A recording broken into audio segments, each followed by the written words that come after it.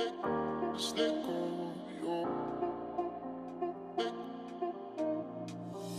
Don't be sad, don't you cry. Just let go of your pain. And when you fall asleep, no tomorrow's a new day. Don't be sad, don't you cry. Just let go of your pain. When you fall asleep, no tomorrow's a new day. Tonight I'm moving like just let go. Just let go. Just let go. Tonight I'm dancing like just let go.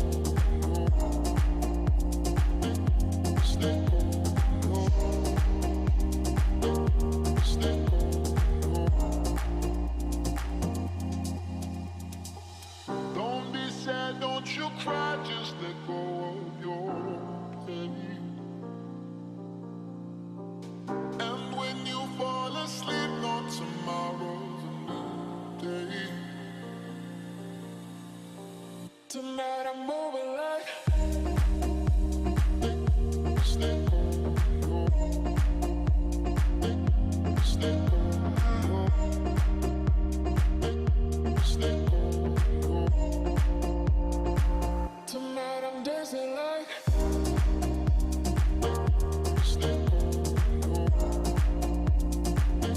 Just let go. Just let go.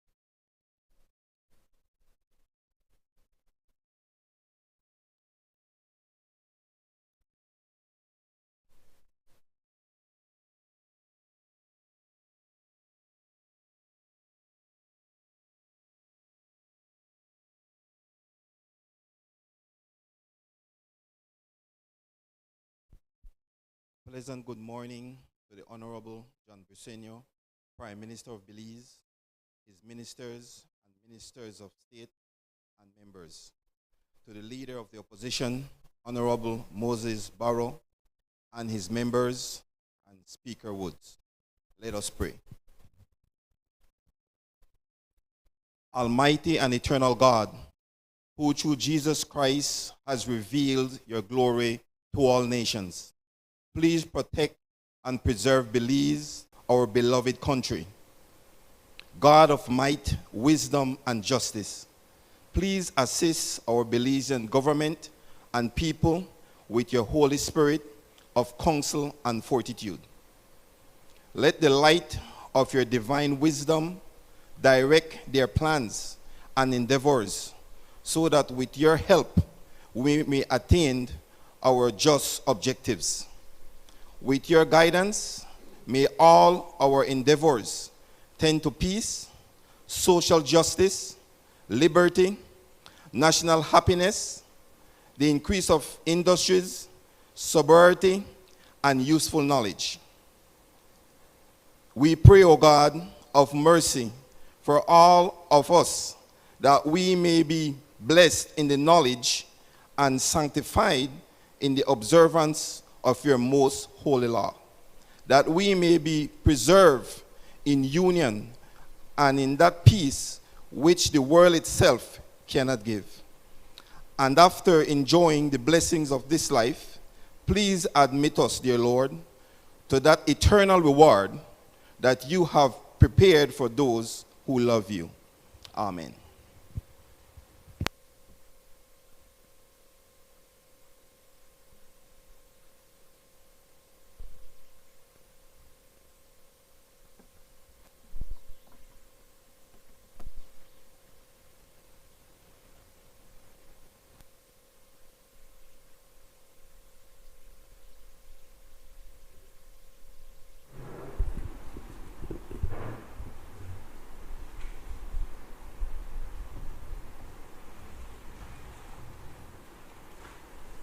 Announcement by the Speaker. Good morning, members. Allow me to welcome the students and teachers of Standard 4 from Cushlin Ha Government School, Maya Mopan, Belmopan. I understand we have about 60 students and 3 teachers. Welcome to the National Assembly of Belize and today's House meeting.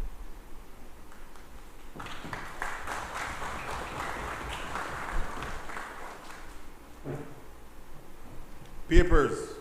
I recognize the Honorable Minister of Agriculture, Food Security and Enterprise.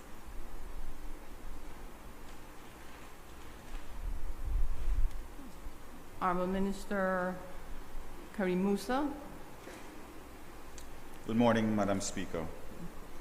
Madam Speaker, I rise to present and lay on the table sessional paper number HR 183A/1/13, Sugar Industry License to Import Export Sugar Regulations 2023. The Honorable Minister was asked to hold over for the Minister of Agriculture. Honorable members, that paper is ordered to lie on the table. I recognize the Honorable Minister of Public Utilities, Energy, Logistics and E-Governance. Good morning, Madam Speaker. Madam Speaker, I rise to present and lay on the table sessional papers number HR 183B/1/13, Belize Port Authority Tariff Amendment Regulations 2004, sessional paper number HR 183C/1/13, Belize Port Authority Tariff Amendment Regulations 2008, sessional paper number HR 183D/1/13, Belize Port Authority Verified Gross Mass Regulations 2016, sessional paper number HR 183E/1/13, Belize Port Authority Tariff Amendment Regulations 2020, and sessional paper number HR 183F/1/13, Belize Port Authority Pilotage Regulations 2023. Thank you, Madam Speaker. Honorable members, those papers are ordered to lie on the table.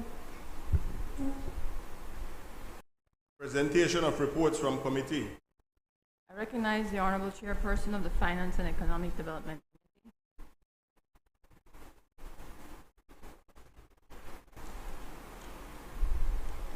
Madam Speaker, I rise to lay on the table reports number HR 184, HR 185, HR 186, HR 187, HR 188, HR 189, HR 190/1/13, as well as sessional papers HR 194 and HR 195/1/113.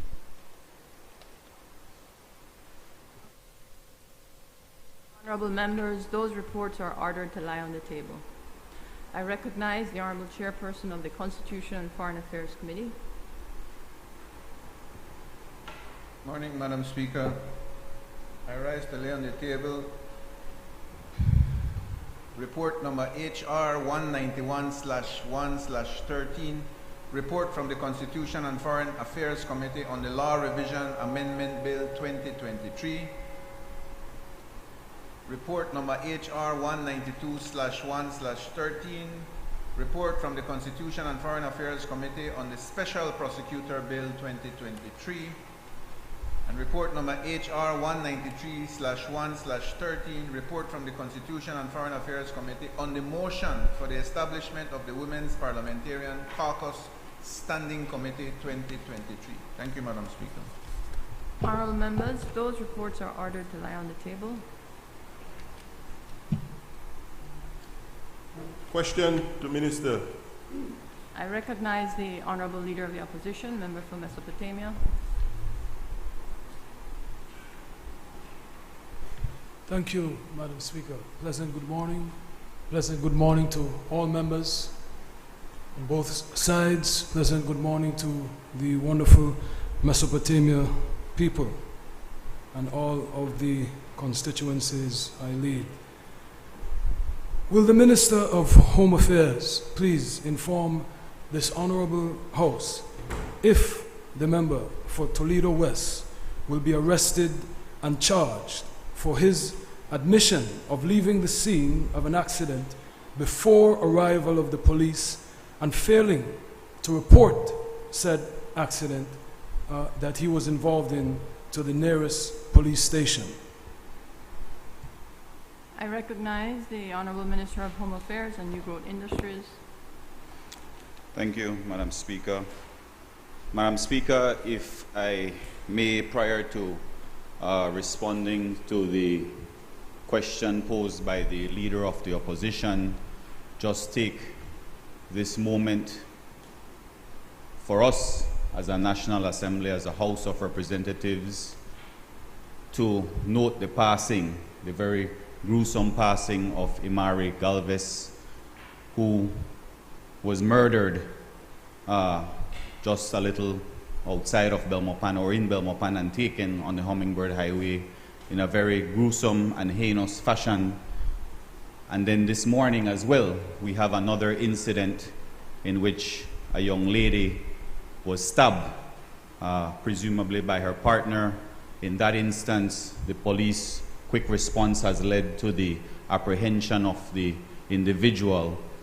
But certainly, Madam Speaker, it is very telling of the times that we're living in, and that there are very cruel individuals out there. And I think that we as parents, we as members of this House, we as leaders in our community, we need to do more in terms of condemning this type of gender-based violence, and certainly advocating for stiffer punishments, and advocating for members of the community, the family members, to play a greater role in the lives of our women. If we see something that's going wrong, it is time for us to intervene. If we see consistent abuse taking place, it is time for us to say this is our business as members of the family, as members of the community, and certainly try our very best or endeavor best to ensure that this type of heinous crime does not continue. And so I just want to offer my condolences to the family of Imari Galvez, and at the same time offer our prayers for the young lady that was stabbed this morning. Madam Speaker, in relation to the question posed by the Leader of the Opposition, this matter has been addressed already by the Commissioner of Police and myself as Minister in the media. But certainly it is worth reiterating and repeating the circumstances surrounding this particular case. As you know, Madam Speaker, on the 30th of April, Sunday at about 8:10 p.m., the member for Toledo West was traveling in his government issued motor vehicle. It was a Chevy Silverado, traveling in a southerly direction while doing work within his constituency on that evening. And he, unfortunately and regrettably, was engaged in a traffic accident while traveling, like I said, in a southerly direction. A motorcycle that was coming from the opposite direction came into his path, which prompted the minister to have to take very swift action and veered off of the highway, crashing into a lamppost. Thankfully, Madam Speaker, we do not have any fatalities. Thankfully, the minister took very swift action in avoiding colliding with the oncoming traffic. The minister stayed at the scene, contrary to UDP propaganda. He stayed at the scene, I think, for some 45 minutes, awaiting the arrival of the police. His airbag had been deployed, hitting him in the face. He was certainly shaken up, as has been mentioned again in the media, disoriented. A lot of his supporters, a lot of the villagers came out to the scene and actually recommended that the minister seek medical attention. Like I said, it was quite some time before the police arrived. This is rural Belize. The minister, because of his condition, having suffered that accident, took the advice of the people at the scene and thereafter went home to recover and to rest. And so, Madam Speaker, it was thereafter, I believe after a day of recovery and resting, the minister made a police report. So it's not as though he did not report the traffic accident. It is a matter of fact that he did report the traffic accident. And as the member, the Leader of the Opposition would know, it is not for the minister to lay charges. And I don't know how it was done in the past in terms of a minister's involvement in cases, because we are all very familiar with the case of the member for Collett's motor vehicle being driven into the sea, for which no one was charged. I don't even know if any report was made of that incident, but certainly you can count on the fact that there was no ministerial involvement or meddling on my part. I didn't call anybody from the Punta Gorda police station, nor the commissioner. I let the investigation take its course. And so this is certainly not a situation like that where a vehicle was deliberately driven into the sea.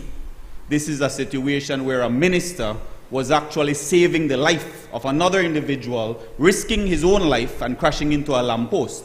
And so the police has done their investigation. These are the facts coming out of that investigation, and they have indicated that there was no offense committed by the minister from Toledo West. Thank you, Madam Speaker.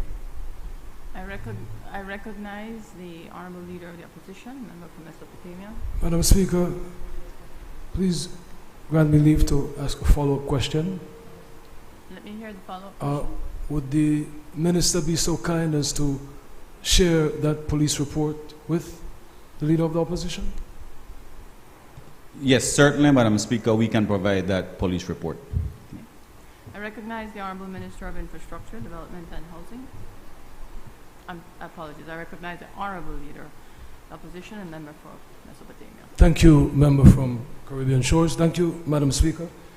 Madam Speaker, if you would allow me to please recognize the students and teachers from Kushnin Ha. I join with you in recognizing them and joining us today from Maya Mopan, and also I share with the Minister of Home Affairs in offering our condolences from the opposition to the family of Imari Galvez.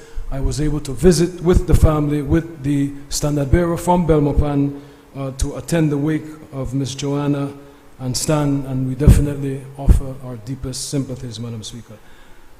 Will the Minister of Housing please inform this Honorable House who has been given the contract to build $15 million in low-income houses budgeted for in the last 3 budget cycles, and was the contract put to tender?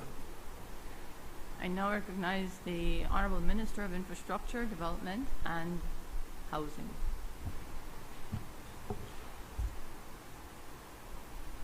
Morning, Madam Speaker.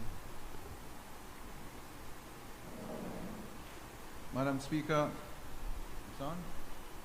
Madam Speaker, the low-income housing program under MIDH, as we are all aware, and as has been mentioned in the media and in the House many times, is a social program to specifically target the most vulnerable sectors of our society who do not have the ability to secure adequate housing for themselves and their families. Madam Speaker, the criteria being used to select and qualify applicants for what is considered the first phase of this project requires that the recipient be a single parent, a person that is unemployed or underemployed, persons with diverse abilities, elderly without support, and victims of home destruction due to natural disasters, who have been left homeless and without viable options for housing. Each applicant, Madam Speaker, is screened, vetted, and approved by a selection committee which has the representation of the public and private sector, inclusive of the church and civil society. Since its inception in 2021, Madam Speaker, the project has been funded through government annual budgetary allocations. And I have mentioned it in the House over and over, and I will repeat myself again. Over the fiscal period 2021-2022 and 2022-2023, $16.6 million has been directed towards the low-income housing program. $5 million, Madam Speaker, for fiscal year 2021-2022, and $3 million, Madam Speaker, from Hurricane Lisa supplementary allocation. An additional $3.6 million, Madam Speaker, relocated from Ministry of Infrastructure and Development budget towards construction of houses for Hurricane Lisa recovery efforts. And for the current fiscal period, 2023-2024, another $5 million has been budgeted. Just for national information and for anybody that's interested, Madam Speaker, $5 million annually represents 0.003.5 of total expenditure of the budget. So 0.357%, which is 1/3 of 1% of the entire annual budget, is what goes towards housing. The total budget to date allocated to this program, Madam Speaker, will afford the construction of 391 housing units. A total of 358 units have been contracted, of which 213 have been handed over. 105 units are under construction, of which 45 will be handed over before the end of July, and the remaining 100 before the end of this fiscal.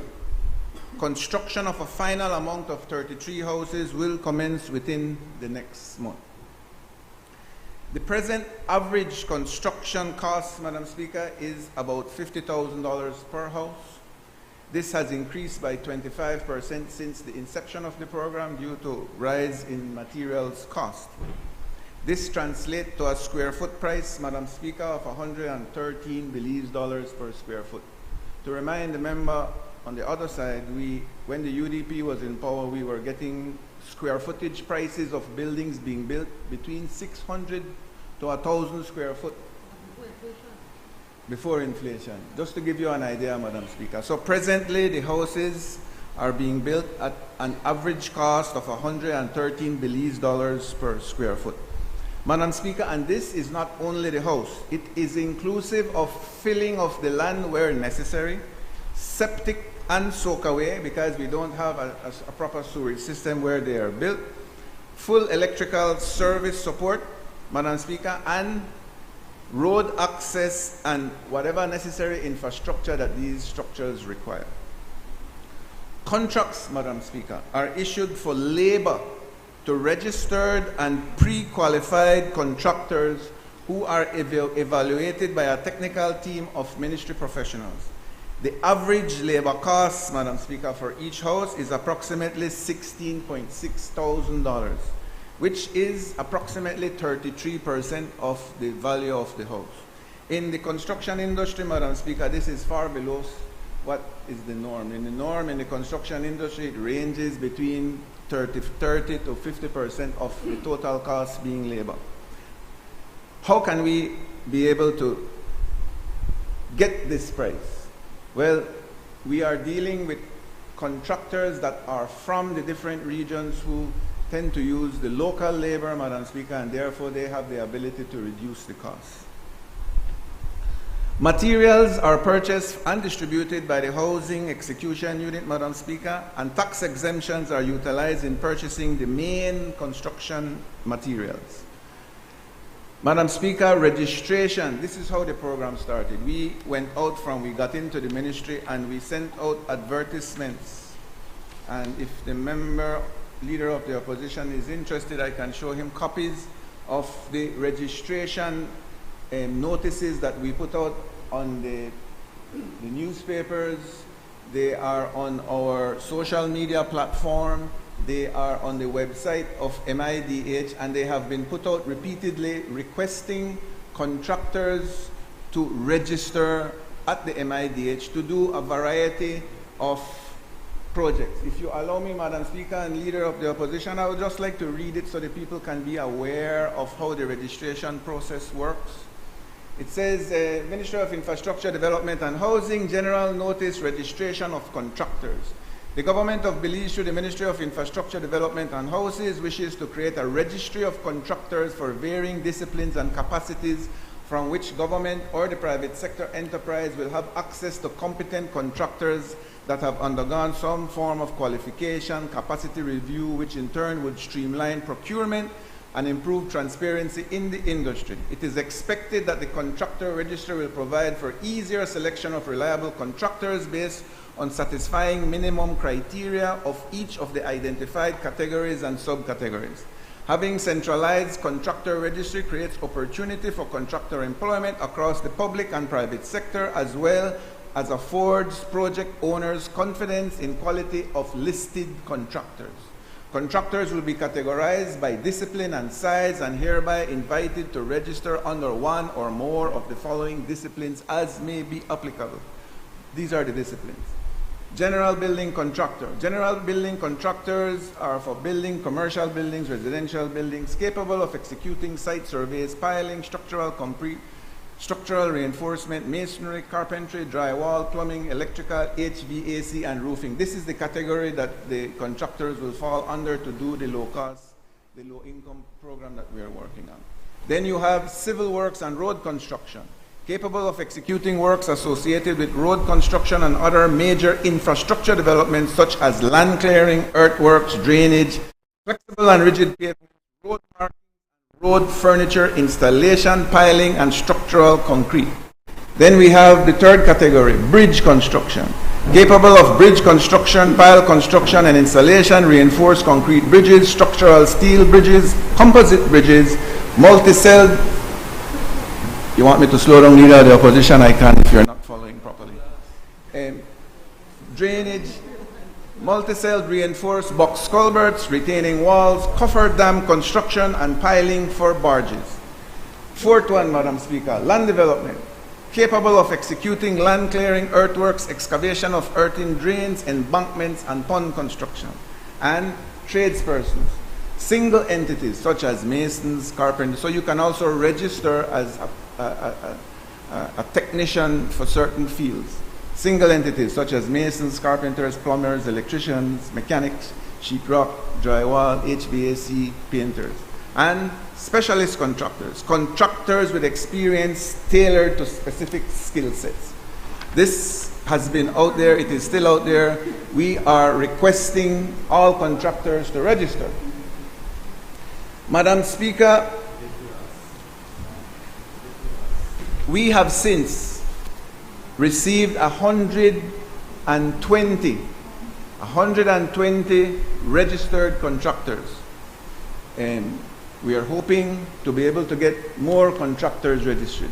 And what everybody is facing is because of the new tax system, the contractors now take a lengthy time to be able to register because they have to register for business tax, they have to register for GST. It is a long, lengthy process. But once they are registered and all that paperwork is completed, then they bring that to the ministry and they are entitled to bid on any project that falls within the category that they can fall on. So presently, 120 to 121 contractors have been registered. Of those 121, Madam Speaker, 81 contractors of that 121 have built homes under the low-income project. That is separate from the contractors that are building roads. That is separate from the contractors that are building bridges. That is separate from the specific technicians that do other work. This is specifically, as your question referred to, the contractors that are building the low-income houses. So, then we went a step ahead. I can give you a copy also, member from me. So, we did a procurement notice, Madam Speaker, in the newspapers, on our social media platform, on our website. Mr. Van Gale has been also voicing these procurement notices on the best TV and radio station in the country, Vibes. Congratulations on Vibes. And this is the procurement notice for tendering of the houses. So, the ministry designed the project. The ministry did the construction documents for the project. The ministry prepared the bill of quantities for the project. And the engineers and architects and technicians at the ministry established the basic rates. We went out and we asked any single entity countrywide to bid on the houses to see if they can build it for less than we have been building it for. Not a single person submitted a bid less than we have been able to build it for. In fact, let me clarify. Not a single person tried to compete with the cost that we are building it for. We have compared it to the prefabricated wooden structures that are being manufactured in the western part of the Cayo district. And even so, their prices are not less than what we are building for. Remember, we are not only providing a concrete structure that is climate resilient, but we are giving them the electrical meter connection, we are giving them the water meter connection, we are providing septics, we are providing soakaways, we are filling the land if the land is low, we are even giving a lot of the lands, and that's the problem with the lands that are coming from the other side. They are in low-lying areas, so it's very difficult for us to even reach it. So we have also put in road works to be able to reach this. There is no person up to date that has been able to give us a price less than we are doing it for, except one. Rodla Construction came to us and said, what? At the time it was $45,000. That was, I think, the end of 2021. The price that we are putting out is $45,000 to build a house. Rodlock Construction told us, give me an opportunity. I can build 50 houses for the same $45,000 a house, but I will throw in the land. You guys help us with the infrastructure, getting the electricity there, getting the water there, and helping us partnering with him to put in the road work. We did everything humanly possible to build at that price, and the guy said, I can do it at that price, plus the land. Now what's so beautiful about this, the land, I know 50 by 60, deputy, I know 60 by 75. This is a quarter-acre piece of land that we insisted on that size because it is in the rural area, and at the time we were going through a COVID scare, and we thought it was important for food security that the people that lived in these areas be given an opportunity to be able to have a backyard where they can grow their vegetables and be able to be, to a certain extent, self-sustainable. But more than that, we are trying to teach our young people to be able to eat healthy.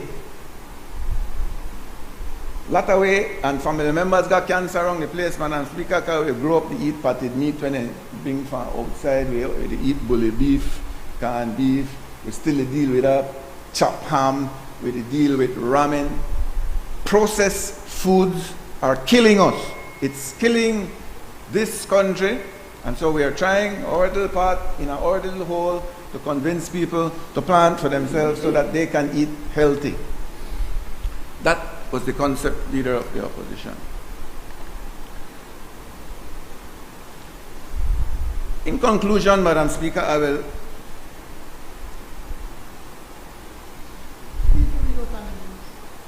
will read out the names, if you give me permission, Prime Minister, because that's part of your question, and I believe that we should be transparent as possible.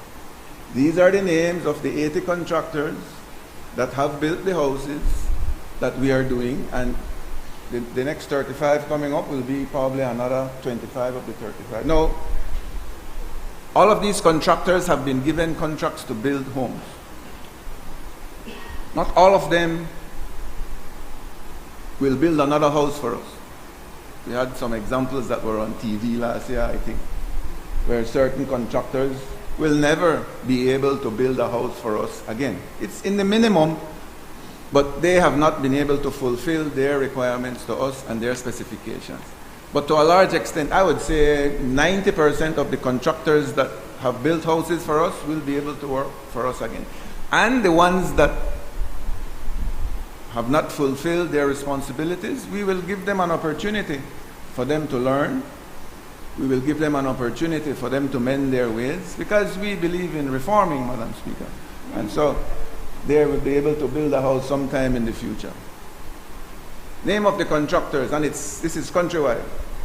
Abner Gray, Augusto Blanco, Alberto Castillo, Alfred Mala, Andy Mo, Anselmo Chok, Anthony Morris, Antonio Melendez, Artemio Alamia, Arthur Rosales, Augusto Blanco, Calbert Banner, Lombardo Riverol, Christopher Banner, Donovan Young, David Sanker, always Earl Swayze Sr., Edison Parks, Elias Martinez, Ellison Skeen, Emil Rodriguez, Erwin Manuel Gonzalez, Evaldo Quetzal, Frank Burns, Frank Lopez, Gerver Valdez, Herman Abeles, Herman Botes, Horace Grant, Howard Linares, Jacob Newfield, Jamir Manzanilla, Jorge Placido Landero, Jose Luis Bobadilla, Joseph Ermoff, Julio Mas, Kerry Smith, Kevin Ayuso, Everaldo Quetzal, Luis Maivit, Lloyd Flores, Lombardo Riverol, Lorenzo Herrera, Alberto Agas,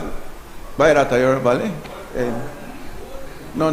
Luis Alberto Agas, I think it's another person. Luis Bobadilla, Margarito Raimundo, Marco Tulio Chan, Margarito Raimundo, Maria Chan, Marvin Galdaves, Miguel Artemio Alamia, Nelson Mejia, Nelville Smith, Nigel Flores, Noe Portillo, Otoniel Sarzanejo, Otoniel Garcia, Owen Burns, Pedro Garcia, Pedro Ramos, Reimer Construction, Reyes Renovation, Roberto Gomez, Rodney Coleman, Rollins Bardales, Ruben Pais, Rudel Sergio Morales, Santos Alberto Vasquez, Serapia, Barcelona, Shane Pratt, Sean Blanco, Steven Domingo, Theodore Pelayo, Victor Manuel Mendez, and Jacob Elias. No, 80 contractors of 120 from 2021 to 2023. I remember, Madam Speaker, when I was sitting on the other side, and we would only hear 3 names of contractors that were awarded contracts. One from the north that built all the roads. One from the city that built all the buildings. And one brother of a minister in the west that built the rest of the buildings that the first one in Belize city was not interested in. 3 contractors got more than 80% of the work, compared to one program, a low-income program, where 80 contractors presently are building, and we are gunning for 80 more. Thank you very much.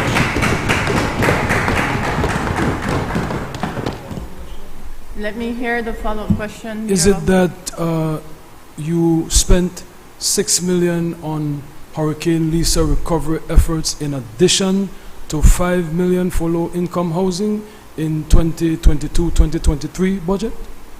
I recognize the minister. So, It's on. I try to make it loud so that the gentleman could hear me. And the budgetary allocation is $5 million per year. So that's 521, 522, 523. That gives us 50. Then we had an emergency funding, if you're aware, when Lisa came in, that was an emergency funding where we put $3 million more towards hurricane relief. That is how we are doing Blackberry Ridge. And then the ministry saw the need to be able to accommodate more, because when Hurricane Lisa came in, Madam Speaker, there were two things. It was recovery and relief. Recovery was first, where we went in, the ministry went in at the request of NEMO to be able to help people, and we helped you in your area and other areas to be able to get the basic stuff, the zinc, put on the zinc and everything else. While doing the analysis of the recovery, there's a lot of people that the zinc no may help. Their houses were total. We saw some on TV where some of the houses were falling on people's head. I think Yellow Man contacted us because his grandmother had a problem with the house falling on her head, and we went in to assist. We have a heart on this side. And so the ministry, through its line items, allocated $3.6 million towards that also. So the total budget would be, I think, 21.6. Most of it going to right now when the program is finished, it will be 150 houses that the Blackberry Ridge would have, inclusive of a police station, inclusive of a health center, inclusive of a community center, and inclusive of bus station. And presently we are subsidizing a bus run to start out the people to be able to have access to the area. So but that leads to another thing. I am very passionate about this program, Madam Speaker, because it is a very important social program that this government has started. It is one of the structural pillars, I believe, of this government or any government. And that is access to land being one, which I see the Deputy Prime Minister working arduously on, doing his clinics throughout the entire country and giving people access to land. Very important. Second, I believe shelter is extremely important, and we have impoverished people in this country that if they go through the banking system would never ever in their entire life have an opportunity to own a home. And so this, in my humble opinion, Madam Speaker, is another structural pillar for any government, a social program.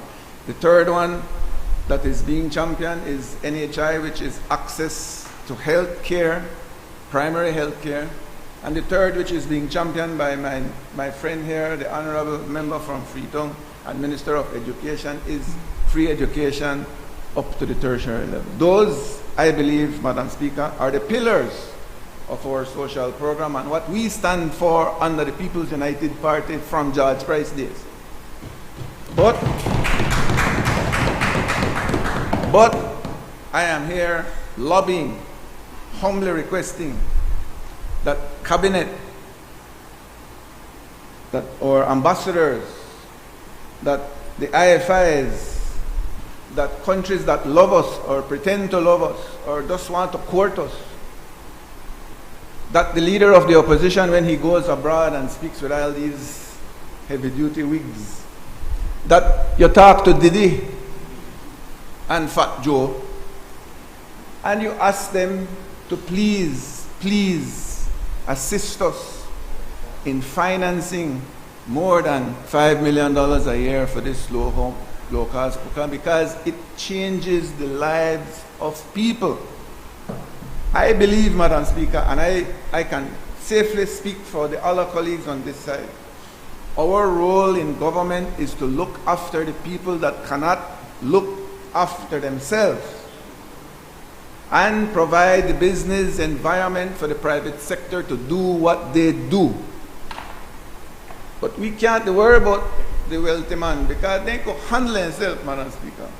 When they got a court, they got a lawyer. When they got a lands, they got a lawyer too. They got a lawyer for everything. And they got cheese. Our job, and his job, and her job, and his job, and our job, and everybody in this house job is to look out for the people that cannot look out for themselves. That is our commitment, Madam Speaker. Thank you.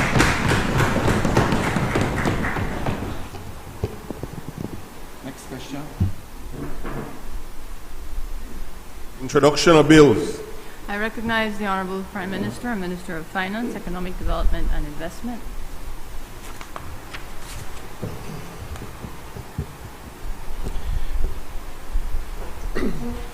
Good morning, Madam Speaker. Good morning to everyone. And I need to start by a small apology for being a few minutes late. I had to visit the family of Ms. Tomasa Reyes, who passed away a few days ago. And Ms. Tomasa was a community worker in Orange Yorktown. Also, she was one of my first campaigners way back in 1993. And I felt that I owe it to her for the work that she has done for the community of Orange Yorktown to visit, since I cannot be there for the funeral, which is this morning at 10 o'clock. So my apologies. But Madam Speaker, this is the Belize Company's Amendment Bill 2023. Now, to give some explanations, I'll be doing a lot of talking in introducing several of these bills so that we could understand what is it that we're trying to accomplish here today, Madam Speaker. This act provides for the modernization of the company law framework by way of repealing, replacing, and consolidating the International Business Companies Act, Chapter 270, and the Companies Act, Chapter 250, both of them formal acts. So we're taking the two, international and the local, and we're putting them as one. At present, Belize is under assessment by the Organization of Economic Cooperation and Development, the OECD, and is currently preparing for its fourth round mutual evaluation by the Caribbean Financial Action Task Force, the CFAT-F. The necessary legislation to meet the technical compliance requirements need to be in place by June. The on-site mutual evaluation takes place in December of 2023. A major element faced in these assessments have been the issue of addressing the transparency and the beneficial ownership of legal persons and arrangements such as companies, foundations, limited liability partnerships, and limited liability companies. To give you an example, Madam Speaker, when we got into government, we wanted to see who are the owners of the Bradstreet, the Bolido company. And we have a few names, but I think 60% of the company was an offshore company. and we don't know who these people are. And I think they learned very well from Lord Ashcroft, because when we try to investigate, it is one offshore company being owned by another offshore company, being owned by another offshore company, being owned by another offshore company. And you ask the question, what was the former Prime Minister doing back then, allowing an offshore company own the Belize lottery? And they own land, yes, they own land. The same company own lands right behind Marian Jones, which, by the way, is illegal DPM. We should not be giving land to unknown persons or companies. So it's the very same thing that was being done. We don't know, it could be a terrorist, it could be one person, a narco trafficker. We don't know who these people are. Maybe it's a church. I don't know. But it begs the question, why is it that the former Prime Minister went to great lengths to allow this company to hide behind these offshore companies so that we cannot know who are the beneficial owners of the Bolido lottery? We know. Of course we know. If you don't give me a name, you know, I'll whistle. Right?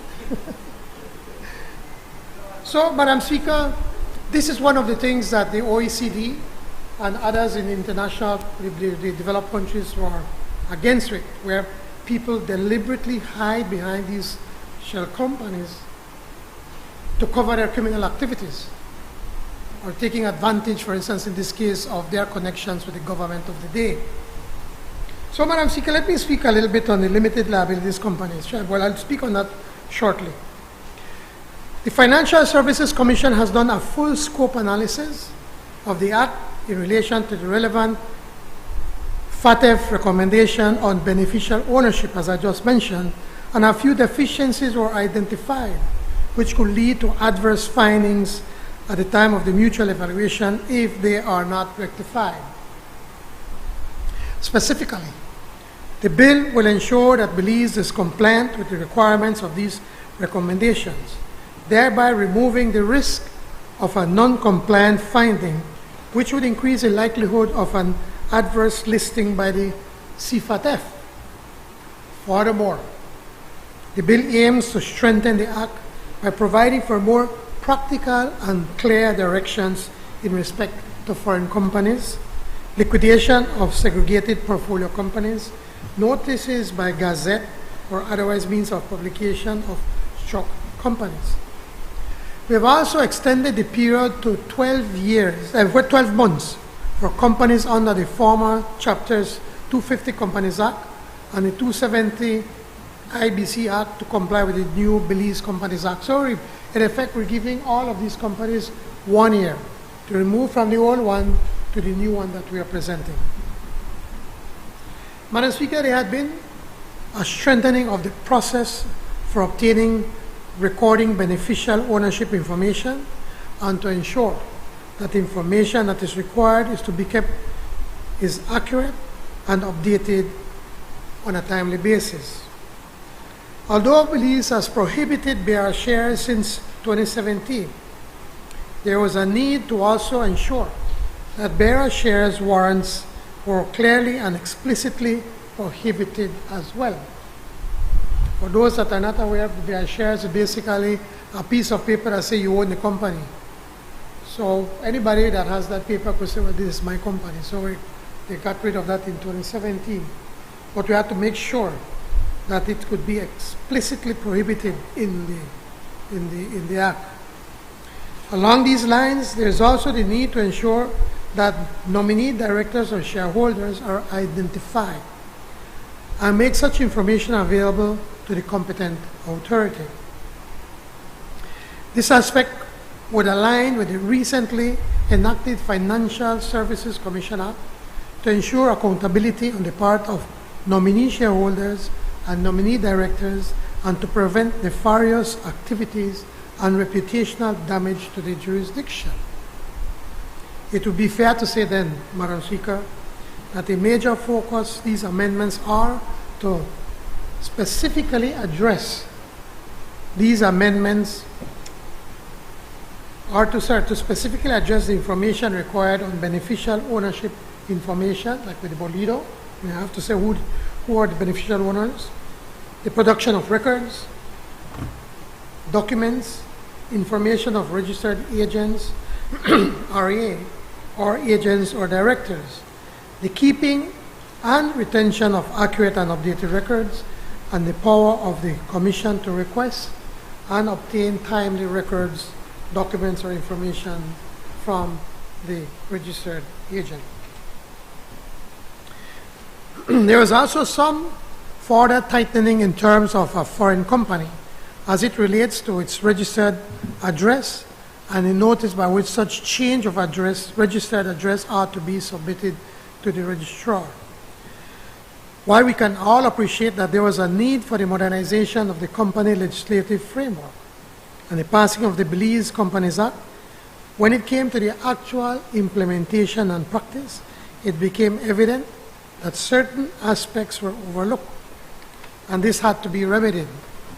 Some of these items were the provision for the manner in which a liquidator of a segregated portfolio company is bound to deal with the company assets, and a provision for the mandatory re-registration of foreign companies, which is essential to ensure the accurate and currency of the data held in the registry of companies. Furthermore, Amendments 17 and 18 provide for the sunset of companies. That is, these amendments aim to address the striking off of a company being published in the Gazette or otherwise. Upon a company being wound up, the court may order that the company is dissolved from the day of the order, and the liquidator is to report such dissolution with the registrar, who then records the dissolution in the company's register. This is a particular element of interest to the OECD, who are always keen to inquire about inactive companies. Looking at some of the further amendments, Amendment 19 is of paramount importance, particularly for creditors, as it provides for preferential payments. Foremost on the list is government with their rates and taxes that are owed to them. Secondly, these preferential payments provide for the wages of employees, which give an element of protection to workers.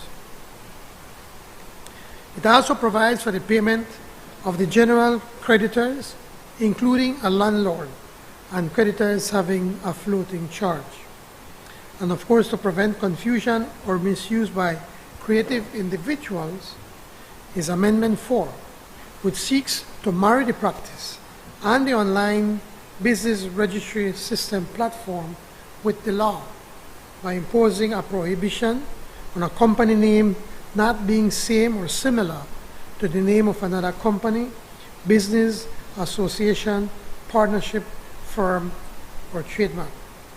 Madam Speaker, this bill has the recommendation of the Cabinet. Honourable members, that bill is referred to the Finance and Economic Development Committee for examination, consideration, and report. I recognize the Honourable Prime Minister, Minister of Finance, Economic Development and Investment.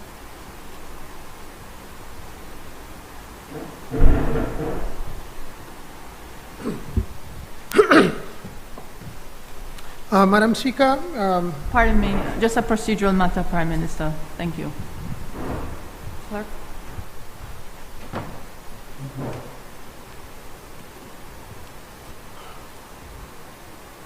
Bill for an act to amend the Belize Companies Act, number 11 of 2022 of the substantive laws of Belize, revised edition 2020, to further facilitate compliance with the Financial Action Task Force, recommendation 24, and to provide for matters connected therewith or incidental thereto. I now recognize the Honourable Prime Minister, Minister of Finance, Economic Development and Investment.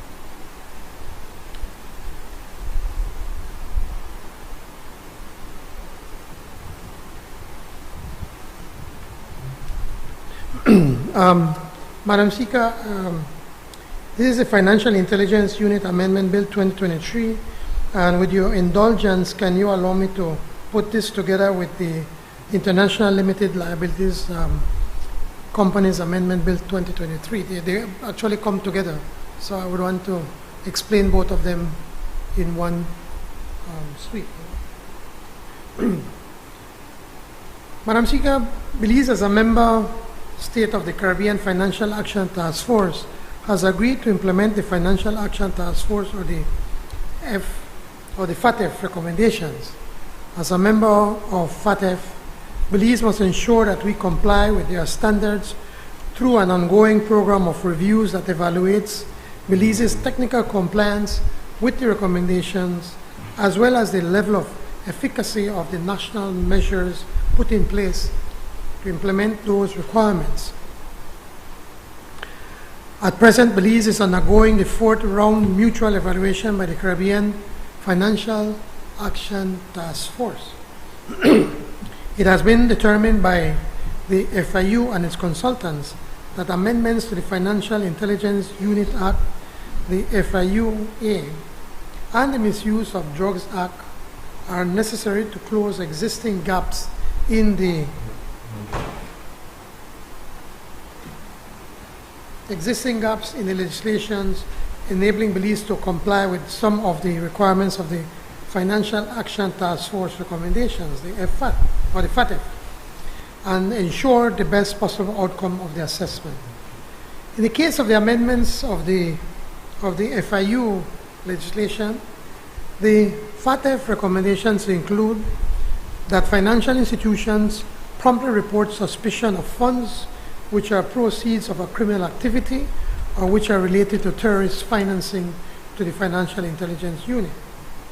That countries have a range of effective, proportionate, and dissuasive sanctions available to deal with the natural or legal persons that fail to comply with the AML and the CFT requirements, and C, provide for dissemination of information while simultaneously protecting certain information by having rules in place governing the security and confidentiality of information. During Belize's 3rd round mutual evaluation report, it was concluded that the FIU had minimal security arrangements to secure information. It also found that the penalties set out in the law was not enough to dissuade and do not meet the requirements of the FATF recommendations. So we are amending the bill to expand the FIU's functions.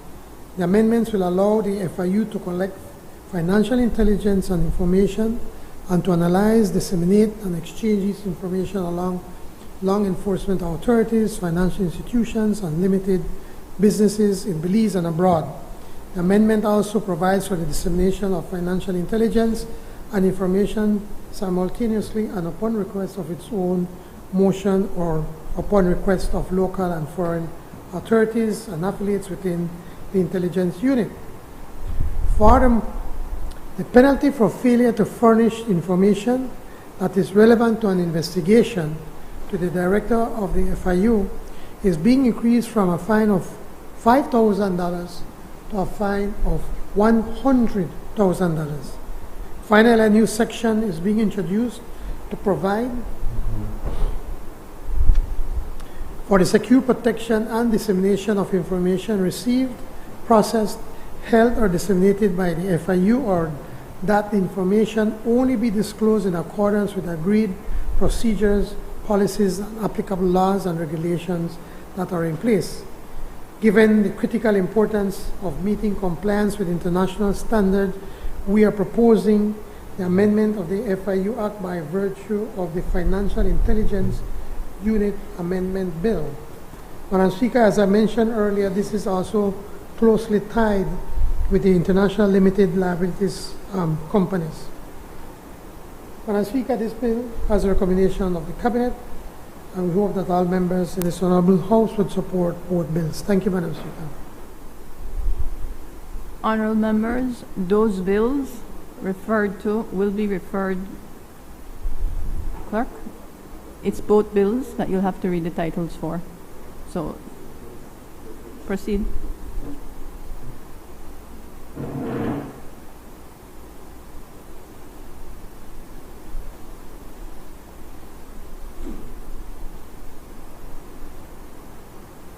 bill for an act to amend the Financial Intelligence Unit Act, Chapter 13802 of the Substantive Laws of Belize, Revised Edition 2020, to comply with the recommendation of the Financial Action Task Force, recommendations with respect to laws regarding the collection, analysis, dissemination, and exchange of financial intelligence and information among law enforcement authority, financial institution, and reporting entities in Belize and internationally, and disseminate spontaneously and upon request financial intelligence and information to local and foreign authorities, and to provide for all matters connected therewith or incidental thereto.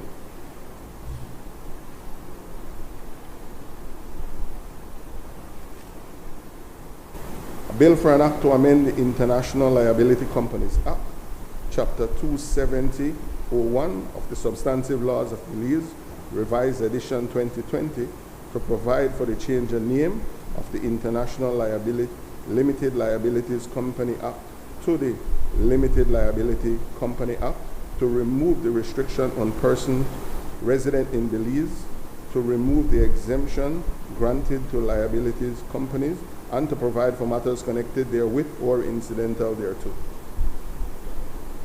Honourable members, those bills are referred to the Finance and Economic Development Committee for examination, consideration, and report. I recognize the Honourable Prime Minister and Minister of Finance, Economic Development and Investment.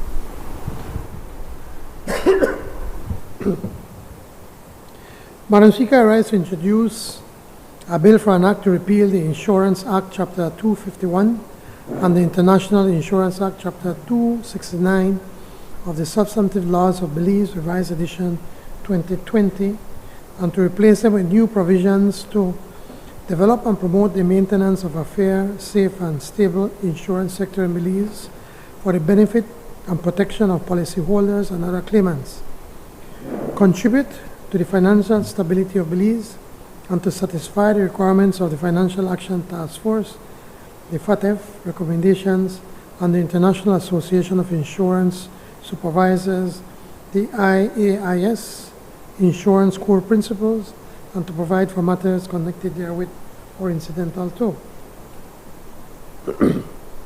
What we are doing here is to bring Belize into technical compliance with international standards, which were set out by the International Association of Insurance Supervisors, the IAIS, and the Financial Action Task Force, the FATF. This is one more step on the process of compliance in relation to the anti-money laundering, combating terrorism financing, proliferation financing mutual evaluation being conducted by the Caribbean Financial Action Task Force this year. The provisions contained in this bill will allow the Office of the Supervisor of Insurance to modernize its approach to insurance supervision. In effect, we will be moving from a rules-based framework to a risk-based framework, which is the current mandate of the international agencies and associations such as the Financial Action Task Force, the International Association of Insurance Supervisors, and the Financial Stability Board, and the OECD. This bill will repeal the Insurance Act, Chapter 251, and the International Insurance Act, Chapter 269.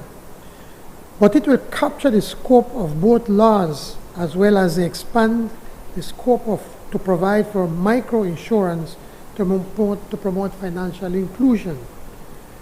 We are consolidating the existing legislation, which will see us keeping some provisions as is and make amendments to some to incorporate current practices, which have been there for many years, but which are not within the legislation and are now required for technical compliance.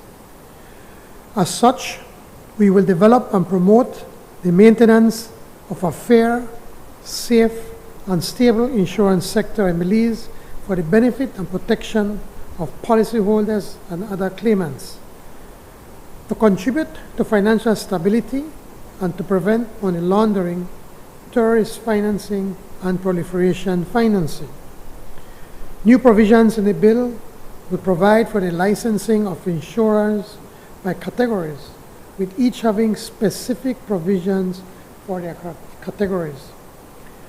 Risk-based capital and risk-based solvency is also being introduced, but before these are put into effect, regulations will be required.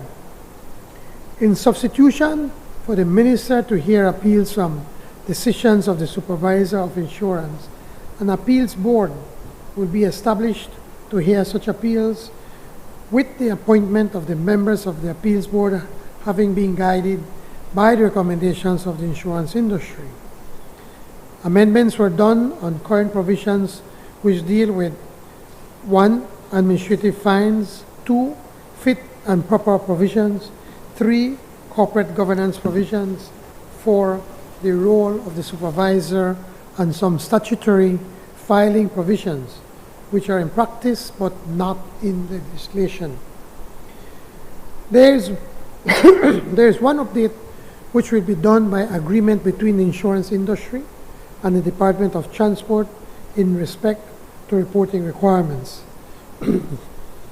This bill was prepared with the assistance of the World Bank, the Caribbean Regional Technical Assistance Center, CARTAC, from a project that started in 2021. On behalf of the team, let me thank all those agencies for the support provided to Belize and the Office of the Supervisor of Insurance and Private Pensions, who have also received training from these entities on insurance supervision. Madam Speaker, this bill has a recommendation of the Cabinet, and I seek the support of all members of this Honorable House on this bill, which will modernize the insurance industry in Belize. Thank you, Madam Speaker. Honorable members, that bill is referred to the Finance and Economic Development Committee for examination, consideration, and report.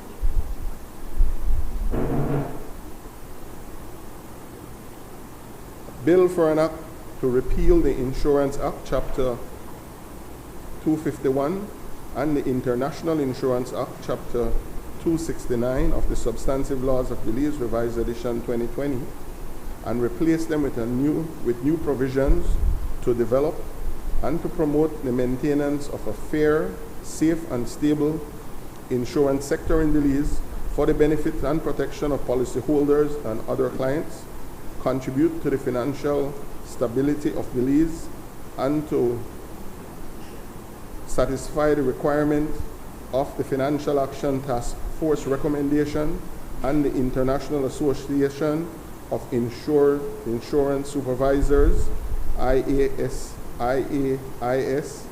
insurance core principles, and to provide for matters connected therewith or incidental thereto. I recognize the Honorable Prime Minister, Minister of Finance, Economic Development, and Investment.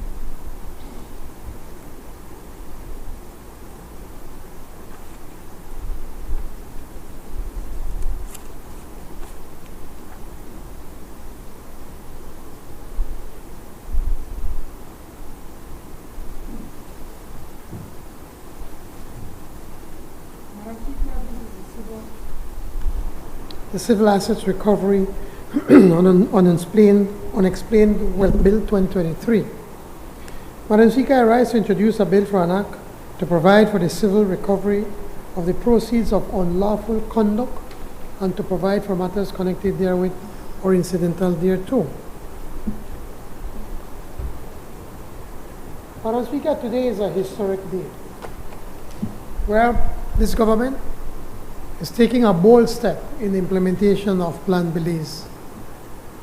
Whilst we were in opposition, we were hearing a lot of criticisms, a lot of concerns about alleged corruption within the government system, be it from ministers or officers within the public. And there was a genuine cry that something has to be done. So today, Madam Speaker, the government of Belize, the People's United Party government, takes another stride in demonstrating its commitment to enacting good governance measures and tackling the proceeds of crime. Since September 2021, the government, with the support of the United Nations Development Program, UNDP, has been working on implementing the civil assets recovery legislation. Not only will enactment of the Civil Asset Recovery and Unexplained Wealth Bill 2023 serve to provide new remedies to address the challenges with tackling corruption, tax evasion, money laundering, and other financially driven crimes, but the legislation will also serve to meet Belize's obligations under United Nations Convention Against Corruption, UNCAC, and the Financial Action Task Force, the FATF recommendations. The United Nations Convention Against Corruption is a multilateral convention negotiated by members of the United Nations and I quote, is the only legally binding universal anti-corruption instrument, end of quote. As we are aware, Belize acceded to the UNCAC on December 9, 2016, imposing an obligation on Belize to implement the treaty provisions. One of the areas of focus on the UNCAC is asset recovery, and the convention sets out measures that countries should implement to return assets to their rightful owners, including countries from which they had been taken illicitly. Additionally, the UNCAC obliges state parties to implement non-conviction-based confiscation measures to provide for the broadest possible types of mutual legal assistance. More than the implementation of the UNCAC, it is also important to note that the measures under the Civil Assets Recovery and Unexplained Wealth Bill 2023 will also assist Belize to comply with the FATF recommendations. By now, we're certainly well aware that Belize is currently in its fourth round review process by the Caribbean Financial Action Task Force, the CFATF. During this review, Belize's anti-money laundering, countering the financing of terrorism and the proliferation of weapons of mass destruction, the AML, CFT, CPF systems are being reviewed. FATF Recommendation 4 requires countries to adopt the broadest possible measures to enable their authorities to freeze, seize, and confiscate property laundered and the instrumentalities of crime. This covers both criminal and non-conviction-based confiscation. Recommendation 4 also specifically requires countries to adopt measures that allow such proceeds or instrumentalities to be confiscated without requiring a criminal conviction, in other words, civil asset recovery. Like UNCAC, FATF Recommendation 38 also calls for countries to be able to respond to requests for assistance from other countries based on non-conviction-based confiscation. The Civil Asset Recovery and Unexplained Wealth Bill that is before this Honorable House today provides a comprehensive framework for the civil recovery of property obtained through unlawful conduct. The bill also provides for the application of mutual legal assistance in such circumstances. The bill establishes a civil recovery authority, which will be the Financial Intelligence Unit. The FIU will be vested with the necessary powers to utilize several tools under the bill to pursue civil recovery investigations and recover in civil proceedings before the High Court. The bill provides for provisional measures such as the power to freeze property in pursuit of an intended civil recovery application, or once an application to recover property has been made. The bill also provides the power to appoint a receiver to manage property that is the subject of a civil recovery application. The bill also provides for property to be recovered through recovery orders and unexplained wealth orders. One of the highlights of the bill is the unexplained wealth provisions. Firstly, the Civil Recovery Authority would need to obtain a preliminary unexplained wealth order requiring an individual to file a declaration of wealth and appear before the High Court to answer questions. If the individual provides false or misleading information, it may amount to an offense. What was important here, Madam Speaker, is that we want to have the FIU the ability to be able to go after unexplained wealth and assets that were illegally taken. But at the same time, we have to ensure that we also protect the rights of individuals. Because as we said, in this country, we live by the principle that you're presumed innocent until found guilty. Initially, the way it was written in such a way that the director of the FIU could just seize your assets without you being able to do anything. And then you would have to try to find how you could defend yourself. So this, by making these changes, what we have done is now that you have to go to the High Court, the FIU, and then you go there, and then you can defend yourself before your assets is being able to be seized. So if but we're also pointing out that individual also have to come clean to provide evidence how he or she or the company received that assets or how they have the wealth that is in their possession. An application for the unexplained wealth order can be made by the Civil Recovery Authority following the preliminary unexplained wealth order procedure. Unexplained wealth orders have proven to be a powerful provision in tackling serious organized crime and corruption. Because we also know we have all of these drug people or quote-unquote drug lords within the country. And you know they don't work, but they're driving these fancy vehicles. So this will give you the ability to pull them in. And then they would have to explain how they have their wealth, what work they do, what is their investments. So I'm pleased to say that after consultations with the joint unions, we consulted extensively, Madam Speaker. We have ensured that a broad list of agencies may make referrals to the Civil Recovery Authority to pursue unexplained wealth orders. Persons who may make referrals include the Director of the Financial Intelligence Unit, representing that unit's Criminal Investigation Division, the Director of the Belize Tax Service Department, the Comptroller of Customs and Excise, the Chairman of the Integrity Commission, and the Commissioner of Police. All of them will make referrals to the Civil Recovery Authority.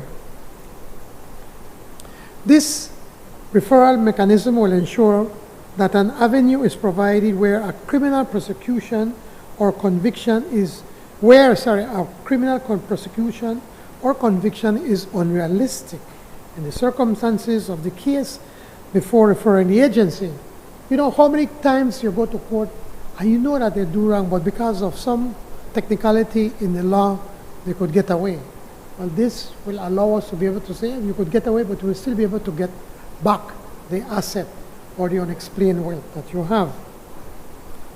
I would also like to highlight that this bill and the confiscation measures on unexplained wealth orders applies not only to politicians or ministers, but to all public officers. In fact, it is not limited to persons in the public sector, but also to the private sector as well. It applies to, and confiscation measures may be brought against all persons in connection with property they have obtained through unlawful conduct, that is, conduct that would be contrary to any criminal laws in Belize or conduct in other jurisdiction where, if it had taken place in Belize, would have been an offense. So it's important for the public to understand that this bill that we are introducing today, the Civil Asset Recovery and Unexplained Wealth Bill, everybody talk about the politicians. And there may be some good reason to do so, but it also will apply to our public officers, members of the police, immigration, customs, everybody within government. But it also apply to private citizens who are in the business of conning people, stealing, having monies that they can't explain how they got their wealth. This bill further provides the necessary suite of investigative tools to allow the Civil Recovery Authority to conduct thorough civil asset recovery investigations. Such tools include production orders, disclosure orders, customer information orders, account monitoring orders, and search and seizure orders.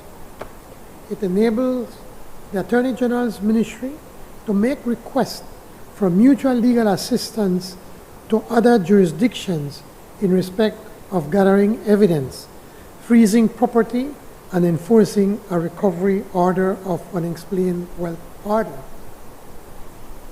This bill, although largely based on a model legislation from the Eastern Caribbean, is the result of a careful examination of our laws and local context, and is formulated to meet requirements of the UNCAC and the FATF standards.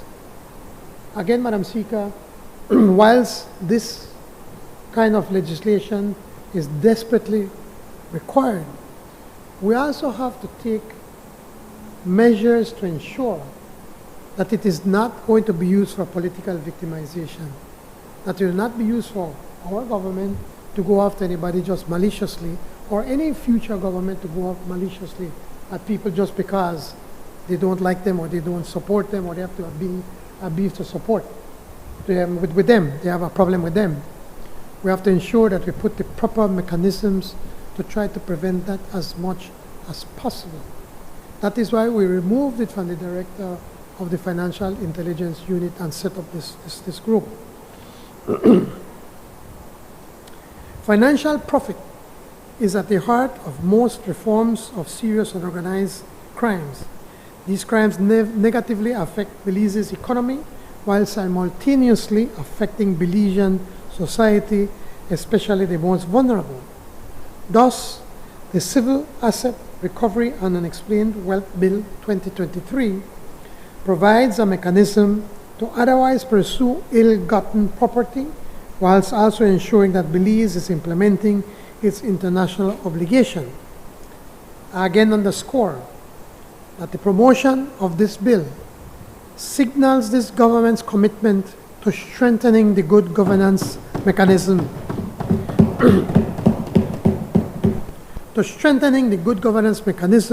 available in Belize for the benefit of all. Madam Speaker, this is a part of Plan Belize. This bill has the recommendation of the Cabinet. Thank you. Honorable members, that bill is referred to the Finance and Economic Development Committee for examination, consideration, and report.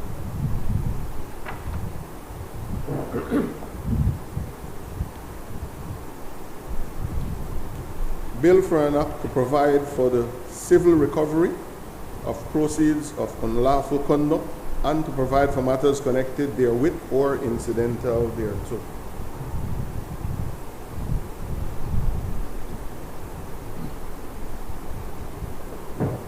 Madam Speaker, in accordance with Standing Order 12.8, I move that the proceedings on the order paper may be entered upon and proceeded with at this day's sitting at any hour due opposed. Honorable members, the question is that the proceedings on the order of paper may be entered upon and proceeded with at this day's sitting at any hour though opposed. All those in favor kindly say aye. Those against kindly say no. I think the ayes have it. I recognize the Honorable Prime Minister, Minister of Finance, Economic Development and Investment.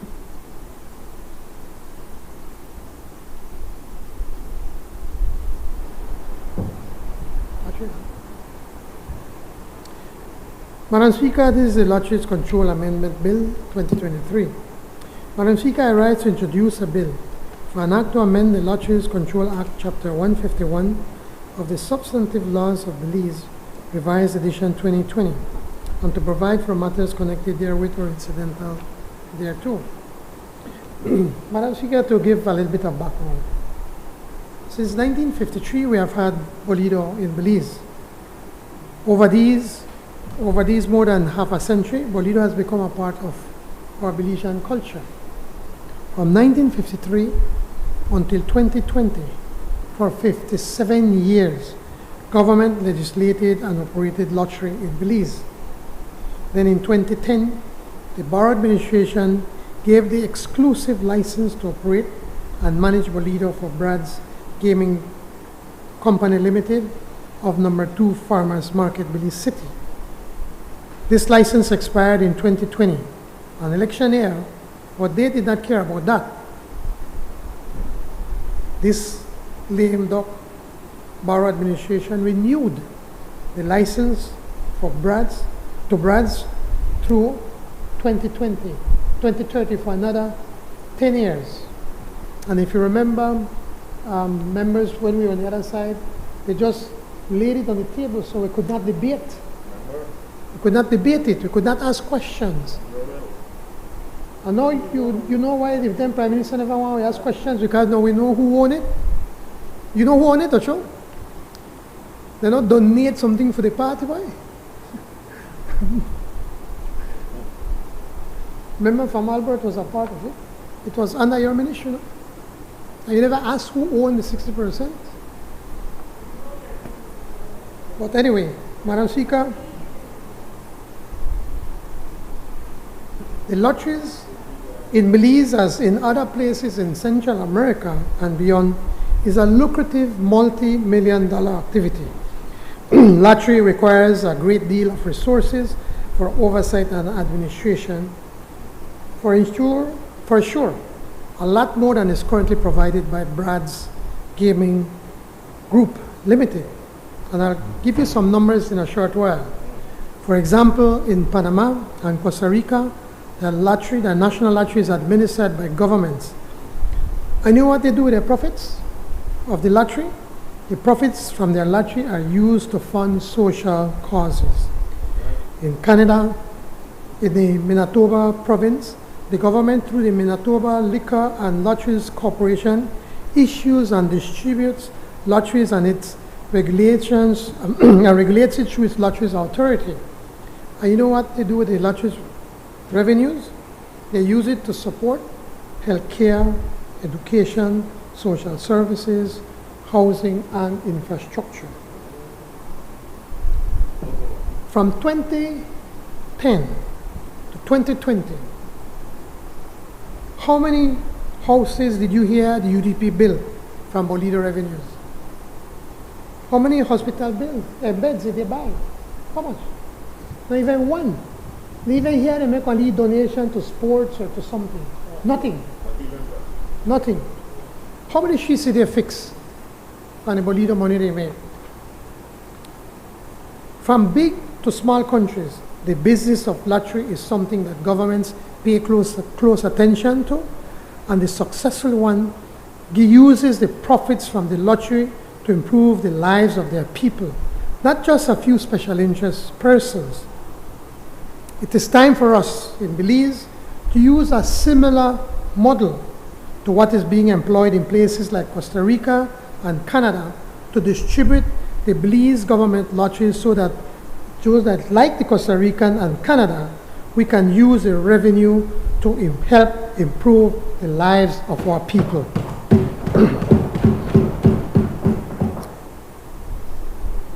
The plan then Before I go into that, let me give you an example of what we are talking about, Madam Speaker.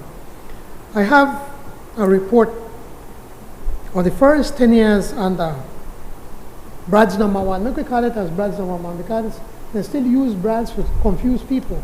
But the same group. Brad's number one. The license fees in 2010 was 1.5 million, and in 2011 it went up to 2 million. They paid a total of $20 million in license fees because in 2020 they paid only 500 because they apportioned a part of the year when they came to an end. The sales started off at 5.8 million, then 10 million, 9 million, 9.4 million, 12.8 million, 12.3 million, 11.5 million. 2016 gone on to 10.8. In 2017 it gone on to 5.8 million. Gone up in 2018 to 16.7. 2019 when they made a look for one, renew the contract, they increased the salary, the sales to 25.8 million. And then 2020 in the portion that the first part of the year, they had 7.1 million. So they have a sales total of $128.6 million. In business tax, they paid $2.2 million. So the annual tax they paid was $22.2 million, or 17.3% of sales.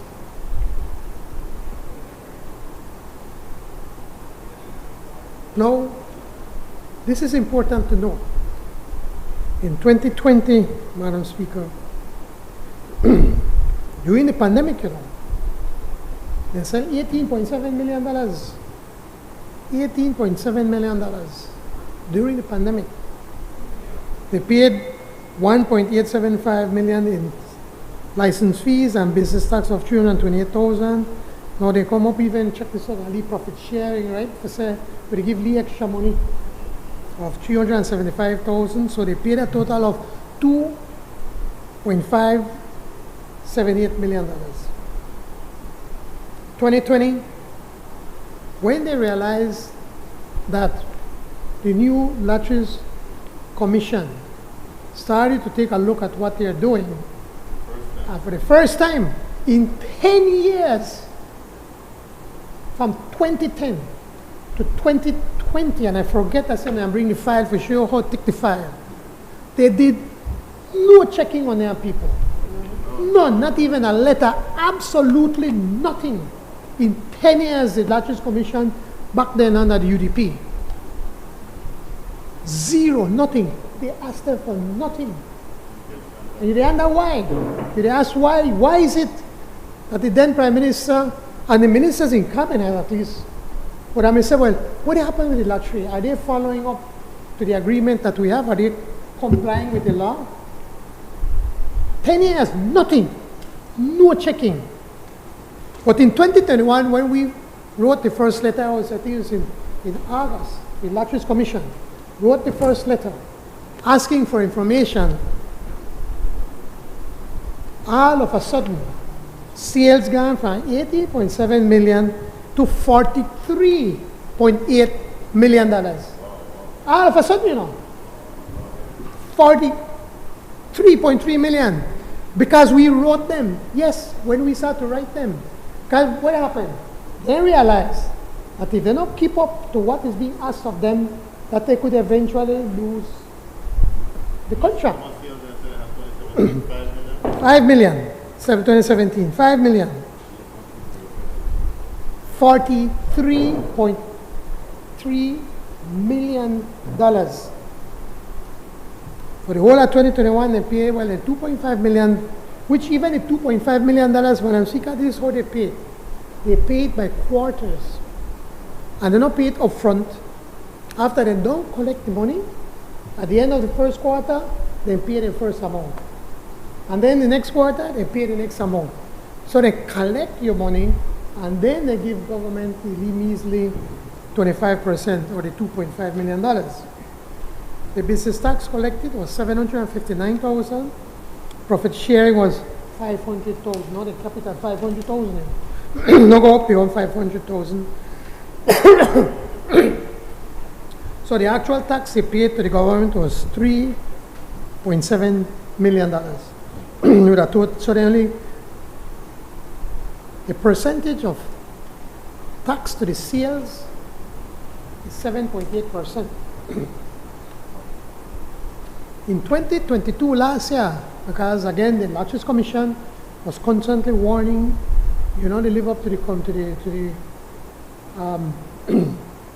they're not living up to the regulations as required under the contract. They do the proper audits. They audit the machines. There's so many things that they were not doing right. Because they know they were being protected by Papa Dean. Brad's company was being protected, so they couldn't do it. But this time around, they realized that they can't protect them anymore. So in 2022, guess what? Sales gone up. More people ban a Belize, yes, all of a sudden. $50.2 million. $50.2 million. Yes. In 2017, 5.8 million. In 10 years, they reported 128 million. Now in 1 year, $50 million. $50 million in 1 year. Yeah? Yes, because with the check. And it's still not a check, but the check not properly the way it's supposed to be. Imagine, 10 years of Brad's Bolido, $128 million under the UDP and under the PUP in 1 year. When they realized 48 million, 50 million. They paid business tax $879,000. Again, the profit sharing cap at 500,000. Why? They had the whole oil company, right? Yes. So the actual tax they paid is 3.7 million, which is 7.7% of total sales. In the first few months of the year now, they sell $13 million. $13 million, $13.2 million. Madam Speaker, in 3 years, which 2 of the real years were really come, because 2020 they only sold 18 million. In 21 and 22, and a few months in 2013, Madam Speaker, under the PUP, they reported $125.6 million in sales. $125.6 million in sales. Under the UDP, for 10 years, they reported $128.6 million, $3 million more. $3 million more they reported under the UDP for 10 years. And you could basically say like 2 years of PUP government, when you start to check on them, they gone up to $125.6 million. Of this $125 million, Madam Speaker, you know what we get? $11.1 million. That's what the people of this country get. So you could see why Baron Williams they spend all of the efforts to try to get back this contract. They say, I don't want the contract, give me back my money. I want the profits. But they don't show sales of $5 million now, They said at $50 million, and we don't project that they've been going, you don't know how much more. Because they hope now that they could just cream that, and then they don't have to work for the rest of their life, and then pick their life. I hope the leader of the opposition gets some of that. But you are Barrow, you're supposed to be in that.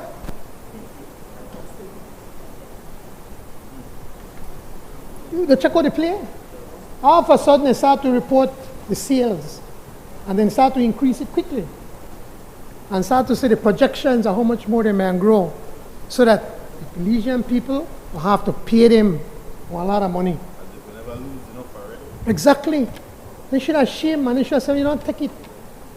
Take it for the Belizean people. Either don't become a multimillionaire.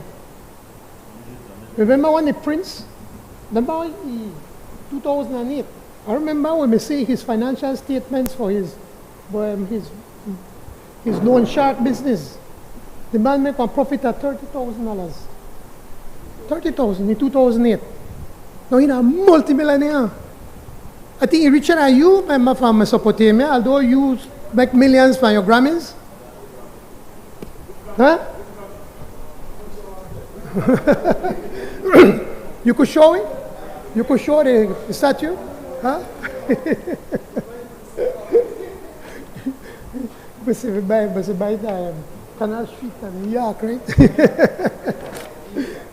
Anyway, on a serious note though, I'm trying to make the point that here we have previous government give the lottery to a select few. And we know who the people are behind it. And they reported $128 million sale in 10 years. And also in pretty much 2 years of PUP government, when we started to check up on them, all of a sudden you have $125.6 million. Yes, it is. Yes. But the land good, you know, land good for a large crop. Because the land for the best. How he used to come here and attack Lord Ashcroft, your benefactor. They attack him because they hide behind these companies, these offshore companies. And now his client do the same. So you can't find out who, and all of a sudden, they register the company, well, an offshore company from the Cayman Islands. British Protectorate. A British Protectorate, yes. When he used to go after Lord Ashcroft because they say they use what the Belize UK investment treaty to cover himself. They did the very same thing. His client did the very same thing. And now he is the one there defending them. He should have a little bit of pride, you know. He's a former prime minister for 13 years. They're not like the man need the money.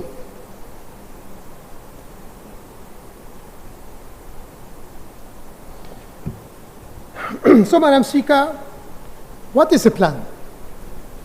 The plan is then to establish a government-owned company which will have its own legislation that defines its key functions and responsibilities. For example, this company, which the government will establish as the Belize Government Lotteries Limited, the BGLL, will be required to to promote, conduct, and manage lottery schemes. B, to distribute earnings from the lotteries, all the winnings, all the profit from the lotteries. It so administers to the National Health Insurance, the NHI, and to the official charities fund, which we hope we could do some more monies for sports for young people, and maybe even some money for education.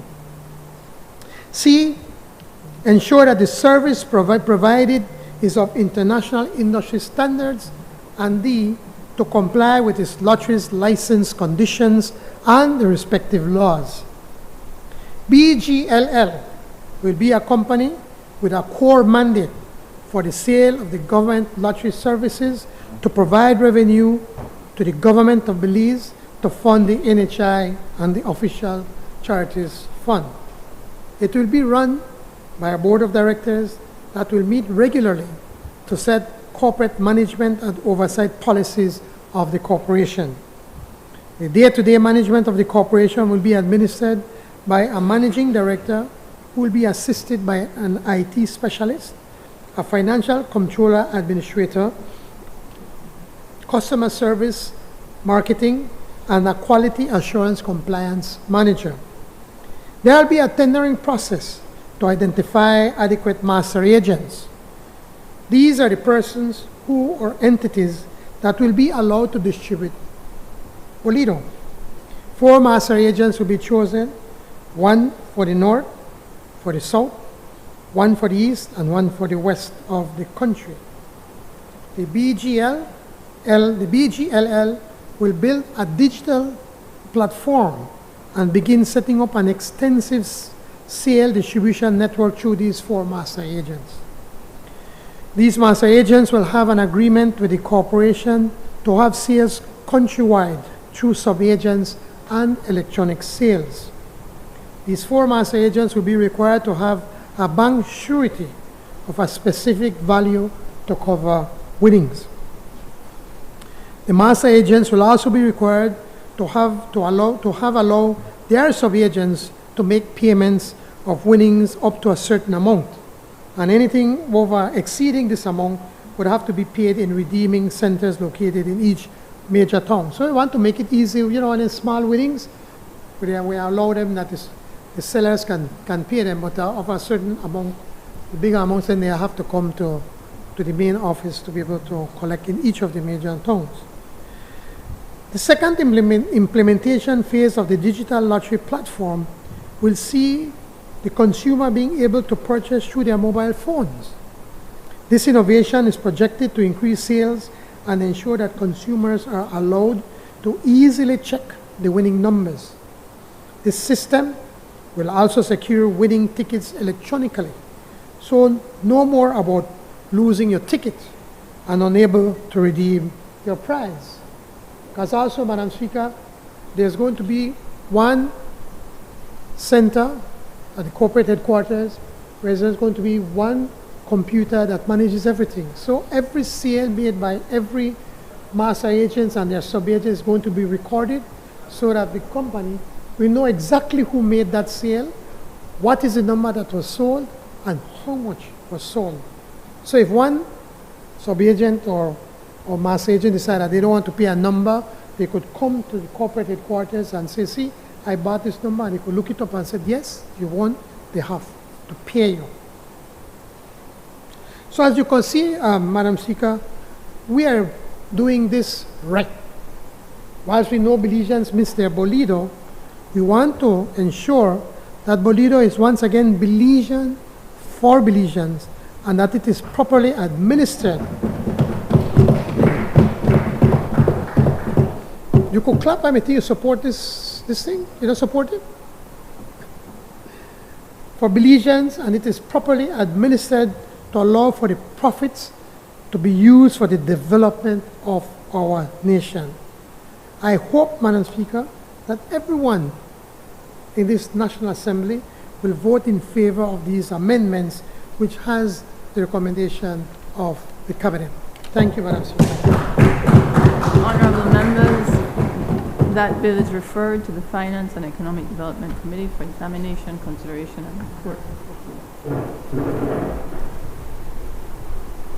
A bill for an act to amend the Lotteries Control Act, Chapter 151 of the Substantive Laws of Belize, Revised Edition, to provide for matters connected therewith or incidental thereto. I recognize the Honourable Prime Minister and Minister of Finance, Economic Development and Investment. Madam Speaker, in accordance with Standing Order number 49-1, I move that the bill be taken through all its stages forthwith. Honourable members, the question is that the next stages of the bill be taken forthwith. All those in favour kindly say aye. Those against kindly say no. I think the ayes have it. I recognize the Honourable Minister of Human Affairs, of Home Affairs and New Growth Industries.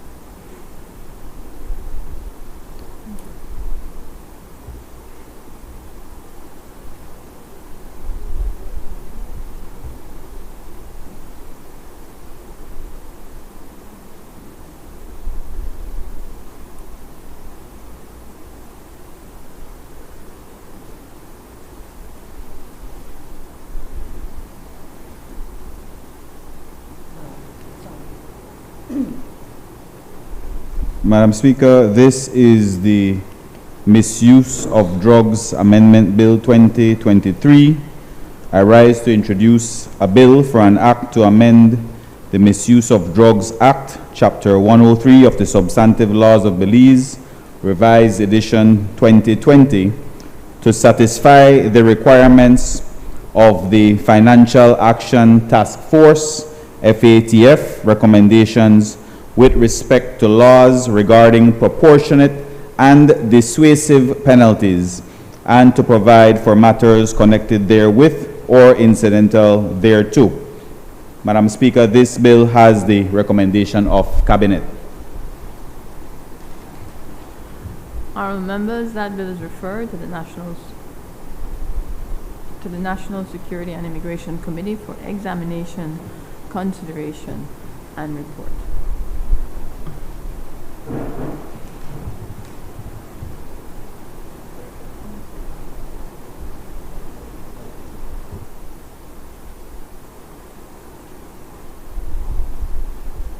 A bill for an act to amend the Misuse of Drug Act, Chapter 103 of the Substantive Laws of Belize, Revised Edition 2020, to satisfy the requirement of the Financial Action Task Force recommendation with respect to laws regarding proportionate and dissuasive penalties, and to provide for matters connected therewith or incidental thereto.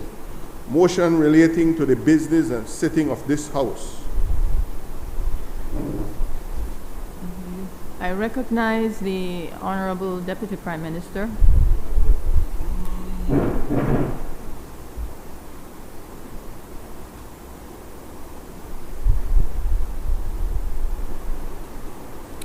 Madam Speaker, I move that it's rising today the House adjourned to a date to be fixed by the Speaker.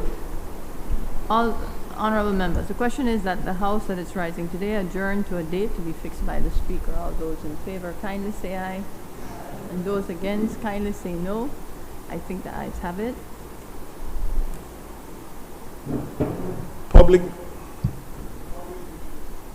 Public business, government business, motions. I recognize the Honorable Prime Minister and Minister of Finance, Economic Development and Investment.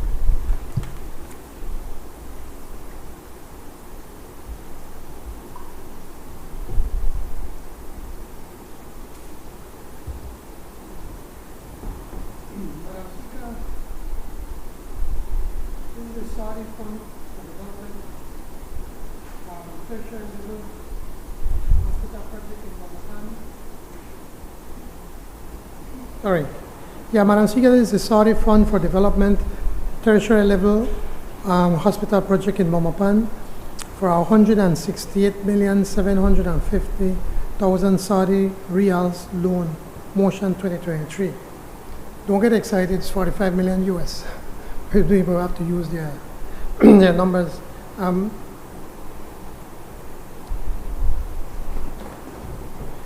Madam Speaker, I move whereas the Saudi Fund for Development, the SFD, thereafter referred to as the Saudi Fund, is a government organization that provides soft loans and grants to finance development projects and programs in developing countries. And whereas the government of Belize has requested assistance from the Saudi Fund for the financing of a tertiary level hospital project in Bomapan, therein referred to as a project.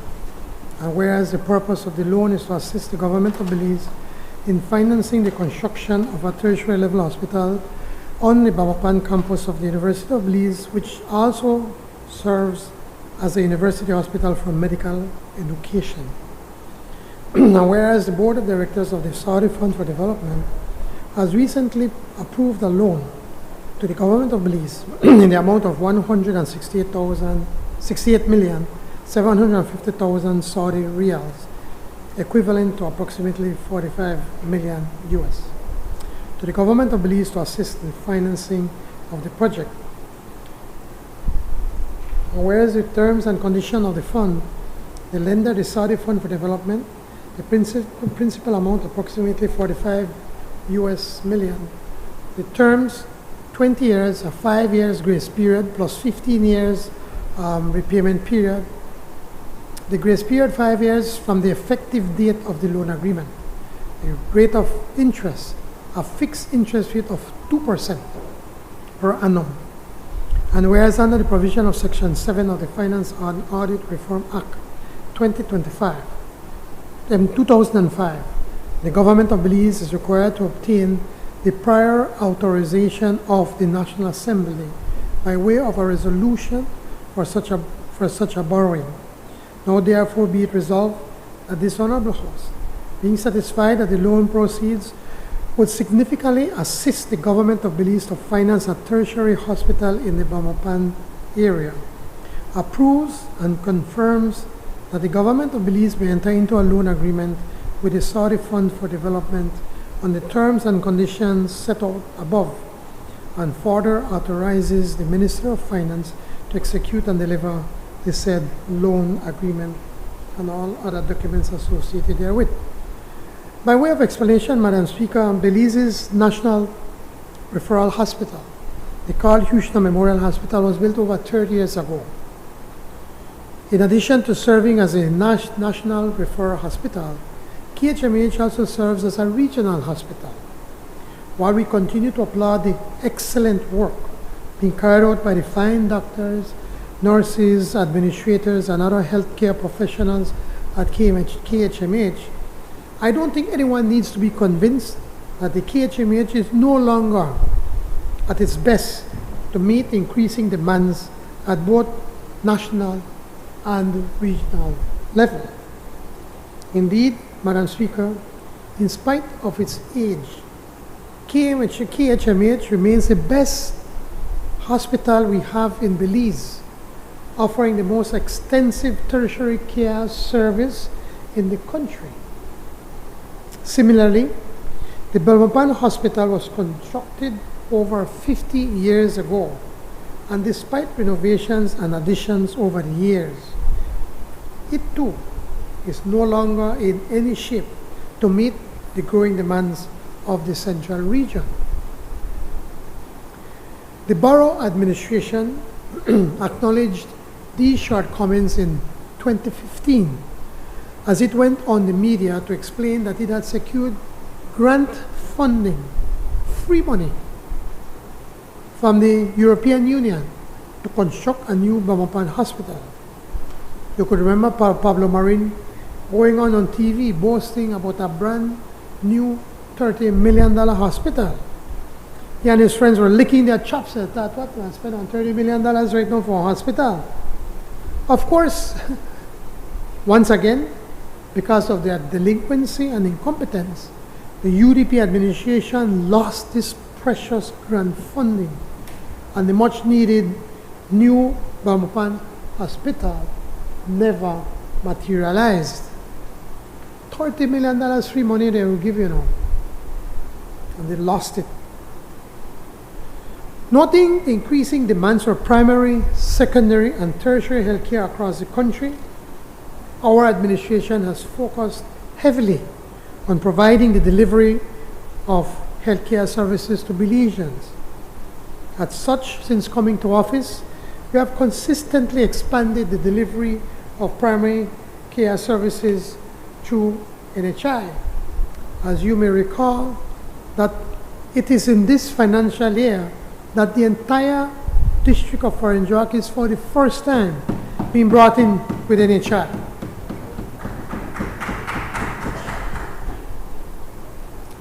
Increasing access to up to 40,000 Arinjokenyans. The year before, with the same budget that the UDP was using in Corozal for a small portion of the district, we expanded the full coverage of NHI in the Corozal district. So presently, we have almost 270,000 people that is going to be covered under the National Health Insurance, thanks to our People's United Party government. Now, Madam Speaker, at the same time, appreciating the reality of aging hospital infrastructure countrywide, while bearing in mind the increasing risk of hurricanes and floods, this UP administration has ramped up efforts to secure capital for new hospital infrastructure to be established in strategic locations. Earlier this year, we were most pleased to secure a $32 million grant from our partner, the Republic of China, Taiwan, to build a new hospital in San Pedro to serve Ambergiski and Kikaka. $32 million. Again, the UDP, they claim they put it into their budget for about 3 years, boasting that they will build the San Pedro hospital. It was never built. It is going to be built by the People's United Party government. Today, roughly 9 months after formalizing, establishing diplomatic relations with the Kingdom of Saudi Arabia, And because of the proactive efforts of my team to deepen our relationship with the kingdom, I am most pleased to report that to the nation that we have been able to secure roughly $90 million for the construction of a new 150-bed modern national referral tertiary care hospital in Belize. And it's also going to be attached to the University of Belize so that we can have university teaching our nurses and doctors in the future. This loan from the Saudi Fund for Development is on highly concessionary rates, 2%. Inflation rate is over 6%. So basically they are losing more than 4% on the loan that they are making for Belize. Now, given the vulnerability of KHMH to hurricanes and floods, the strategic placement of this hospital in Belmopan represents an important part of our climate resiliency building strategy in the provision of health care. This new hospital will also ultimately serve as a university hospital for the University of Belize as it embarks on the development and formation of a school of medicine with far-reaching connections to Central American medical schools. The terms, as I mentioned, are highly concessionary. The interest rate will be fixed at a very low 2% per annum, with the loan being repayable over a period of 20 years with a 5-year grace period. Not even the US is paying such low interest rates on its treasury securities. When Belize established diplomatic relations with the Kingdom of Saudi Arabia in September last year, we both pledged to work in partnership for the well-being of our people. We are, therefore, very pleased to now be poised to enter into this loan agreement with the Saudi Fund for Development and hope that it is just the beginning of a successful partnership between our two countries. Establishing and developing a healthy relationship with the Kingdom of Saudi Arabia opens the path for Belize to engage with additional partners to invest with us in building a secure, diversified, and sustainable future for our people. Today, we bring the commitment for a modern tertiary care hospital. We are very optimistic as to what tomorrow will bring. Madam Speaker, I look forward to the support of this honorable House as we continue to deliver on Plan Belize.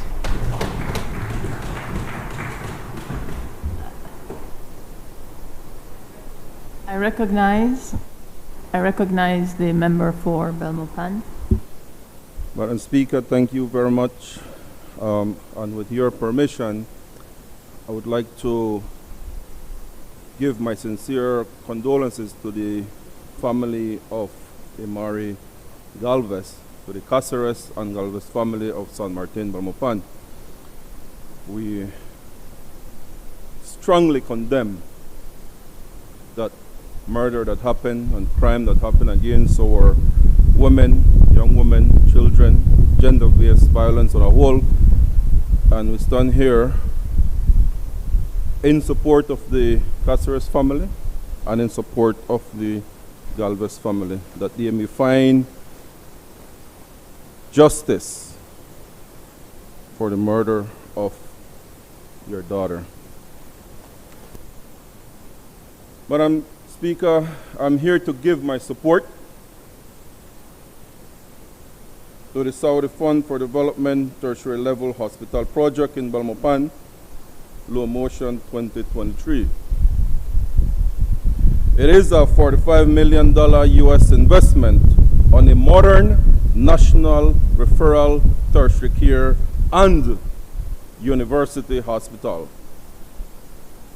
As the Prime Minister rightly pointed and reminded us, and reminded the nation, it was in 2015 that the previous administration had the opportunity of building a new hospital in Belmopan, and they dropped the ball and did not do it. $30 million that was granted, that was approved. And as the CEO back then said in national television, it is going to be built and consultations are underway, and it never happened. KHMH continues to be the only tertiary care hospital for our country. But as stated in Plan Belize, a PUP government will construct a new health facility in Belmopan. The construction of this facility will address the problem of the severely dilapidated infrastructure of the hospital in Belmopan. And it is no news. We have seen and we have known of how the infrastructure of our hospital, Western Regional Hospital in Belmopan is. This will improve the healthcare services for people of the Western and Southern districts and decrease the need for referral to the already congested KHMH. When I speak about this government is not stopping there, we're going one more step forward. And this is going to be a university hospital as well. It is going to be a university hospital for the Faculty of Medicine of the University of Belize, which is currently being developed, and will represent the linkage for the networking with the Caribbean and Central American sub-region for the formation of human resources in our health sector. We have always heard about the shortages of nurses and healthcare professionals in our country. And this bold step by the University of Belize is going to bring to our country the human resources that is needed.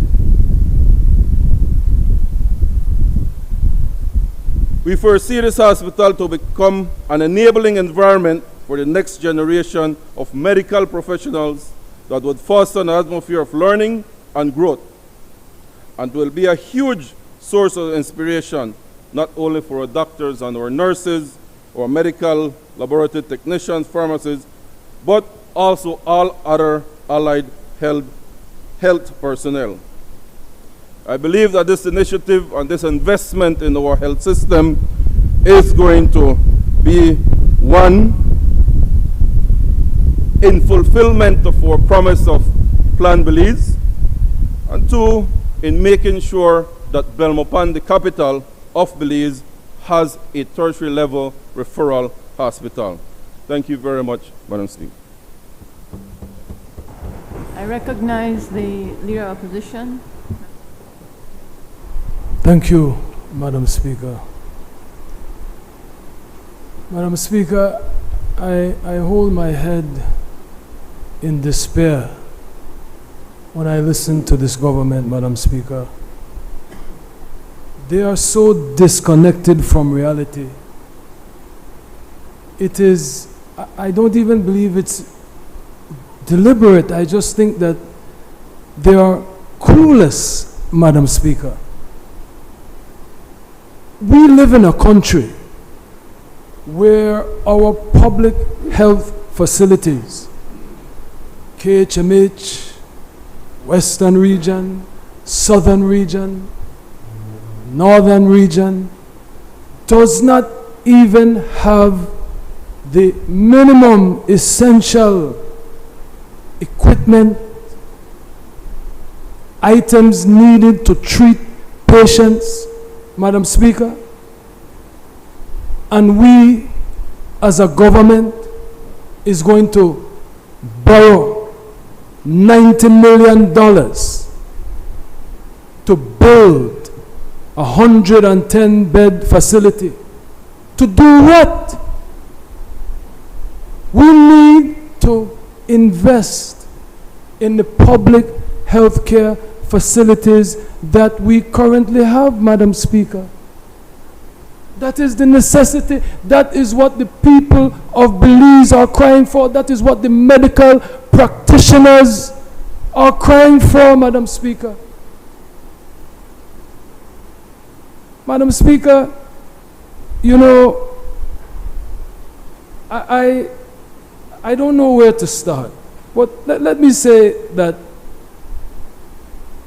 as a government in waiting, as the next government of Belize, the opposition's policy is that healthcare is a human right.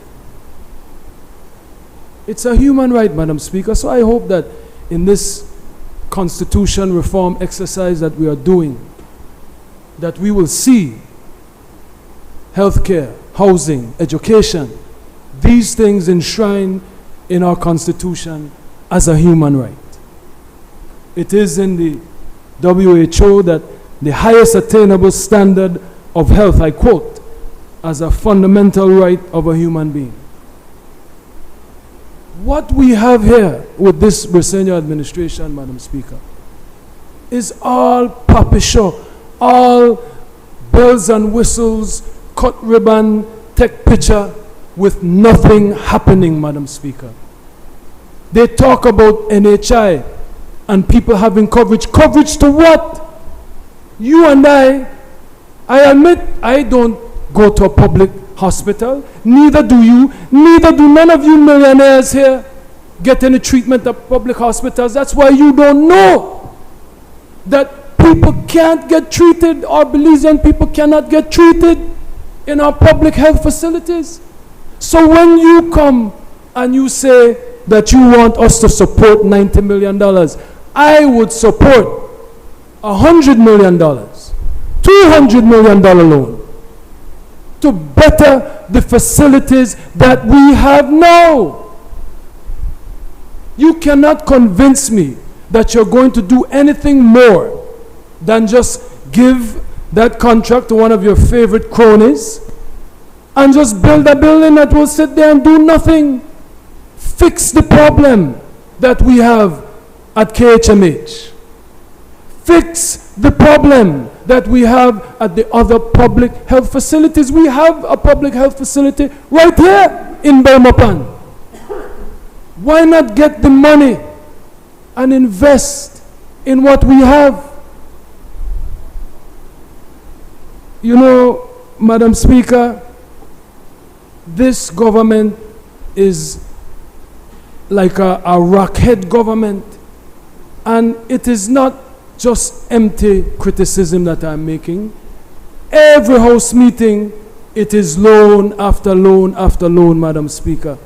We are almost at 700 million, a couple million short in their borrowing, Madam Speaker. And then for what? For what? No CAT scan, no basic equipments to save lives. I met with a businessman maybe a week or so ago, right there from the Western region, and he said one of his workers got into some type of accident or some medical misfortune, and he said he couldn't send them to the Western region. He had to send them to a private facility because the gentleman would surely die if they came here. How can you brag and boast about a building taking 90 million, and that building won't cost 90 million. That facility won't cost 90 million, Belize. It will cost far more than that to build a state-of-the-art medical facility, Madam Speaker, but I will get there shortly. But how can you have the face of brass, the faciness to come into this house and act as if our public health facilities are functioning at a level where we can guarantee our Belizeans their rights to adequate health care, Madam Speaker? It is the most glaring, and there have been many glaring instances of your government's total lack of understanding and connection to what is happening on the ground. And this is not an opposition cry for political points or grandstanding. It is fact. You go to the public healthcare facilities, you cannot get treated. The poor people go there, the regular working class go there, and they tell them you have to go to the private facilities.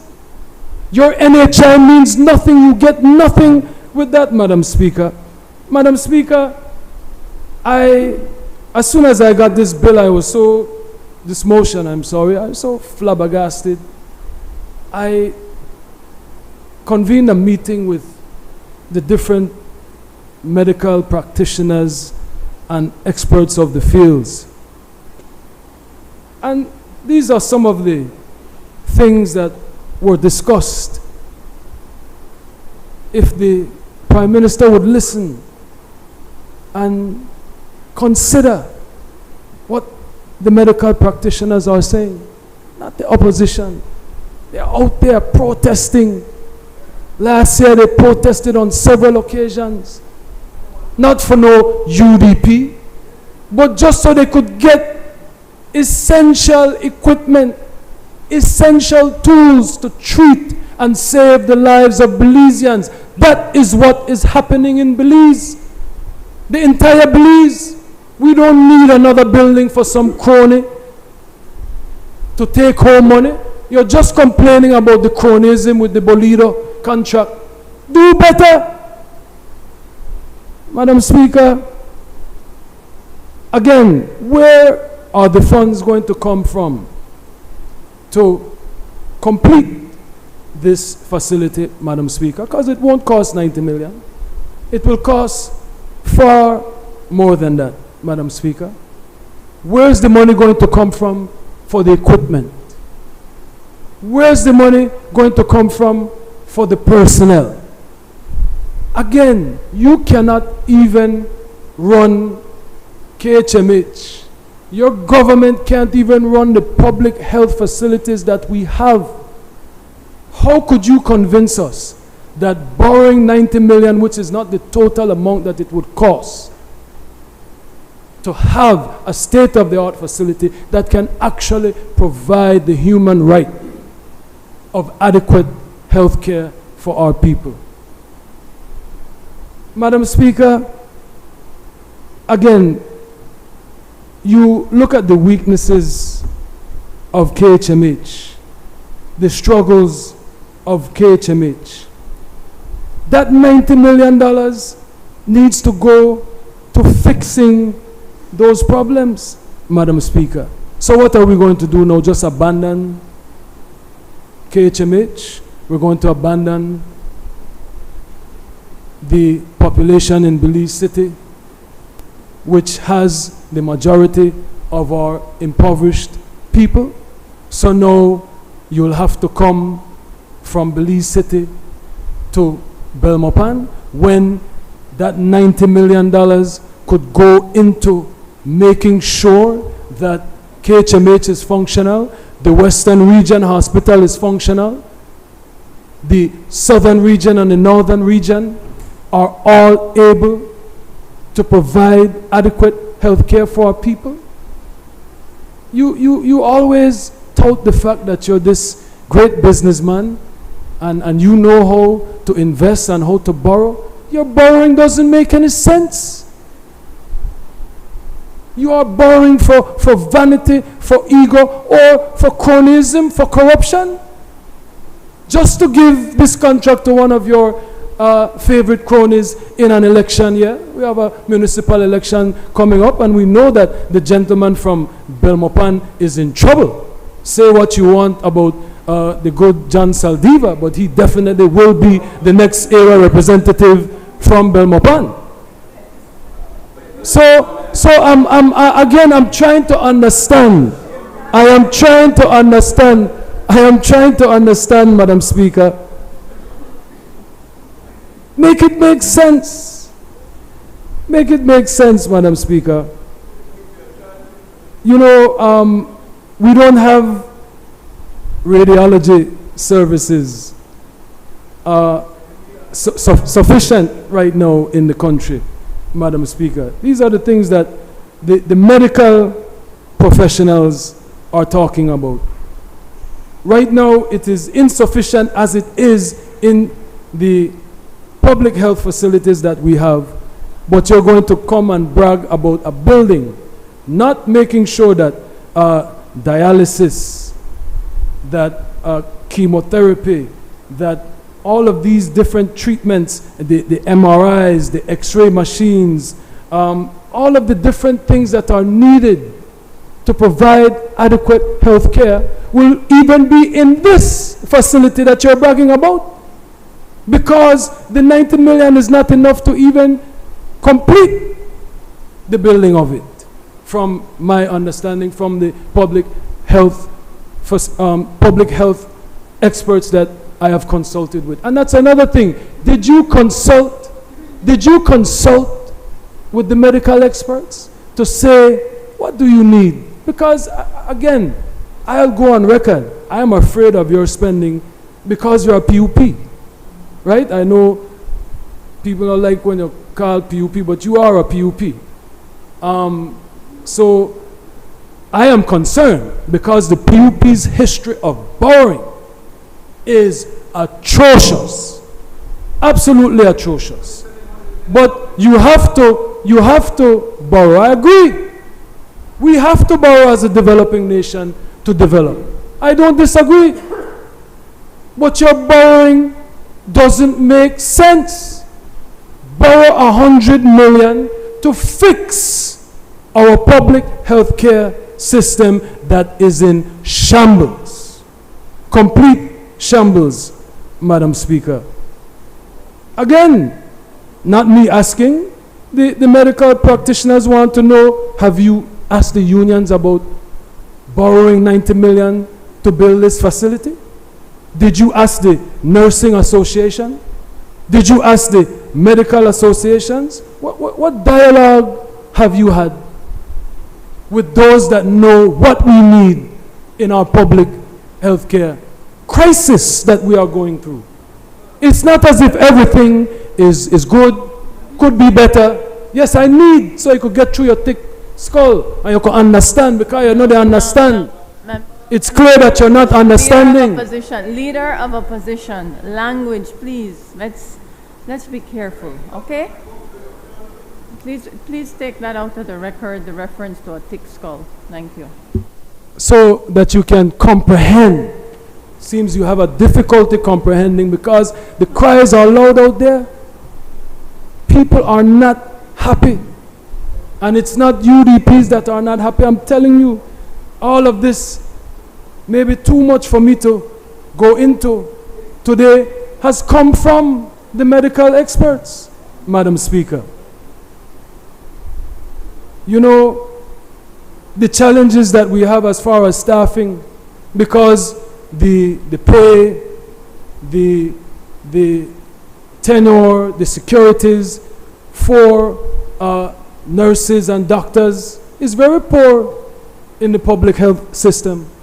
So again, you have a difficult time managing what we have now, but you really want the taxpayers of this country that you cannot even adequately provide healthcare services for as is to agree to a $90 million loan. You look at the $28 million annually that you are spending in KHMH, Madam Speaker. What is it, 48 or 42B? Yes. Could you ask the member from Cayo South to observe? Member for Cayo South, 42B, please. When 42B. When a member is on his feet, the other members should remain quiet. We've been doing good so far. Madam Speaker, and that is why you will be voted out. I hope you'll laugh when municipal come and when general elections come. Because you take, I'll put it up, I'll bet you. I know you got more money than me because you've been in the corner business for a long time, but... Member, if I speak, 42B is there to try and assist with order, but also hurling the insults to the other side I'm going to ask to please have some caution in your choice of words and the imputation of improper motives. The reference to you have experience in that business of cronyism, that will be struck off the record.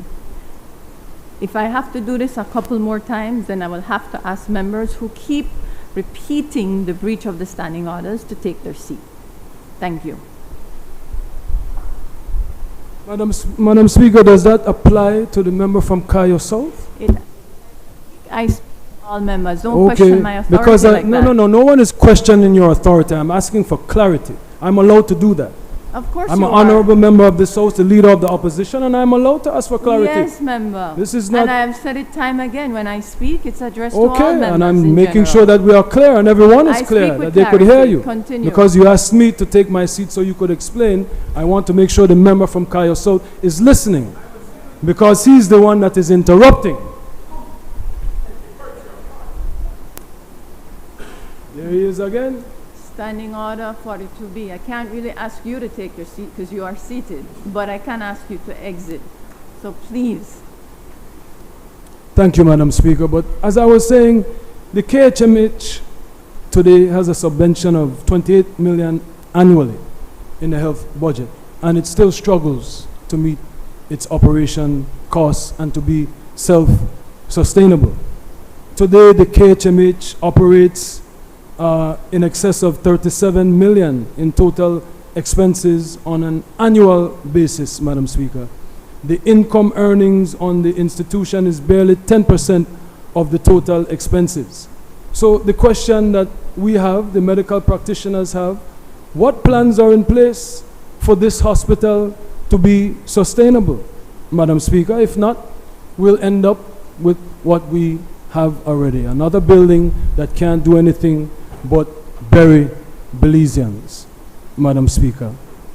You know, staffing, we're looking at least $20 million to staff this proposed hospital, Madam Speaker. Will there be full-time specialists? I'm asking questions. You should listen so that you could answer for the Belizean people.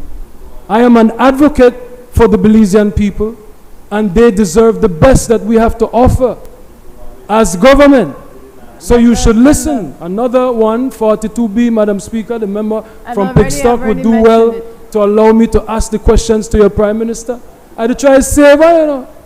Because the Gwen, all I want to Gwen on there, maybe one or two, I don't want to stay. Huh? No, I think you want to stay, Kaya, so I know I lie to you. No, I'm saying you probably win your seat again. The rest I want to Gwen. No, you win your seat, but you'll be... Member for Mesopotamia, the opposition. I'm actually saying something. This is where you sit, yeah. I just want to make the point. The 42B works both ways. So let me finish. So when I'm trying to correct members who are interrupting, it doesn't help when you bait that interruption or respond to it. All I ask is for cooperation on that, or else it becomes a bit challenging on my part. Thank you. Yes, Madam Speaker. So back to staffing, Madam Speaker, which the medical experts have advised that will be to the tune of 20 million per annum.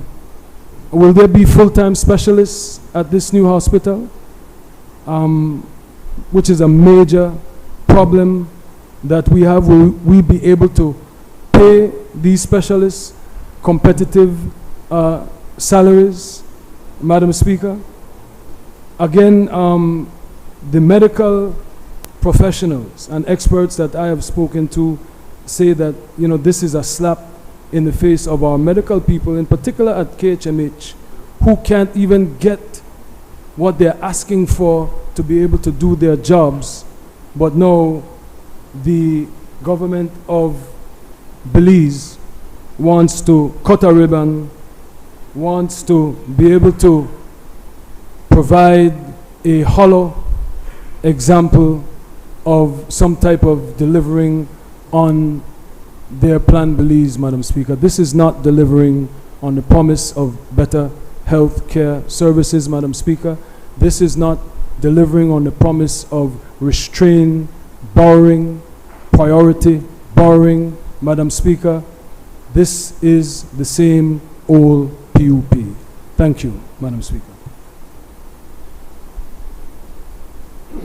I recognize the Honorable Prime Minister.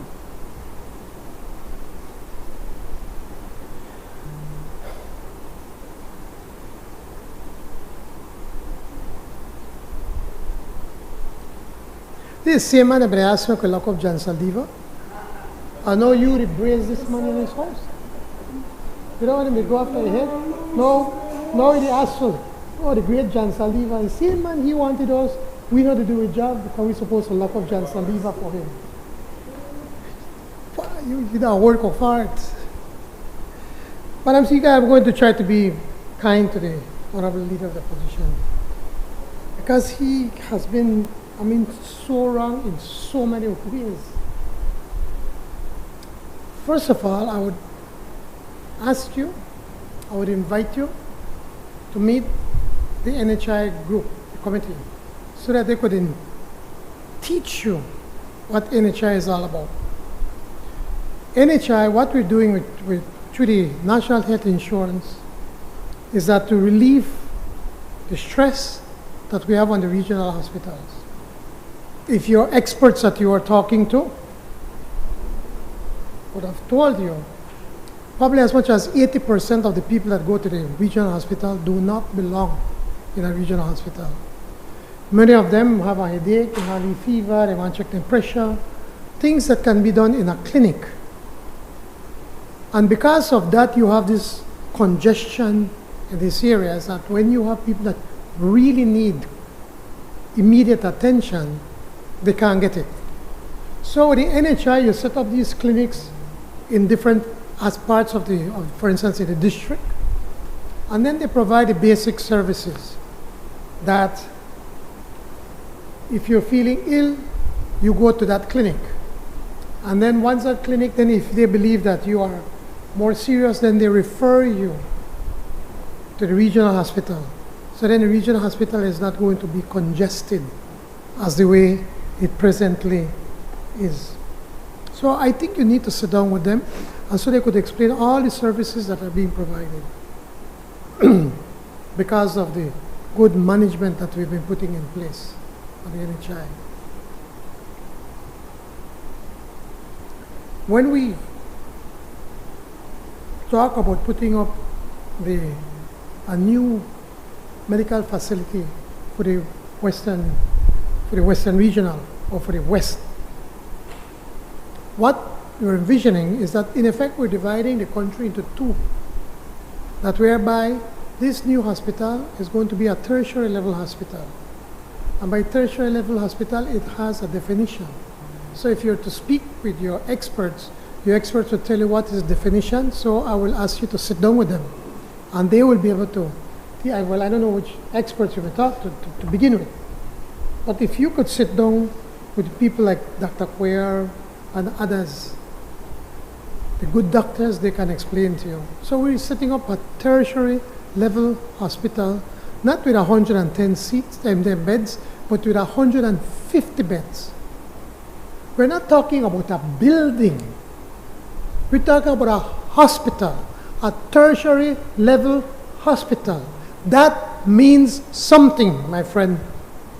It means that you're going to be properly equipped with the necessary equipment that is needed for a tertiary level hospital. I am telling you what it is. You ask, I'm answering you. I may get tired of listening, but I still end up listening to you.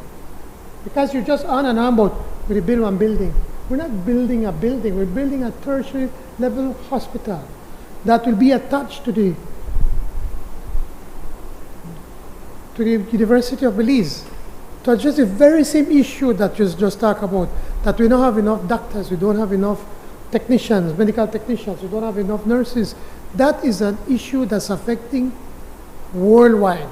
Not only Belize, the United States. Do you read? Do you watch the news? The United States has they have a crisis right now because they do not have enough nurses. And what do? They come to countries like Belize and the Philippines. After we don't train them, they give them a contract and they take them to the United States. So we have to be training them over. Right now, we're spending over $1 million. We're training over 90 doctors and nurses right now. So the idea is, we're going to invest $90 million to put up a tertiary level hospital. That's going to be the regional hospital, but at the same time as a tertiary level hospital could provide services for the Kaya district, Stan Creek district, and the Toledo district. So they no longer have to rush all the way to Carl Houston. That's one part of it. That's one part of it. And we ensure that it would have the necessary equipment, and then the short to medium term is then attach a medical hospital, a medical school to it, so that then we could be churning out them as quickly as we possibly can to keep up with the demand. You spoke about, have you been to the Belmopan Hospital? Have you visited the Belmopan Hospital? Have you been there, Honorable Member from Belmopan? It's a disgrace. Exactly. If you would have asked, and that's what we're doing, it can't be repaired. It's a disgrace. And your government spent $600 million of oil money, spent $500 million of our Petro-Caribbean money, and did not see it fit to build a tertiary hospital in the nation's capital. And then you can say something about it. You should be ashamed of yourself. You should be here supporting this government in such a good initiative when your government had access to $30 million grant money. And because you are so incompetent, you lose the $30 million that could help us towards building a tertiary level hospital. You should be careful when you talk up here. When you spit up in the air, drop on your face. And that's what's happening to you. What is it that's planned for the Carl Houston and the Madam KHMH? Speaker, on a point of order. What's the point of order?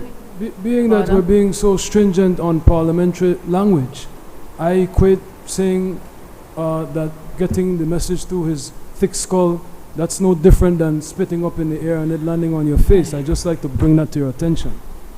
My interpretation, he did use face of brass. Continue. Prime Minister, continue. Here, I just want to show you the thing. That does not faze me. Madam Speaker, on a point of order, the Prime Minister, again, on parliamentary language, I am no Lee Pickney. I am the leader of the opposition. He didn't say you were.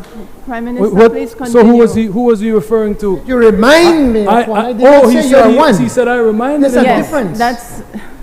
I mean... I'm being patient. Madam Please have your Speaker, seat. when I am sitting down and saying things, you hear what I have said and you have asked me to withdraw from the House because of what you think you heard me say. And he has just admitted to say that I remind him of a little picnic, and you don't find that objectionable? Leader of opposition. You have a problem with opposition. Leader of opposition. I invite you, I have done it before, standing orders. My ruling is final. You have a difficulty with it. There are ways, procedures that you can manage that. What you cannot do is what you keep doing.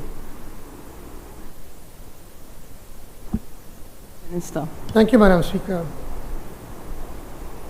If he would have taken his time to go and visit the Belmopan Hospital, he would realize that he probably would have been here condemning the previous government, that they would have allowed the nation's capital, the hospital at the nation's capital, to get in such a deplorable state. It is in such a deplorable state that it cannot be repaired, it cannot be fixed. You have to do it all over again. And that is what we are attempting to do here. Now you are talking as if we are abandoning KHMH.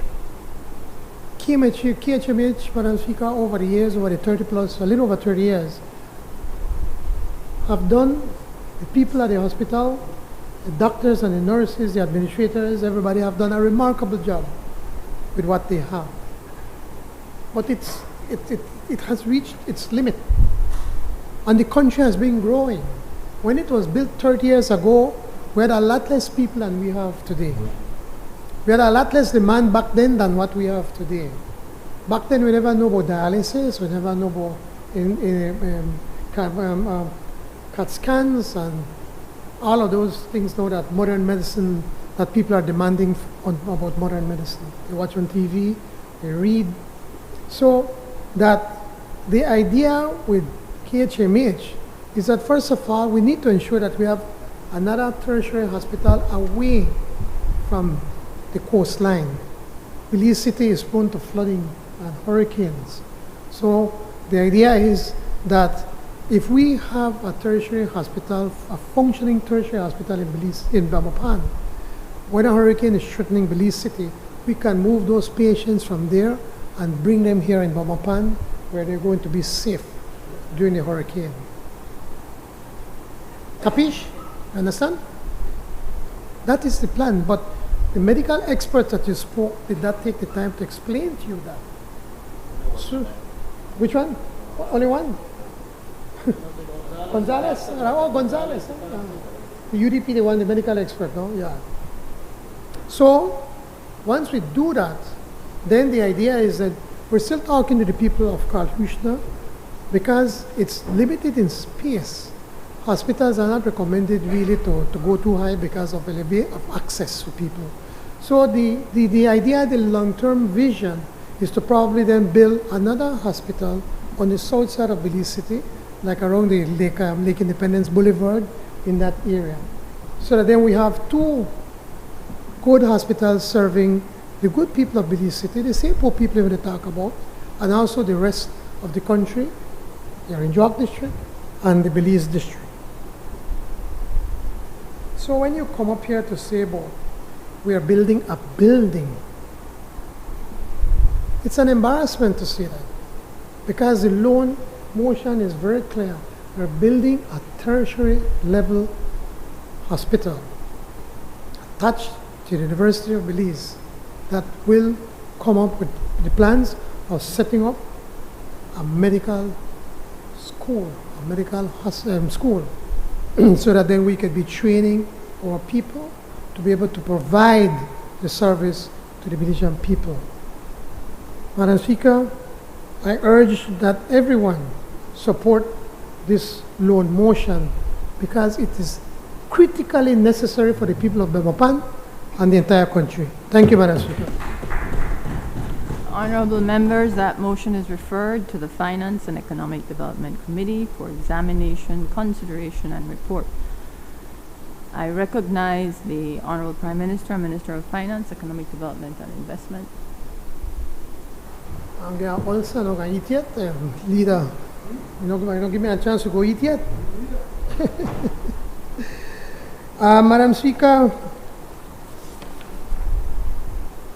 this is the Central American Bank, the Central American Bank for, sorry. Oh, yes, Madam Speaker, yes, I'm getting ahead of my time.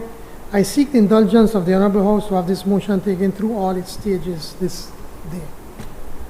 Honorable members, the question is that this motion be taken through all its stages this day. All those in favor kindly say aye. Those against kindly say no. I think the ayes have it. I recognize the Honorable Prime Minister and Minister of Finance, Economic Development and Investment. Madam Speaker, this is the Central American Bank for Economic Integration, CABEI. Amendment number 1 to loan agreements number 1997, 2061, 2054, 2145, and 2295, loan amendment motion 2023. Madam Speaker, I move whereas Belize, being a member of the Central American Bank for Economic Integration, CABEI, is eligible for development assistance in the form of loans, grants, and technical assistance from the bank on such terms and conditions as may be agreed between Belize and the bank from time to time. And whereas the government of Belize has received financial support from the bank throughout the years and currently has 5 loan agreements, in execution for the following ongoing projects. 1. Loan number 1997, Rural Financing Program from US $1,905,800, signed on 5th June 2009. Loan number 2061, renovation and rehabilitation of the Corozal border post for US $6,167,410, signed on 8th June 2011,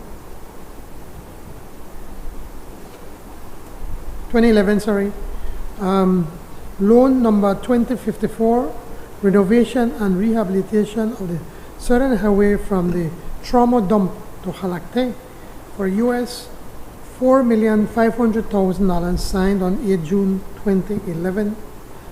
Loan number 2147, Belize Integral Security Program for US $30 million, signed on 21st August 2015. Loan number 2295, expansion and rehabilitation of the Philip Corson Highway for US $24,000, signed 19th October 2022. And whereas the interest rate for these 5 loans agreements signed between the government of Belize and Quebec is currently based on the London Interbank Offered Rate, LIBOR, and whereas the LIBOR interest rate will cease to exist on 30th June 2023 and will be replaced with a secured overnight financing rate, SOFR. SOFR being a broad measure of the cost of borrowing cash overnight collateralized by Treasury securities. And whereas Quebec has informed of its move to adopt this SOFR or the SOFR as its new lending preference rate for the loan portfolio in Belize, and whereas the transaction to this new lending rate will require amendments to the 5 signed loan agreements with Quebec to indicate the following, quote, the LIBOR index will be replaced with a 6-month SOFR plus at 42.826 basis points credit spread adjustment set by Quebec, end of quote. And whereas the government of Belize is required to obtain the prior authorization of the National Assembly by way of a resolution for such amendment, now therefore be it resolved that this Honorable House being satisfied that this amendment is necessary and in accordance with international best practices, approves and confirms that the government of Belize may enter into amendment number 1 to loan agreements 1997, 2061, 2054, 3147, 2295 with Quebec as set out above, and further authorizes the Minister of Finance to execute and deliver the said loan agreement amendment agreements and all other documents and agreements connected therewith.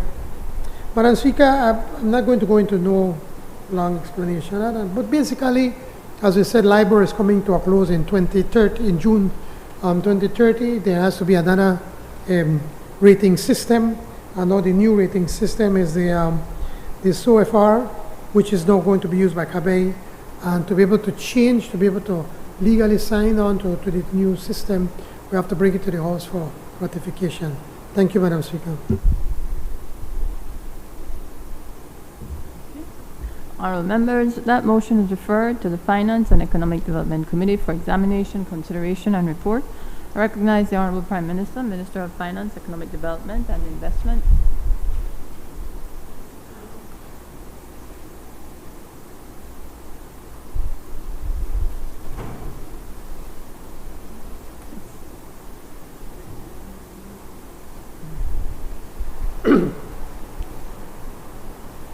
Madam Speaker, this is again the Quebec loan amendment number 1 to loan agreements number 1997, 61, 2050, 2061, 2054, 2147, and 2025. Sorry.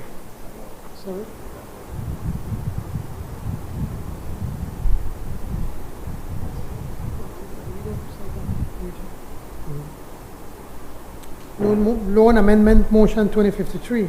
Madam Speaker, I move whereas the government of Belize, through its bilateral program of economic cooperation and development with the government of the Republic of China, Taiwan, requested and received financial support in 2017 from the government of that country for general financing purposes, and whereas the financial support received was in the form of a long-term concessionary loan from the Mega International Commercial Bank Company Limited of the Republic of China, Taiwan, as the principal amount of US $25 million. And whereas the interest rate for this loan agreement signed between the government of Belize and Mega International Commercial Bank Company Limited is currently based on the London Interbank Offered Rate LIBOR, and whereas the LIBOR interest rate will cease to exist on 30th June 2023 and will be replaced with the Secured Overnight Financing Rate, SOFR.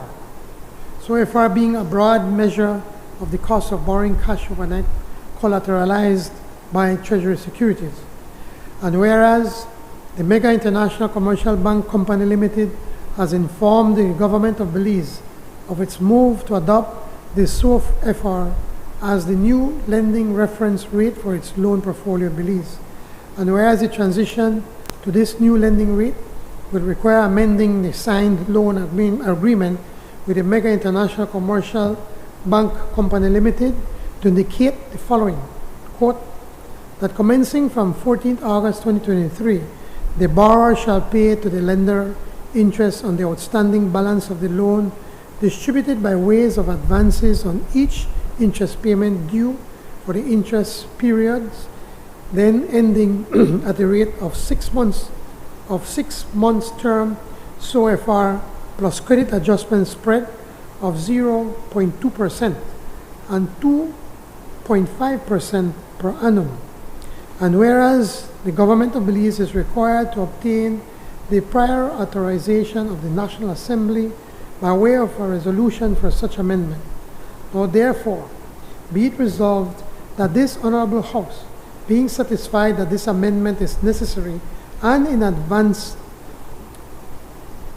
with international best practice, approves and confirms that the government of Belize may enter into amendment number 2, the loan agreement to number 025/106001 with the Mega International Commercial Bank Company Limited of the Republic of China, Taiwan, set out above, and further authorizes the Minister of Finance to execute and deliver the said loan amendment agreement and all other documents and agreements connected therewith.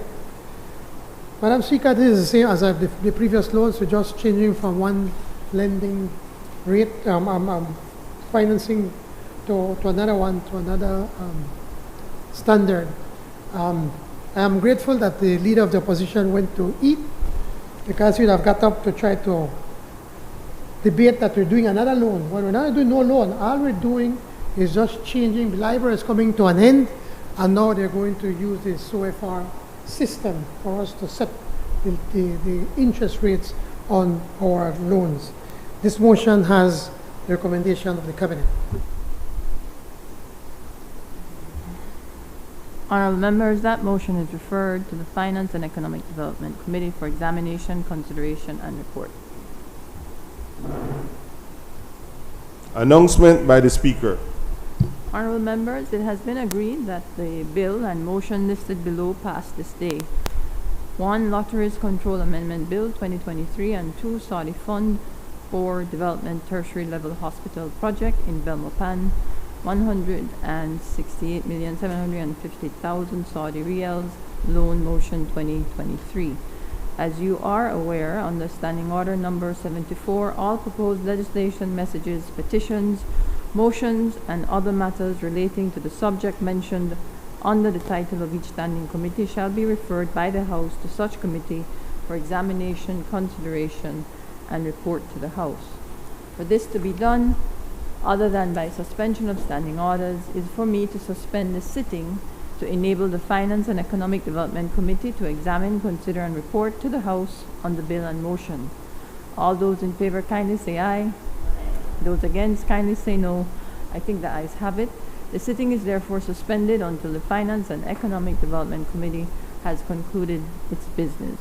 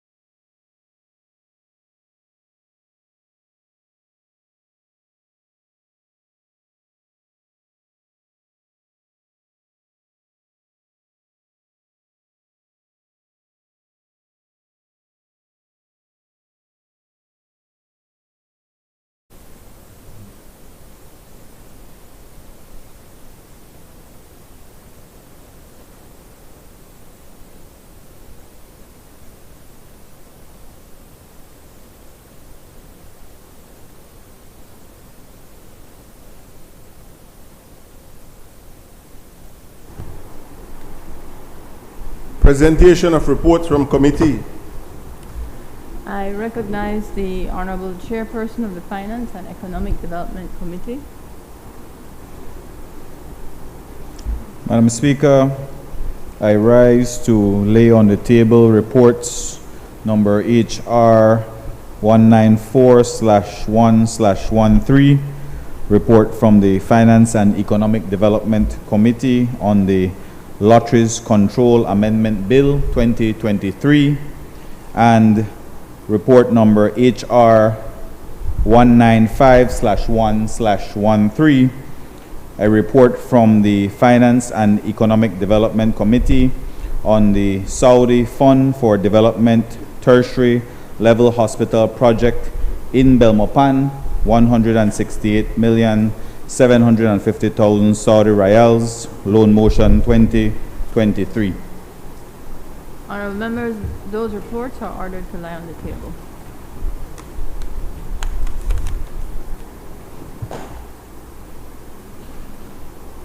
Public business, government business, motions. I recognize the Honorable Prime Minister, Minister of Finance, Economic Development and Investment.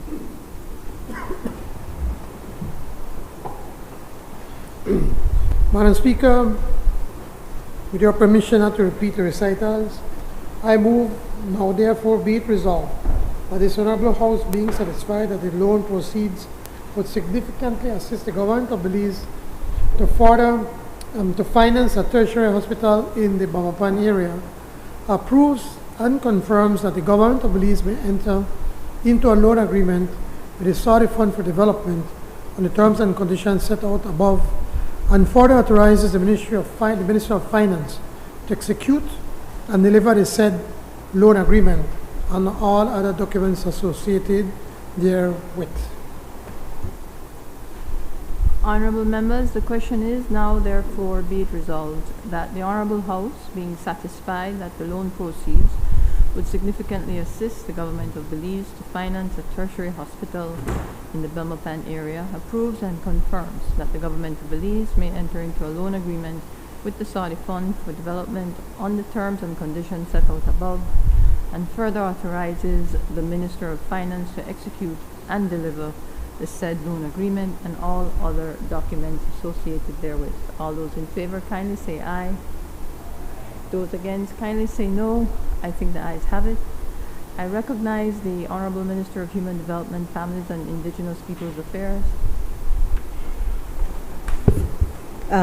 Madam Speaker, this is the motion for the establishment of the Women's Parliamentarian Caucus Standing Committee 2023. Madam Speaker, with your permission, not to repeat the recitals, I move now therefore be it resolved that this Honorable House recommends that the House of Representatives' standing orders be amended to allow for such caucus to be established as a joint select committee in accordance with Standing Order 78 of the House of Representatives, to sit jointly with a similarly comprised committee from the Senate, as proposed in the draft statutory instrument annexed hereto, which is tabled as sessional paper HR 180/1/13. Honorable members, the question is now therefore be it resolved that this Honorable House recommends that the House of Representatives standing orders be amended to allow for such caucus to be established as a joint select committee in accordance with Standing Order 78 of the House of Representatives, to sit jointly with a similarly comprised committee from the Senate, as proposed in the draft statutory instrument annexed hereto, which is tabled as sessional paper number HR 180/1/13. All those in favor kindly say aye. Those against kindly say no. I think the ayes have it. Bills for second reading. I recognize the Honorable Prime Minister and Minister of Finance, Economic Development and Investment.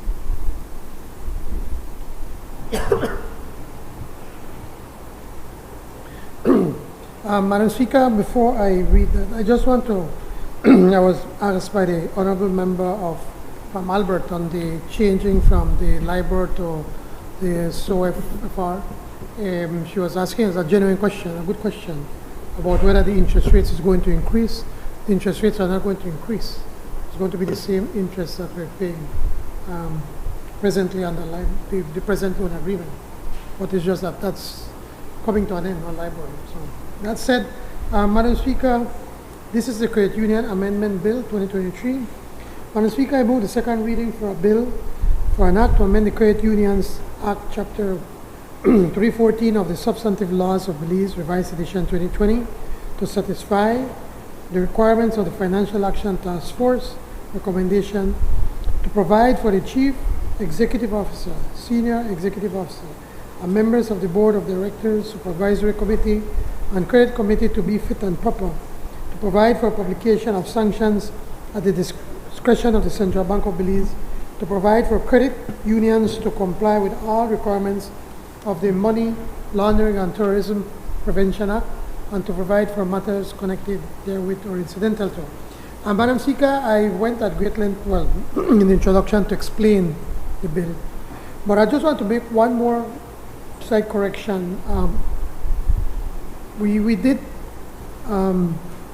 meet with the Credit Union League, and we had, after consultations with them, they were making the point that not all credit unions are equal. You have some of the big ones, and yet you have some very small ones. So they were saying that that recommending, and we agreed with them, to remove the word qualification, so that because it will be very difficult for small credit unions to get persons to volunteer to be on the board of directors or committees if they would require to have certain academic qualifications, actually referring to Section 3(1)(a) in the bill.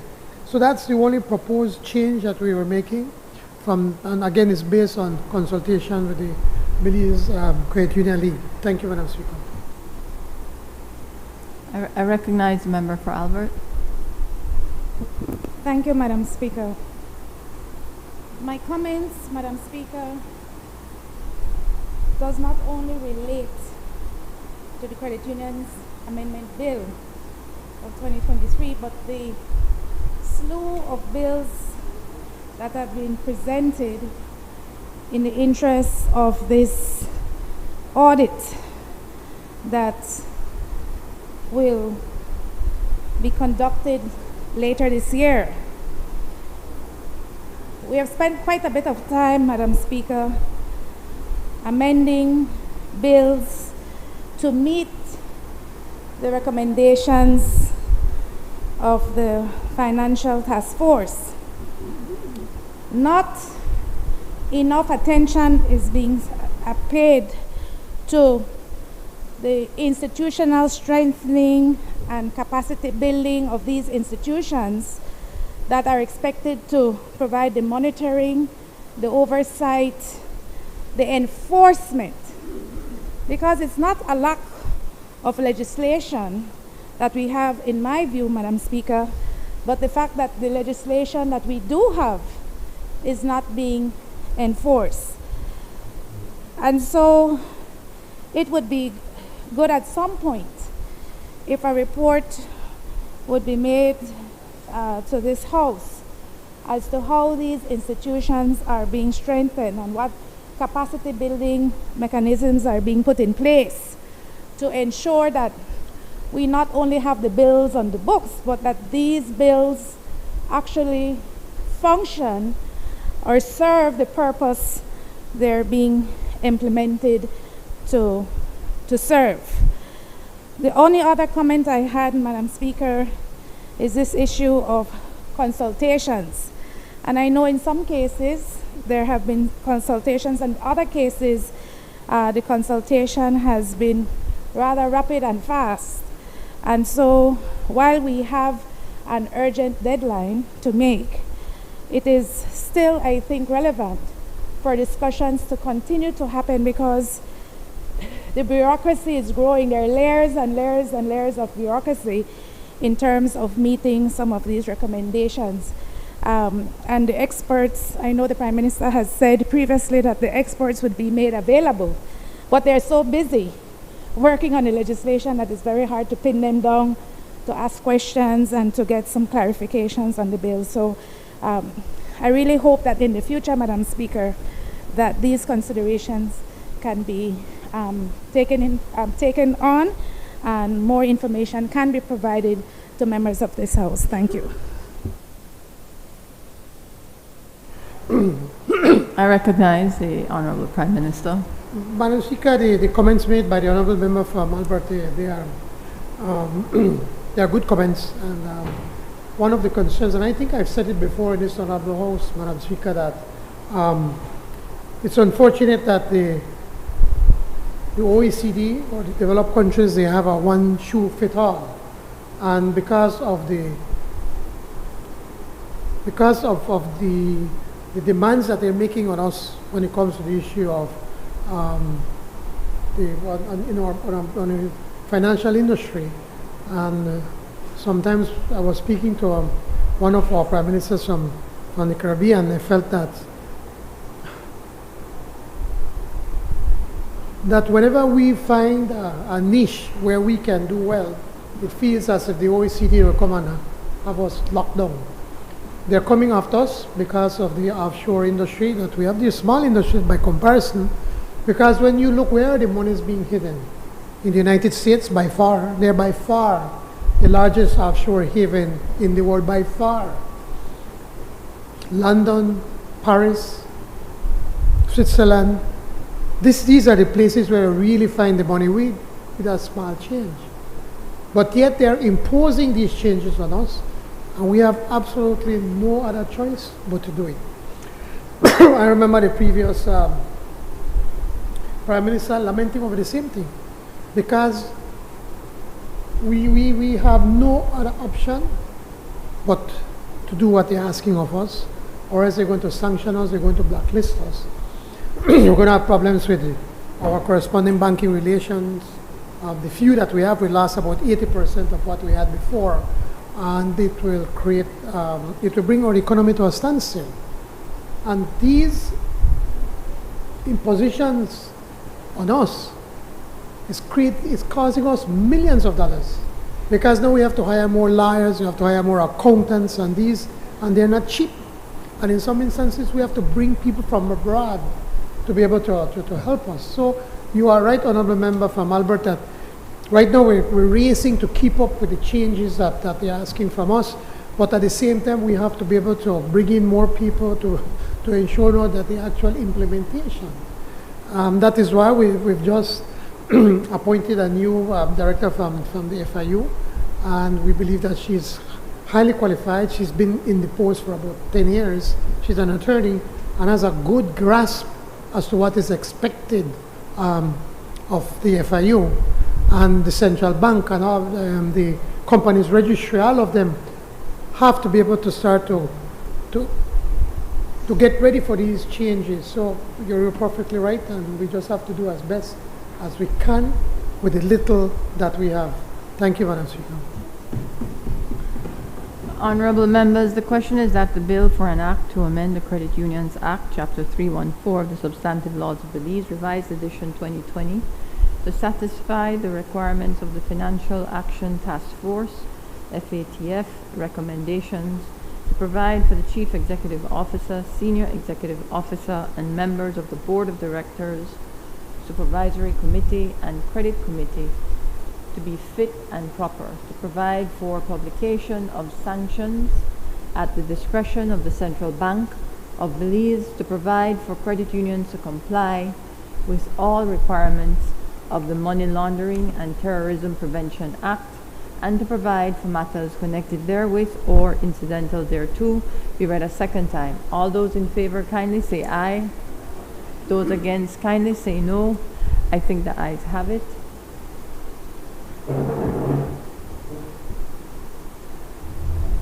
Bill for an act to amend the Credit Unions Act, Chapter 314 of the Laws of Belize, Revised Edition 2020, to satisfy the requirements of the FATF recommendations, to provide for the Chief Executive Officer, Senior Executive Officer, and members of the Board of Directors, Supervisory Committee, and Credit Committee to be fit and proper, to provide for publication of sanctions at the discretion of the Central Bank of Belize, to provide for credit unions to comply with all requirements of the Money Laundering and Terrorism Prevention Act, and to provide for matters connected therewith or incidental thereto. I recognize the Honorable Prime Minister and Minister of Finance, Economic Development and Investment. Madam Speaker, this is the Domestic Banks and Financial Institutions Amendment Bill 2023. Madam Speaker, I move the second reading of a bill for an act to amend the Domestic Banks and Financial Institutions Act, Chapter 263 of the Substantive Laws of Belize, Revised Edition 2020, to satisfy the requirements of the Financial Action Task Force recommendations, to provide for the operational independence of the central bank, to have full discretion to take actions and decisions on supervised banks and banking groups, to provide for the publication of sanctions for non-compliance at the central bank's discretion, and to provide for matters connected therewith or incidental to. Again, Madam Speaker, I had already explained, but just to remind, I just want to make 3 points. This bill sets out provisions to ensure financial institutions are licensed to operate, and that approval of a license is not issued to allow shell banks to be established or to continue to operate. B, allow for the operational independence of the central bank to have full discretion to take actions and decisions on banks and banking groups under its supervisions. And C, allow publication of sanctions imposed for non-compliance with legal obligations at the central bank's discretion. Thank you, Madam Speaker. I recognize honourable members. The question is that the bill for an act to amend the Central Bank of Belize Act, Chapter 262 of the Substantive Laws of Belize, Revised Edition 2020, to satisfy the requirements of the Financial Action Task Force, FATF recommendations, to provide for the exchange of information between financial supervisors, to allow for reinforcement of the central bank to ensure financial institutions comply with AML/CFT/CPF international standards, and to avoid any real or perceived conflicts of interest, and to provide for matters connected therewith or incidental thereto. Be read a second time. All those in favor kindly say aye. All those in favor kindly say aye. Those against kindly say no. I think the ayes have it. Bill for an act to amend the Central Bank of Belize Act, Chapter 262 of the Substantive Laws of Belize, Revised Edition 2020, to satisfy the requirements of the Financial Action Task Force recommendations, to provide for the exchange of information between financial supervisors, to allow for reinforcement of the central bank to ensure financial institutions comply with AML/CFT/CPF international standards, and to avoid any real or perceived conflicts of interest, and to provide for matters connected therewith or incidental thereto. I recognize the Honourable Prime Minister and Minister of Finance, Economic Development and Investment. Madam Speaker, I was moving ahead of my time. I went straight to the Domestic Banks and Financial Institutions amendment, but actually we were talking about the Central Bank of Belize amendment. But on 3, Madam Speaker, I move the second reading for the bill for an act to amend the Domestic Banks and Financial Institutions Act, Chapter 263 of the Substantive Laws of Belize, Revised Edition 2020, to satisfy the requirements of the Financial Action Task Force recommendations, to provide for the operational independence of the central bank, and to have full discretion to take actions and decisions on supervised banks and banking groups, to provide for the publication of sanctions for non-compliance of the central bank's discretion, and to provide for matters connected herewith, incidental to.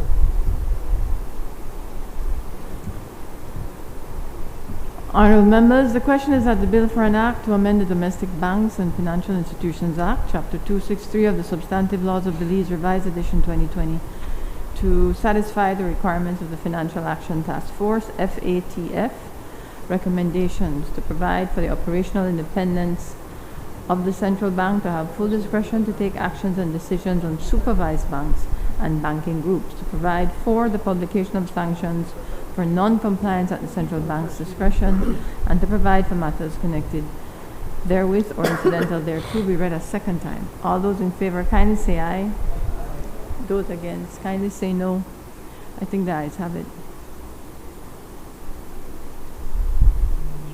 Bill for an act to amend the Domestic Banks and Financial Institutions Act, Chapter 263 of the Laws of Belize, Revised Edition 2020, to satisfy the requirements of the Financial Action Task Force recommendations, to provide for the operational independence of the central bank, to have full discretion to take actions and decisions on supervised banks and banking groups, to provide for the publication of sanctions for non-compliance at the central bank's discretion, and to provide for matters connected therewith or incidental thereto.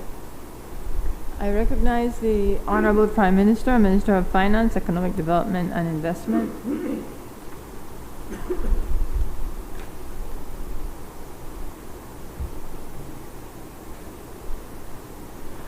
Madam Speaker, this is the International Banking Amendment Bill 2023.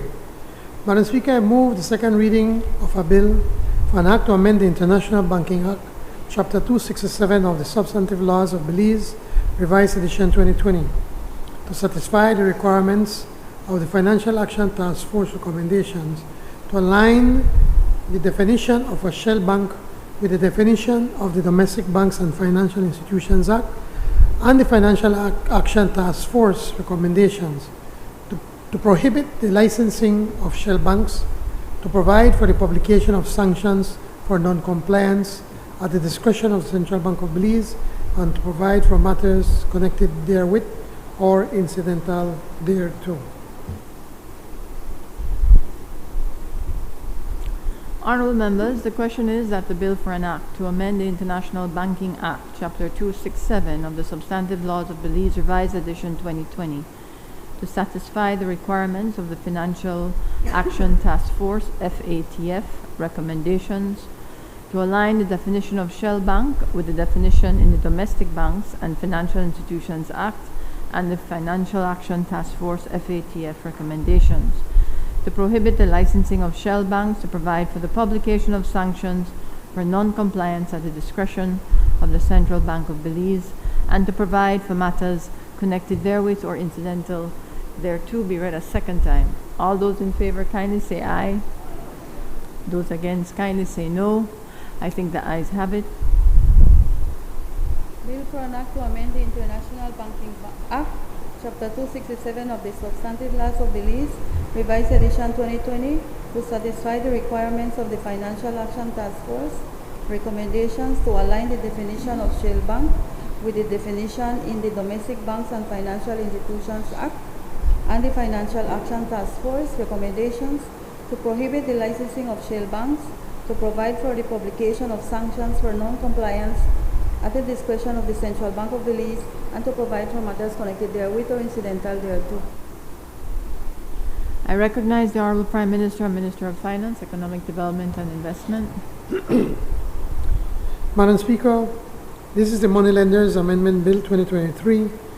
Madam Speaker, I move the second reading of a bill for an act to amend the Moneylenders Act, Chapter 260 of the Substantive Laws of Belize, Revised Edition 2020, to satisfy the requirements of the Financial Action Task Force recommendations, to increase the central bank's effectiveness in supervising moneylenders by enabling publication of enforcement actions, and to provide for matters connected therewith or incidental thereto.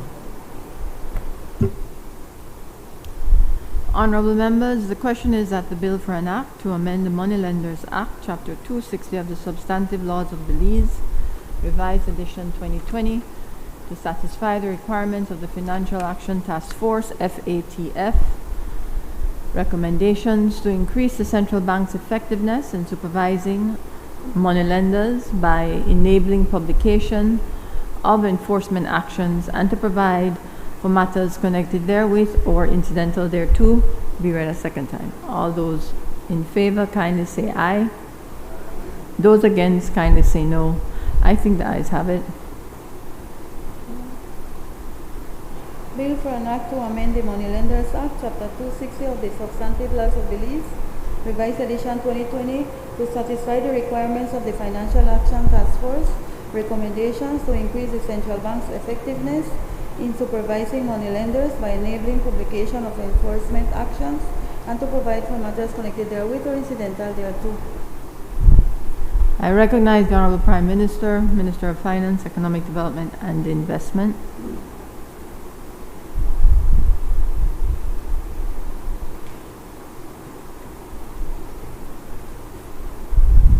Madam Speaker, this is the Money Laundering, Terrorism and Prevention Amendment Bill 2023.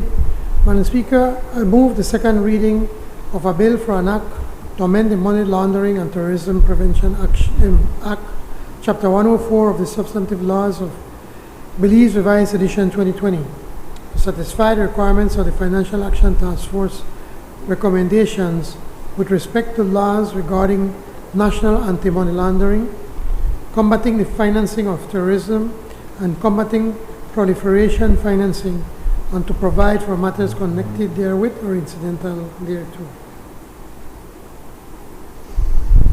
Honorable members, the question is that the bill for an act to amend the Money Laundering and Terrorism Prevention Act, Chapter 104 of the Substantive Laws of Belize, Revised Edition 2020, to satisfy the requirements of the Financial Action Task Force FATF recommendations with respect to laws regarding national anti-money laundering, combating the financing of terrorism, and combating proliferation financing, and to provide for matters connected therewith or incidental thereto, be read a second time.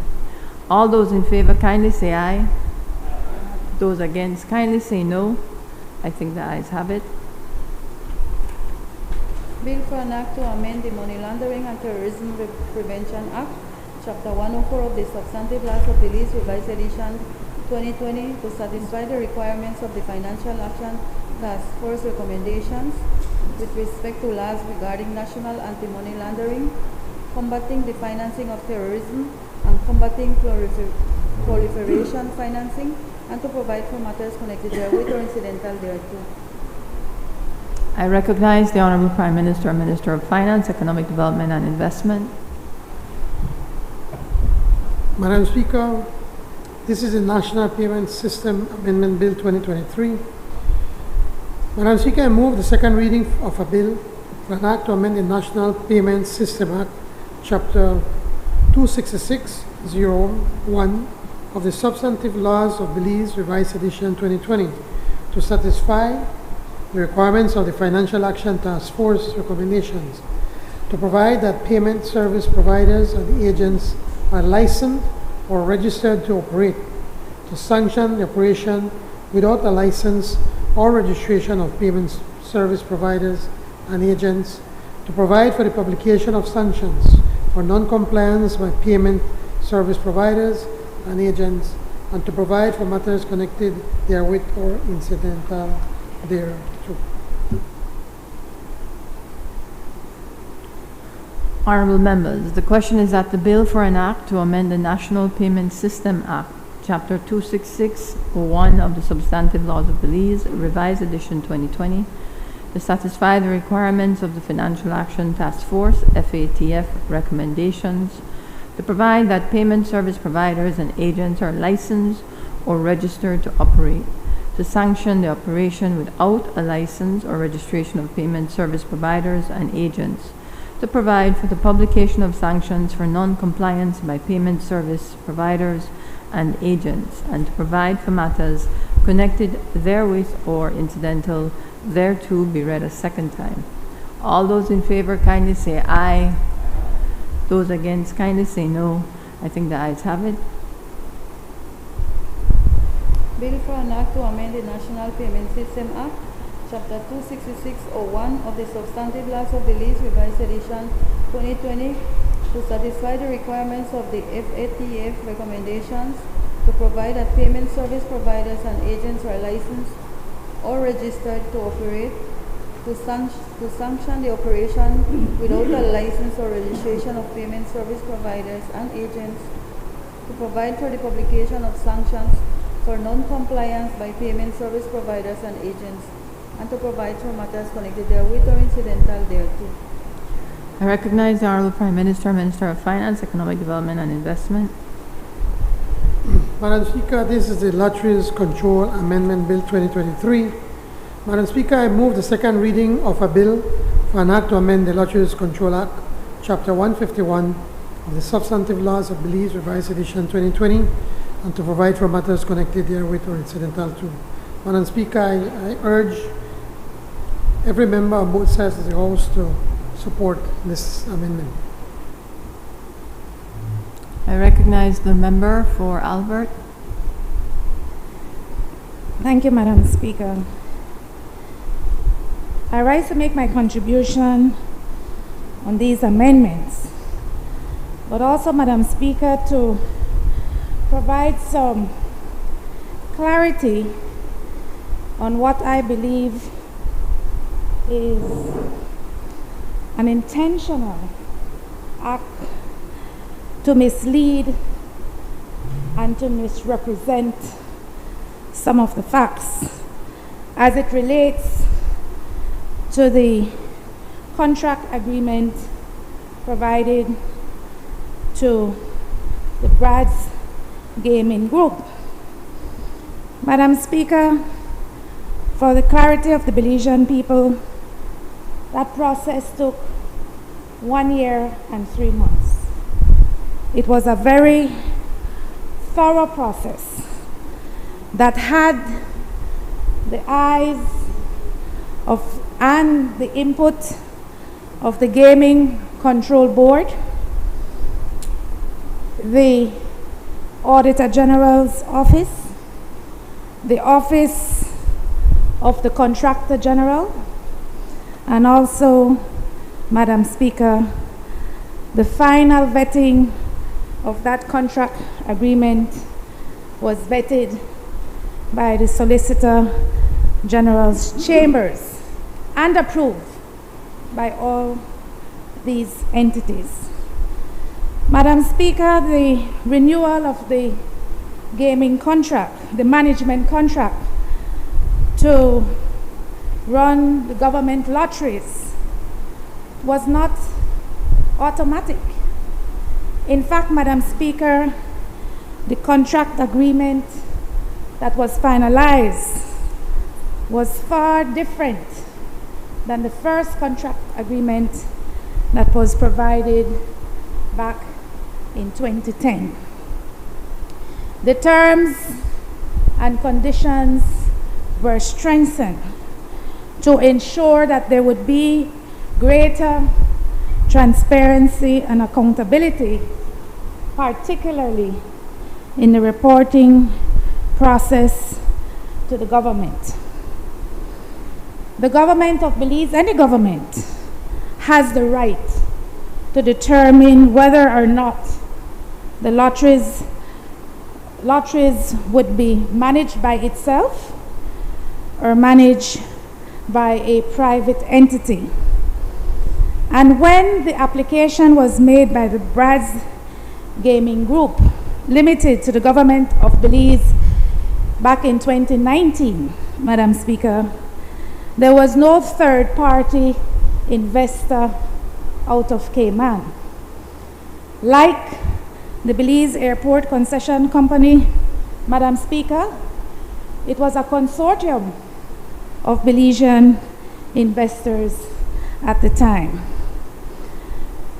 So to suggest in this honorable house that there was some kind of clandestine approach to the awarding of this contract is completely untrue and calls into question the integrity of the Gaming Control Board, calls into question the integrity of the Auditor General's Office, calls into question the integrity of the Contractor General's Office, who reviewed the entire process quite clearly. And the Prime Minister said in our last meeting that some of his own members complained about the Contractor General because he was so thorough in his review of contracts and calls into question the Solicitor General's chambers. I sat, Madam Speaker, in the capacity of Minister of State in the Ministry of Economic Development, Petroleum, Investment, Trade and Commerce. And the Gaming Control Board, Madam Speaker, came under my direct oversight. And no member of that Gaming Control Board can ever say that there was any interference, ministerial or otherwise, in the review and the awarding of the Brad's Gaming Group Limited bid to manage the lotteries contract for the government of Belize. While I hear the submissions that have been made by our Honorable Prime Minister and Minister of Finance as to some of the reasons they have opted to reconsider this arrangement, I would like to also urge him and his cabinet to look at other management contracts that require that same kind of oversight and scrutiny, Madam Speaker. I will tell you that the Belize Airport Concession Company contract that was signed on the PUP regime so airtight that it was difficult, near impossible, for us to get greater benefits for the Belizean people. No audits were filed by the Belize Airport Concession Company Group, Madam Speaker, and layers and layers and layers and layers, Madam Speaker, of offshore companies that held various components of that contract. While I sat in the capacity of CEO in the Ministry of Tourism and Civil Aviation, Madam Speaker, the Belizean people were getting $50,000 a year paid to the Belize Airport Authority from that contract agreement. And so, as you have done with the lotteries contract, Honorable Prime Minister, I urge you to look at some of those all-age contracts that still continue to not provide the kind of support that the people of Belize deserve. Thank you, Madam Speaker. I recognize the Honorable Prime Minister. Madam Speaker, let me start with making this issue very clear. This license was not cancelled out of malice. It was cancelled simply because they have not been complying with the contract that is signed. If they had been following what was required of them, it would have been impossible for us to cancel that contract. But since last year, August, the Lotteries Control Board Commission has been in contact with Brad's Gaming Company, whatever name, it can confuse you. But that Brad's, because just for this moment, call it as the Brad Bolido. And they simply refused to comply. They forgot that government changed. In the previous government, as I said, in the first 10 years in government, member of Albert, if you would be clear here, there was no reporting for 10 years. And if you were the Minister of State responsible for that, then probably you should question why is it that your Lotteries Control Board never asked for any reports. There were no reports. There should have been. For 10 years, there was no reports. And now, when we got into government, we then started to ask for reports and started calling them out that they are not complying with the agreement. That is why all of a sudden you gone from $5 million to $50 million in sales. 1,000%, yes. Now, not like the Belize population grow by 1,000. 1,000%. Yeah. Huh? Yes. So, that is the point that I'm trying to make. It was not canceled out of malice. It was simply done because they are not complying with the contract that is signed. The good side to it, Madam Speaker, on the positive side, it is now allowing us, the government, the people of this country, to totally own and control the Bolido for the benefit of the Belizean people. And I also like to make something clear. Again, the member from Albert threw a lot of names to say, like impressive names, that it went through a process. If you look at that report, and the member from Albert can also verify, the then Auditor General did not sign that report. She refused to sign it. You know why she refused to sign it? Because she did it was a travesty. It was a setup from day one. Everybody and the granny may know that Brad's may win that contract. Everybody may know. Of course he may know. Of course he may know. Even the right no man. The second one, the renewal. The renewal, he may know. Everybody may know. It had just gone through the process. When you talk about the Solicitor General, what the Solicitor General simply did, they signed the contract. She reviewed that it's written properly, and then send it back, make it sign. I know, like the Solicitor General is saying, oh, you can't give it to the one for these reasons. So I just showed names to sound as if what they gone through the process.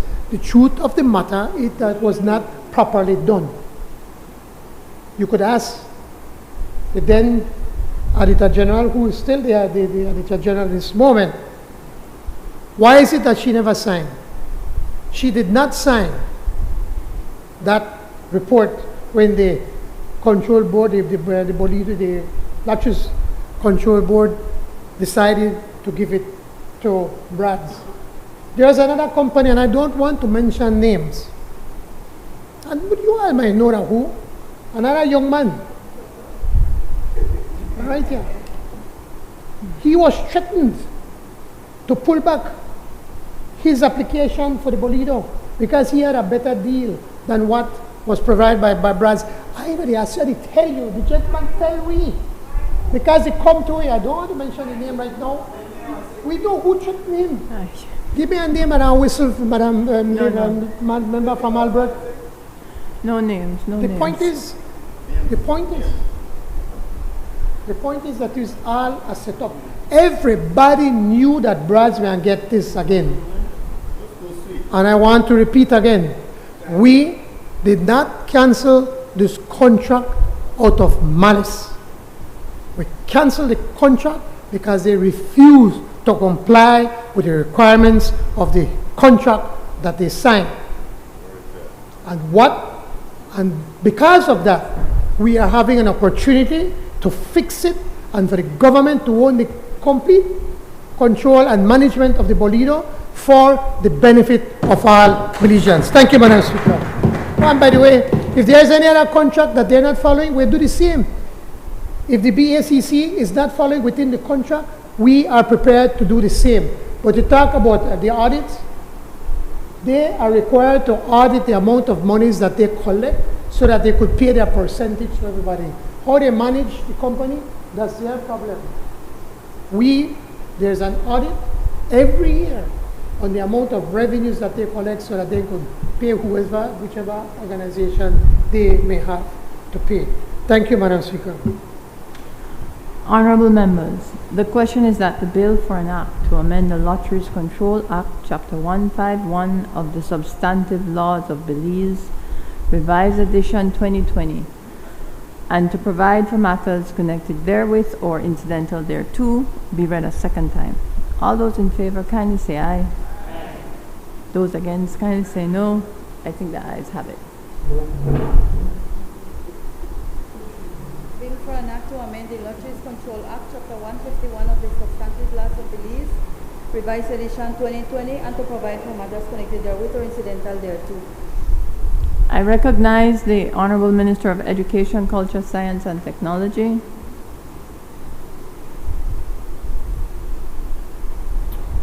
Madam Speaker, this is the Law Revision Amendment Bill. I move the second reading of a bill for an act to amend the Law Revision Act, Chapter 3 of the Substantive Laws of Belize, Revised Edition 2020, to allow for the publication of an interim revised edition of the laws of Belize and to provide for matters connected therewith or incidental thereto. Honourable members, the question is that the bill for an act to amend the Law Revision Act, Chapter 3 of the Substantive Laws of Belize, Revised Edition 2020, to allow for the publication of an interim revised edition of the laws of Belize and to provide for matters connected therewith or incidental thereto be read a second time. All those in favor kindly say aye. Those against kindly say no. I think the ayes have it. Bill for an act to amend the Law Revision Act, Chapter 3 of the Substantive Laws of Belize, Revised Edition 2020, to allow for the publication of an interim revised edition of the laws of Belize and to provide for matters connected therewith or incidental thereto. I recognize the Honourable Minister of Home Affairs and New Growth Industries. Thank you, Madam Speaker. Madam Speaker, this is the Special Prosecutor Bill 2023. I move the second reading of a bill for an act to prescribe matters necessary for the appointment and duties of a special prosecutor who has an independent status within the scope of a specific case in the investigation of crime and institution of public prosecution, and to provide for matters connected therewith or incidental thereto. I recognize the Leader of Opposition, member from Mesopotamia. Thank you, Madam Speaker. Madam Speaker, I sit in the House Committee that reviewed this matter, and in principle, the opposition does understand the objective that is trying to be accomplished here by the Minister of Home Affairs in having a special prosecutor in the heinous, horrendous crime committed by Corporal Na, or allegedly committed by Corporal Na in this beloved Belmopan city that cost the life of the Ramna Race and Miss Vivian Belize. So we did support, but I would just like to draw to the members' attention some concerns that have come up from the legal community. And member from Freetown, I know why you said a UDP lawyer, that Dickie Bradley, we could call him in. He was on our good friend Jules Vasquez, and he agrees with what I had already been told, albeit belated. I wish I would have had the information before so that we could have discussed it in the Constitution and Foreign Affairs Committee and brought it to the attention of yourself and the representatives from the AG's ministry. So, Madam Speaker, the issue that we have here is that according to Section 50 of the Constitution, the laws of Belize, the supreme laws of Belize, these powers of the DPP, they cannot be usurped. No one else can appoint a special prosecutor except the DPP.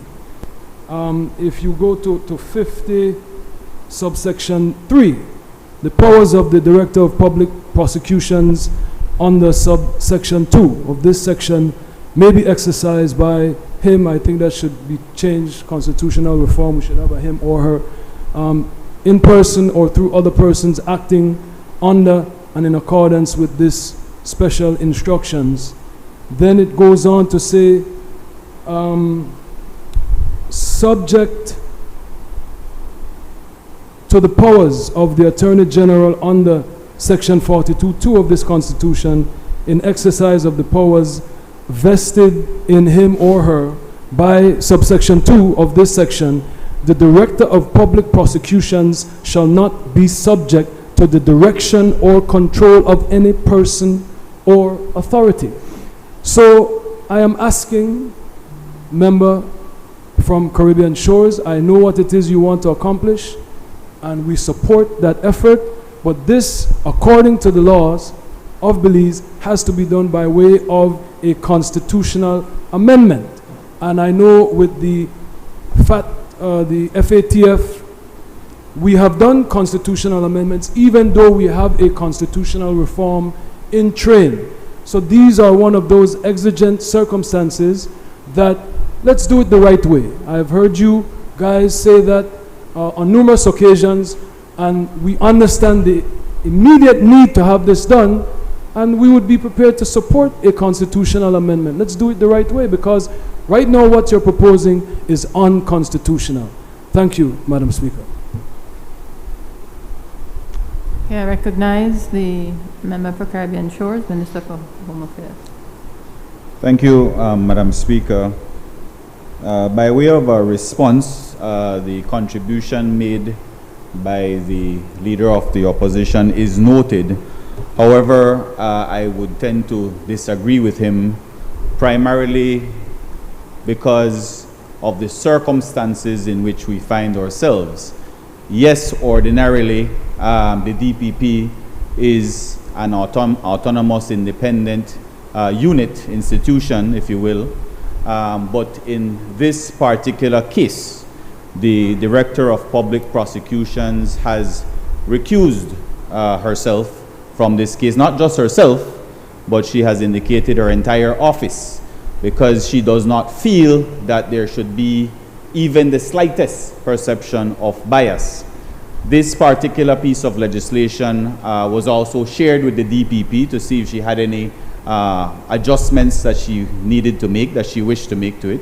And through consultation, she responded, and those adjustments were made to the legislation. And so where we find ourselves right now, the DPP absolutely has conduct and direction over all cases when it comes to a criminal prosecution, save and except situations of private prosecution, which is also provided for by law. And so, like I said, given the particular circumstances in which we find ourselves, there needed to be a special piece of legislation which we are presenting here today. And we have no objection coming from the office of the DPP, which would be the only body that would challenge such a piece of legislation. And so, yes, I acknowledge that by Constitution, Section 53, I believe, the DPP has the authority to issue a writ of prosecution to another individual, another person to prosecute. But again, that would come under the specific or general instructions of the DPP. And like I mentioned, she has already indicated that her entire office will be recused from this particular case. But again, your contribution is noted, but the Attorney General's ministry has reviewed this matter. There is legislation from other countries that they took into consideration. I think it's Canada, which closely resembles this particular piece of legislation. It wasn't, I don't believe it was an amendment to the Constitution, but rather a special legislation like this one. They reviewed also the Republic of Korea and the United States, all of which provide circumstances as this one, where there may be a perception of a conflict of interest. You have a special piece of legislation that allows for the appointment of a special prosecutor. And so in the circumstances, like I said, with which we find ourselves, this is the recommendation coming from the Office of the Attorney General. Honorable members, the question is that the bill for an act to prescribe matters necessary for the appointment and duties of a special prosecutor who has an independent status within the scope of a specific case in investigation of crime and institution of public prosecution, and to provide for matters connected therewith or incidental thereto be read a second time. All those in favor, kindly say aye. Those against, kindly say no.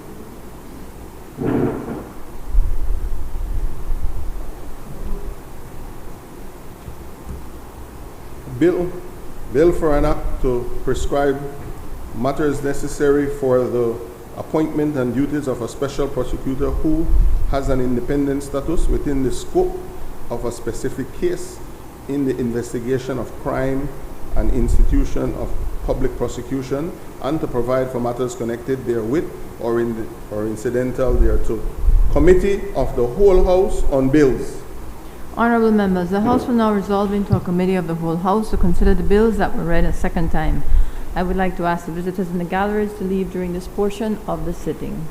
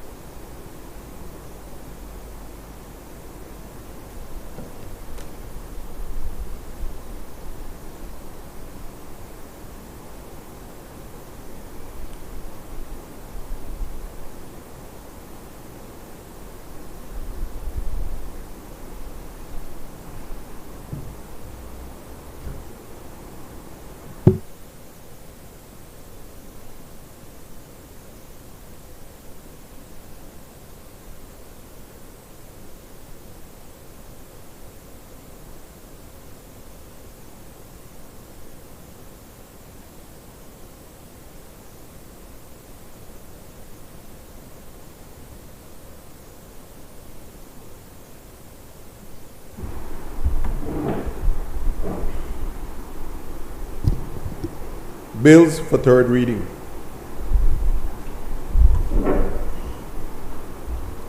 I recognize the Honorable Prime Minister and Minister of Finance, Economic Development and Investment. Madam Speaker, I rise to report that the Committee of the Whole House has considered the Credit Unions Amendment Bill 2023 and passed it without amendment. I now move the third reading of that bill. Honorable members, the question is that the bill for an act to amend the Credit Unions Act, Chapter 314 of the Substantive Laws of Belize, requirements of the Financial Action Task Force, FATF recommendations, to provide for the Chief Executive Officer, Senior Executive Officer, and members of the Board of Directors, Supervisory Committee, and Credit Committee to be fit and proper, to provide for publication of sanctions at the discretion of the Central Bank of Belize, to provide for credit unions to comply with all requirements of the Money Laundering and Terrorism Prevention Act, and to provide for matters connected therewith or incidental thereto be read a third time. All those in favor kindly say aye. Those against kindly say no. I think the ayes have it.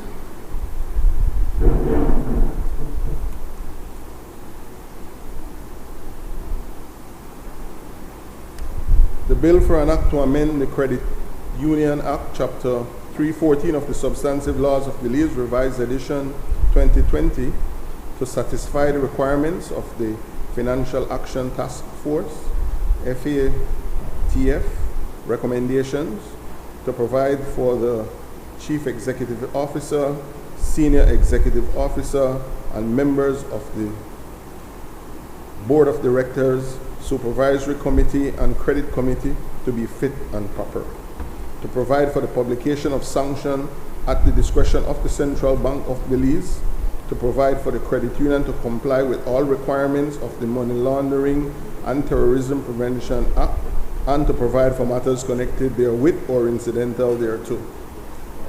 I recognize the Honorable Prime Minister and Minister of Finance, Economic Development and Investment. Madam Speaker, I rise to report that the Committee of the Whole House has considered the Central Bank of Belize Amendment Bill 2023 and passed it without amendment. I now move the third reading of that bill. Honorable members, the question is that the bill for an act to amend the Central Bank of Belize Act, Chapter 262 of the Substantive Laws of Belize, Revised Edition 2020, to satisfy the requirements of the Financial Action Task Force, FATF, recommendations, to provide for the exchange of information between financial supervisors, to allow for reinforcement of the central bank, to ensure financial institutions comply with AML/CFT/CPF international standards, and to avoid any real or perceived conflicts of interest, and to provide for matters connected therewith or incidental thereto be read a third time. All those in favor kindly say aye. Those against kindly say no. I think the ayes have it.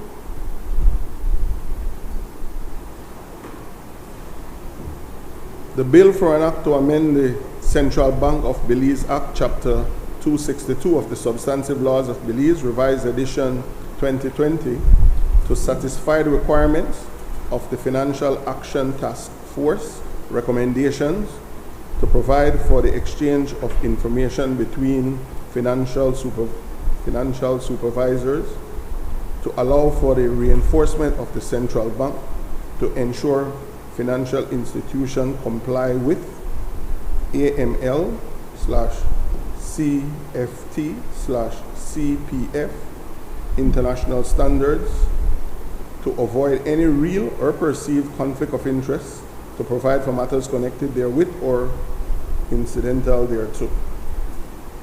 I recognize the Honorable Prime Minister and Minister of Finance, Economic Development and Investment. Madam Speaker, I rise to report that the Committee of the Whole House has considered the Domestic Banks and Financial Institutions Amendment Bill 2023 and passed it without amendment. I now move the third reading of that bill. Honorable members, the question is that the bill for an act to amend the Domestic Banks and Financial Institutions Act, Chapter 263 of the Substantive Laws of Belize, Revised Edition 2020, to satisfy the requirements of the Financial Action Task Force, FATF, recommendations, to provide for the operational independence of the central bank, to have full discretion to take actions and decisions on supervised banks and banking groups, to provide for the publication of sanctions for non-compliance at the central bank's discretion, and to provide for matters connected therewith or incidental thereto be read a third time. All those in favor kindly say aye. Those against kindly say no. I think the ayes have it. The bill for an act to amend the Domestic Banks and Financial Institution Act, Chapter 263 of the Substantive Laws of Belize, Revised Edition 2020, to satisfy the requirements of the Financial Action Task Force recommendations, to provide for the operational independence of the central bank, to have full discretion to take action and decision on supervised bank and banking groups, and to provide for matters connected, to provide for the publication of sanctions for non-compliance at this central bank's discretion, and to provide for matters connected therewith or incidental thereto. I recognize the Honorable Prime Minister and Minister of Finance, Economic Development and Investment. Madam Speaker, I rise to report that the Committee of the Whole House has considered the International Banking Amendment Bill 2023 and passed it without amendment. I now move the third reading of that bill.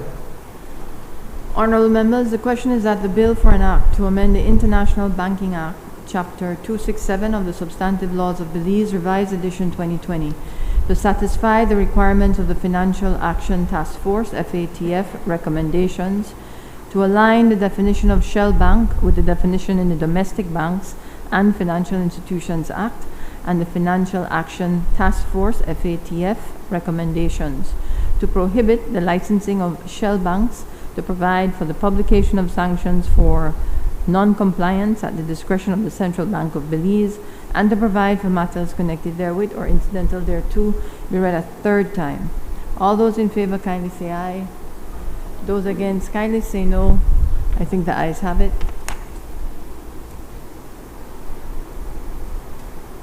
The bill for an act to amend the International Banking Act, Chapter 267 of the Substantive Laws of Belize, Revised Edition 2020, to satisfy the requirements of the Financial Action Task Force recommendation, to align the definition of shell bank with the definition in the Domestic Banks and Financial Institution Act and the Financial Action Task Force recommendation, to prohibit the licensing of shell banks, to provide for the publication of sanctions for non-compliance at the discretion of the Central Bank of Belize, and to provide for matters connected therewith or incidental thereto. I recognize the Honorable Prime Minister and Minister of Finance, Economic Development and Investment. Madam Speaker, as abundance of caution on the Credit Unions Amendment Bill, there was an amendment. I don't know if I mentioned it. I did mention it on the third reading, but I never said just now, I just said without amendment. I think No. I said No. with amendment. Huh? Sorry? No, you're on the International Banking Amendment Bill. Put on record that there was an amendment for qualification. Okay, good. In closed committee, yes, but just now I said without amendment. So I just know with amendment. So just so that nobody afterwards could come back and say, well, we didn't. Yes. Madam Speaker, I rise to report that the Committee of the Whole House has considered the Moneylenders Amendment Bill 2023 and passed it without amendment. I now move the third reading of that bill. Honorable members, the question is that the bill for an act to amend the Moneylenders Act, Chapter 260 of the Substantive Laws of Belize, Revised Edition 2020, to satisfy the requirements of the Financial Action Task Force, FATF, recommendations to increase the central bank's effectiveness in supervising moneylenders by enabling publication of enforcement actions and to provide for matters connected therewith or incidental thereto be read a third time. All those in favor, kindly say aye.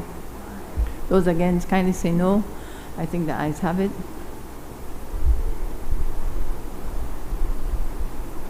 The bill for an act to amend the Moneylenders Act, Chapter 260 of the Substantive Laws of Belize, Revised Edition 2020, to satisfy the requirements of the Financial Action Task Force recommendation to increase the central bank's efficiency in supervising moneylenders by enabling publication of enforcement action and to provide for matters connected therewith or incidental thereto. I recognize the Honorable Prime Minister, Minister of Finance, Economic Development and Investment. Madam Speaker, I rise to report that the Committee of the Whole House has considered the National Payment System Amendment Bill 2023 and passed it without the money laundering. I thought I did that. Any money laundering? I'm ahead of my time. Madam Speaker, I report that the Committee of the Whole House has considered the Money Laundering and Terrorism Prevention Amendment Bill and passed it with amendments. I now move the third reading of that bill.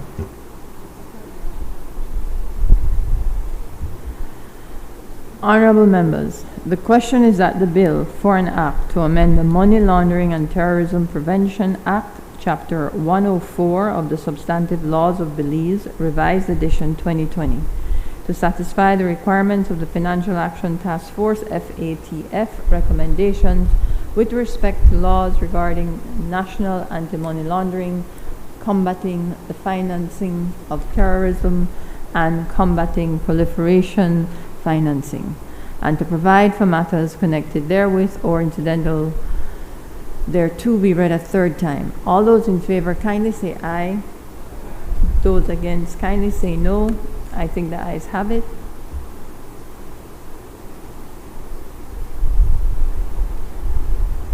The bill for an act to amend the Money Laundering and Terrorism Prevention Act, Chapter 104 of the Substantive Laws of Belize, Revised Edition 2020, to satisfy the requirements of the Financial Action Task Force recommendation with respect to laws regarding national anti-money laundering, combating the financing of terrorism, and combating proliferation financing, and to provide for matters connected therewith or incidental thereto.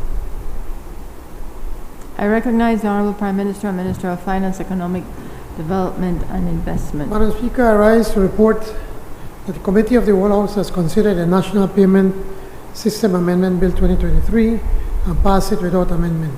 I now move the third reading of that bill. Honorable members, the question is that the bill for an act to amend the National Payment System Act, Chapter 26601 of the Substantive Laws of Belize, Revised Edition 2020, to satisfy the requirements of the Financial Action Task Force FATF recommendations, to provide that payment service providers and agents are licensed or registered to operate, to sanction the operation without a license or registration of payment service providers and agents, to provide for the publication of sanctions for non-compliance by payment service providers and agents, and to provide for matters connected therewith or incidental thereto be read a third time. All those in favor kindly say aye.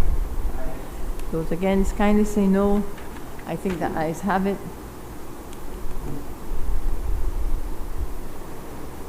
The bill for an act to amend the National Payment System Act, Chapter 26601 of the Substantive Laws of Belize, Revised Edition 2020, to satisfy the requirements of the Financial Action Task Force recommendation, to provide that payment service providers and agents are licensed and registered to operate, to sanction the operation without a license or registration of payment service providers and agents, to provide for the publication of sanction for non-compliance by payment service providers and agents, and to provide for matters connected therewith or incidental thereto.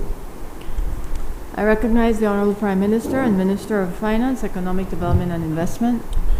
Madam Speaker, I rise to report that the Committee of the Whole House has considered the Lotteries Control Amendment Bill 2023 and passed it without amendment. I now move the third reading of that bill. Honorable members, the question is that the bill for an act to amend the Lotteries Control Act, Chapter 151 of the Substantive Laws of Belize, Revised Edition 2020, and to provide for matters connected therewith or incidental thereto be read a third time. All those in favor kindly say aye. Those against kindly say no. I think the ayes have it. The bill for an act to amend the Lotteries Control Act, Chapter 151 of the Substantive Laws of Belize, Revised Edition 2020, and to provide for matters connected therewith or incidental thereto. I recognize the Minister of Education, Culture, Science and Technology. Madam Speaker, I rise to report that the Committee of the Whole House has considered the Law Revision Amendment Bill 2023 and passed it without amendment. I now move the third reading of that bill. Honorable members, the question is that the bill for an act to amend the Law Revision Act, Chapter 3 of the Substantive Laws of Belize, Revised Edition 2020, to allow for the publication of an interim revised edition of the laws of Belize and to provide for matters connected therewith or incidental thereto be read a third time. All those in favor kindly say aye. Aye. Those against kindly say no. I think the ayes have it.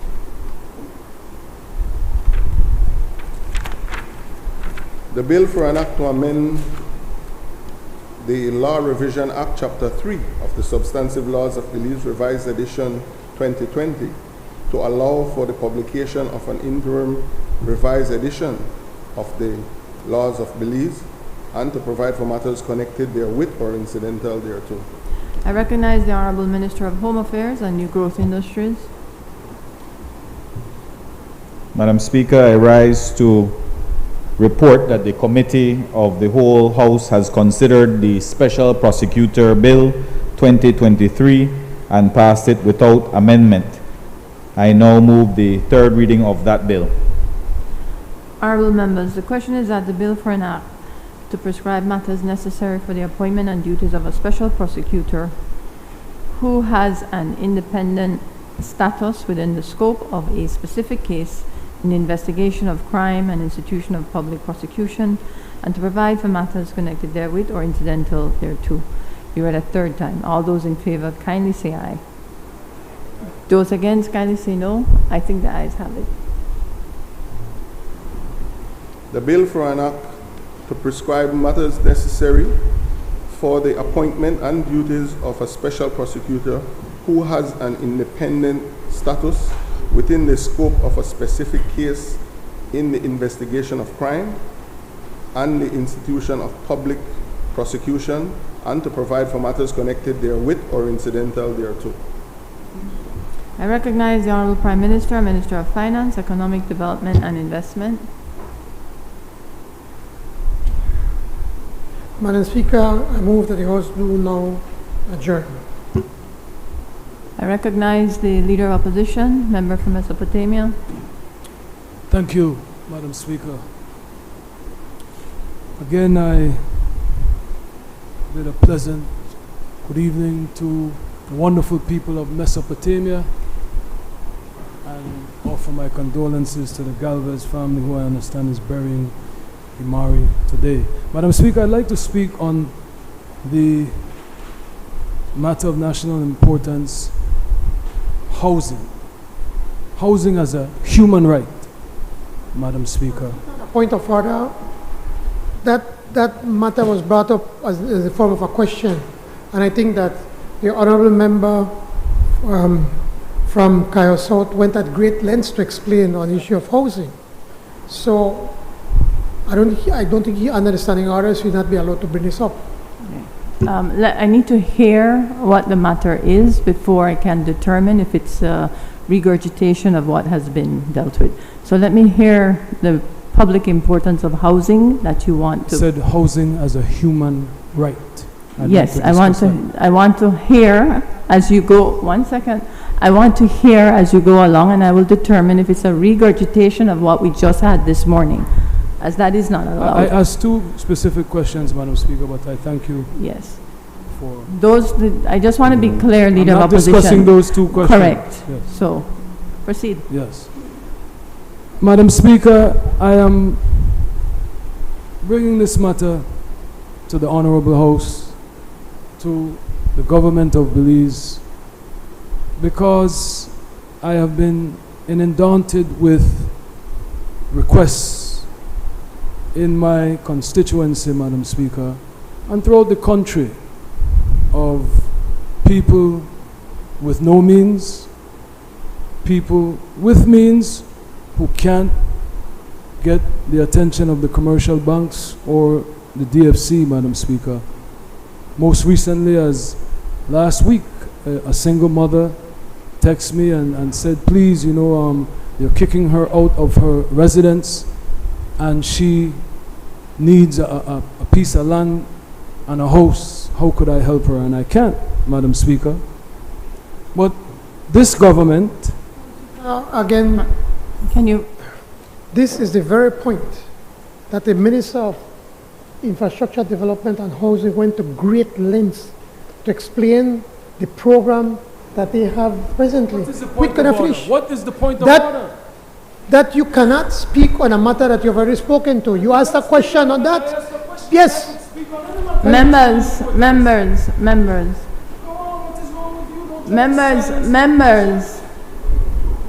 Relax. Housing is a human right. That's what I want to talk about. You get historical context all the time when you presentations. Leader of Opposition, I have to hear the point of order and then I make a determination. Mr. Prime Minister, I have to hear. If I hear that this goes into the responses that have already been given by the Minister of Housing, then I will interject and then ask the member to sit, because indeed that would have been answered. Your matter of national public importance is housing as a human right. Therefore, you must be able, in your contribution, express what you mean by housing as a human right. What you are not to do, for the abundance of clarity, is to ask, how is the program being administered? It has already been addressed.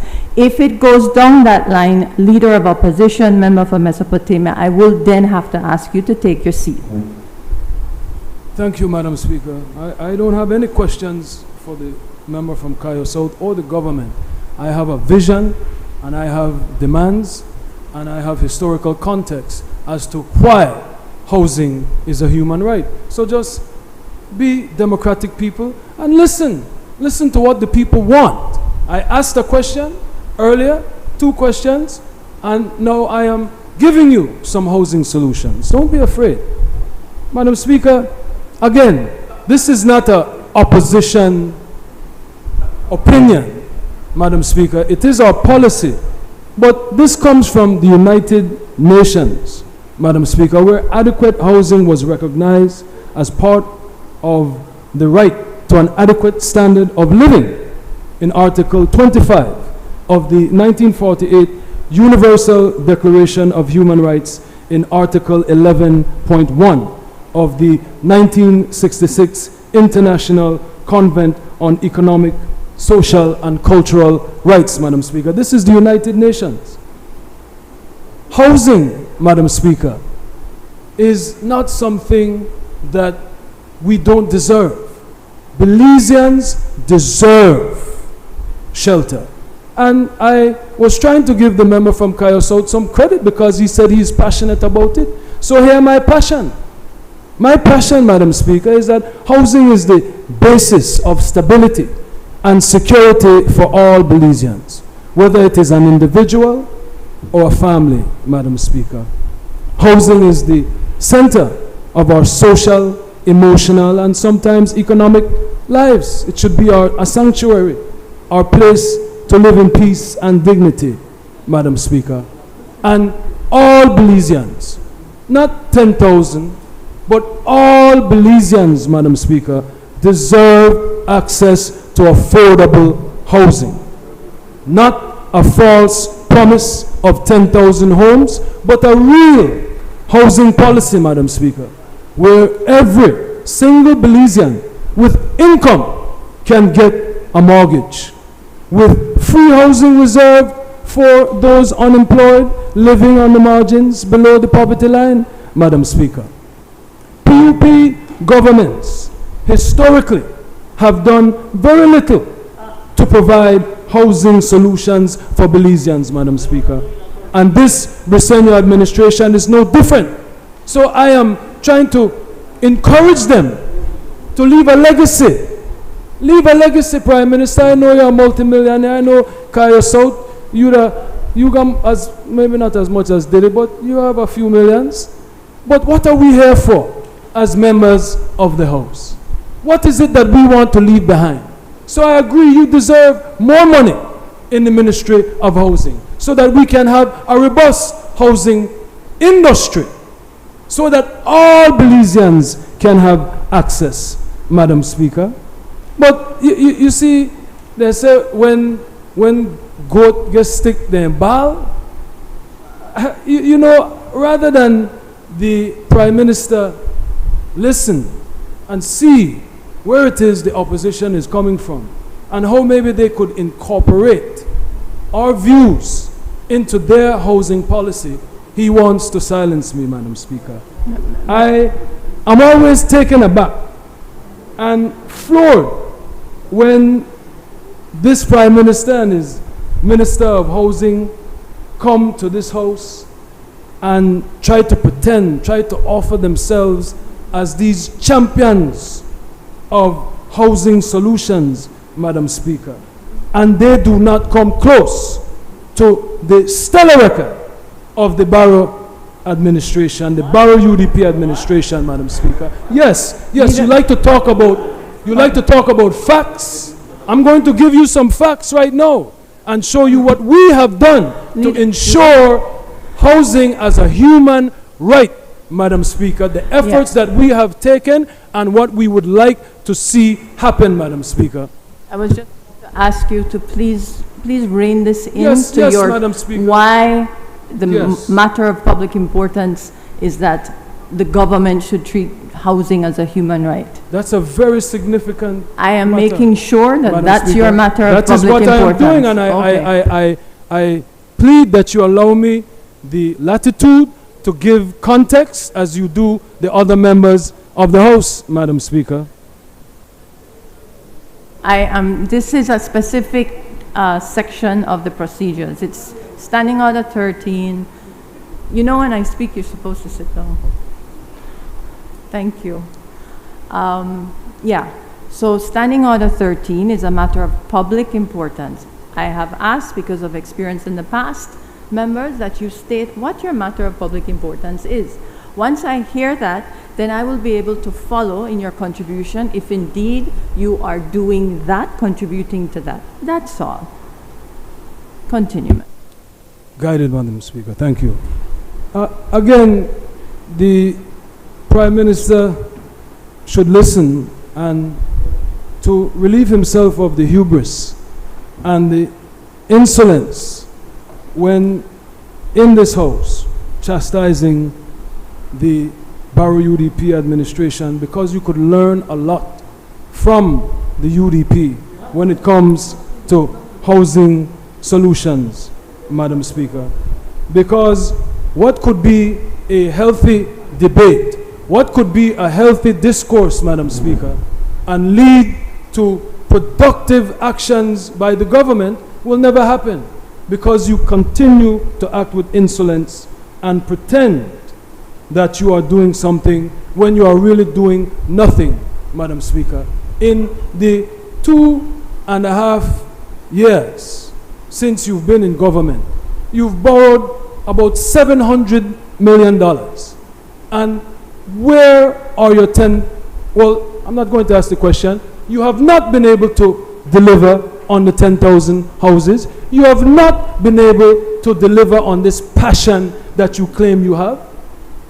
200 houses will not help anyone. We need a housing policy to create a housing industry so that all Belizeans who do not own homes can have either access to financing, and those who do not have the income to support that can get affordable housing or free housing, Madam Speaker.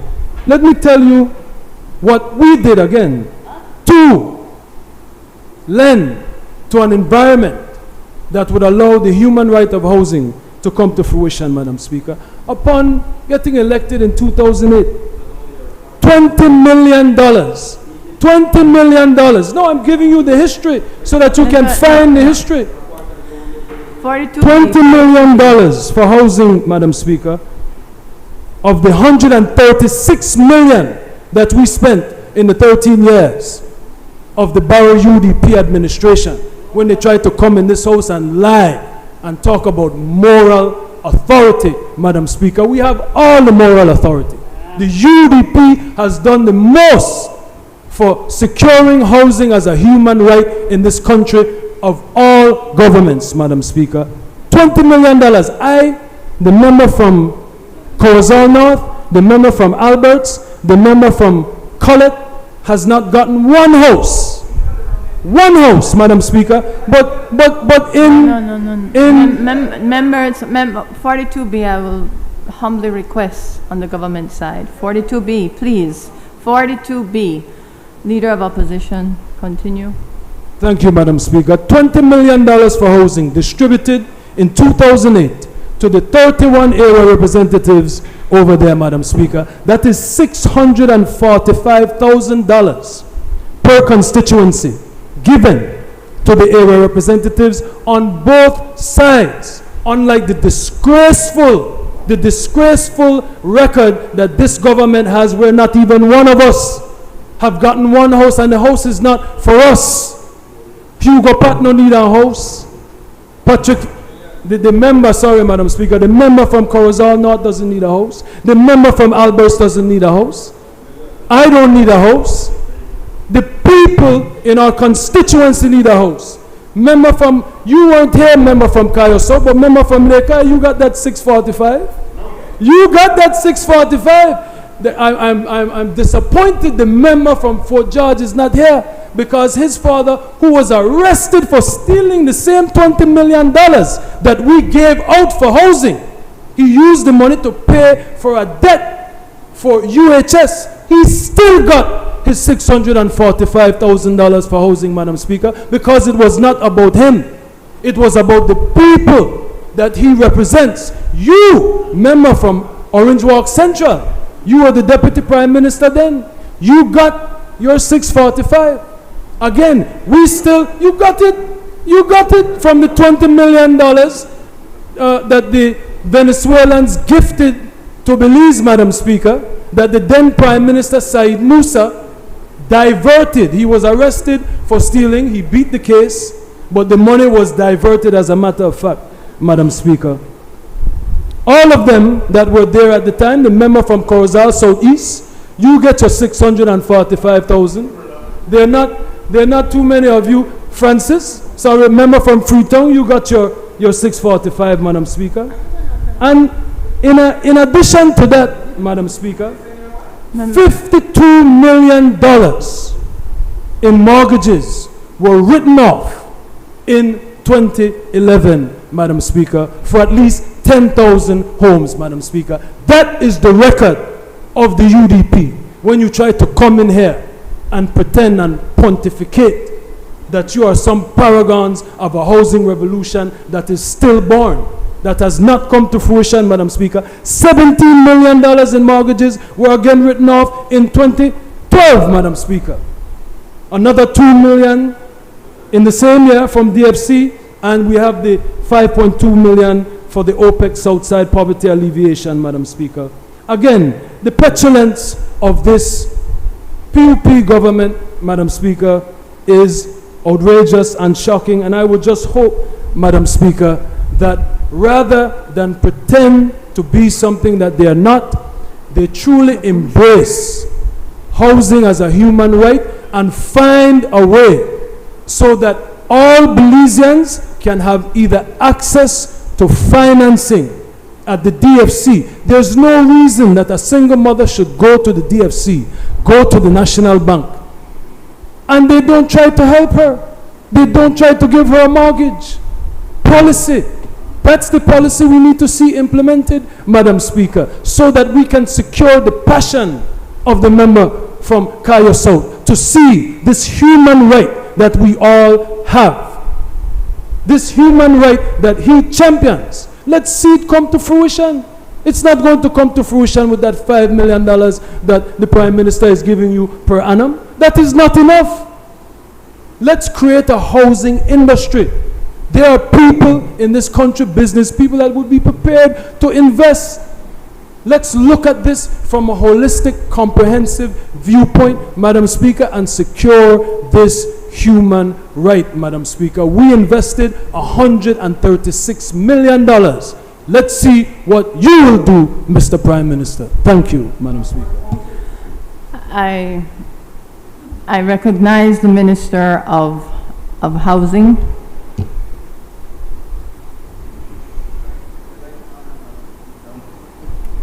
Madam Speaker, good afternoon. I was happy because I thought I would be going home without any controversy, and my good friend over there kept us back. Where do I start without repeating myself? Yes.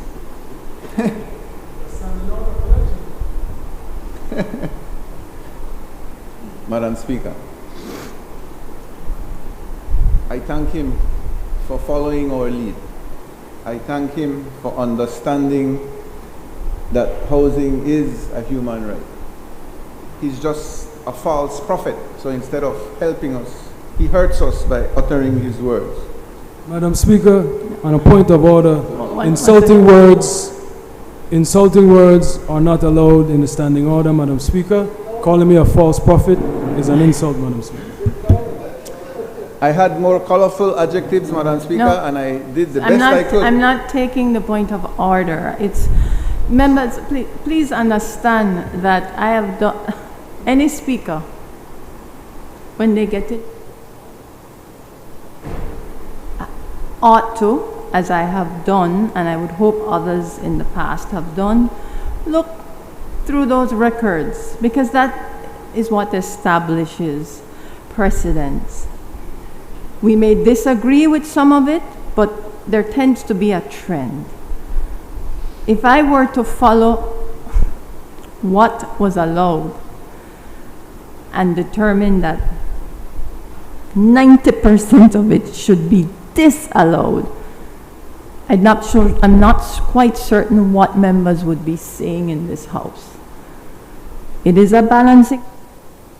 I try to do my darndest in balancing some of the local nuances, but at the end of the day, members, I'm the one that will determine if it's allowed or not. Thank you. Minister for Housing, please continue. Thank you very much, Madam Speaker. As I said, I am acting in the most honorable way that I possibly can.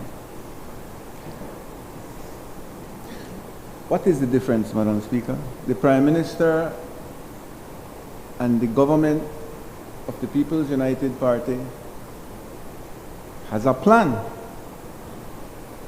We are building homes for impoverished people that cannot afford to go to a lending institution to be able to get a loan to build a house. Am I right in saying that, sir? We are not dreaming it. We are not saying lies about it. We are doing what the people put us here to do.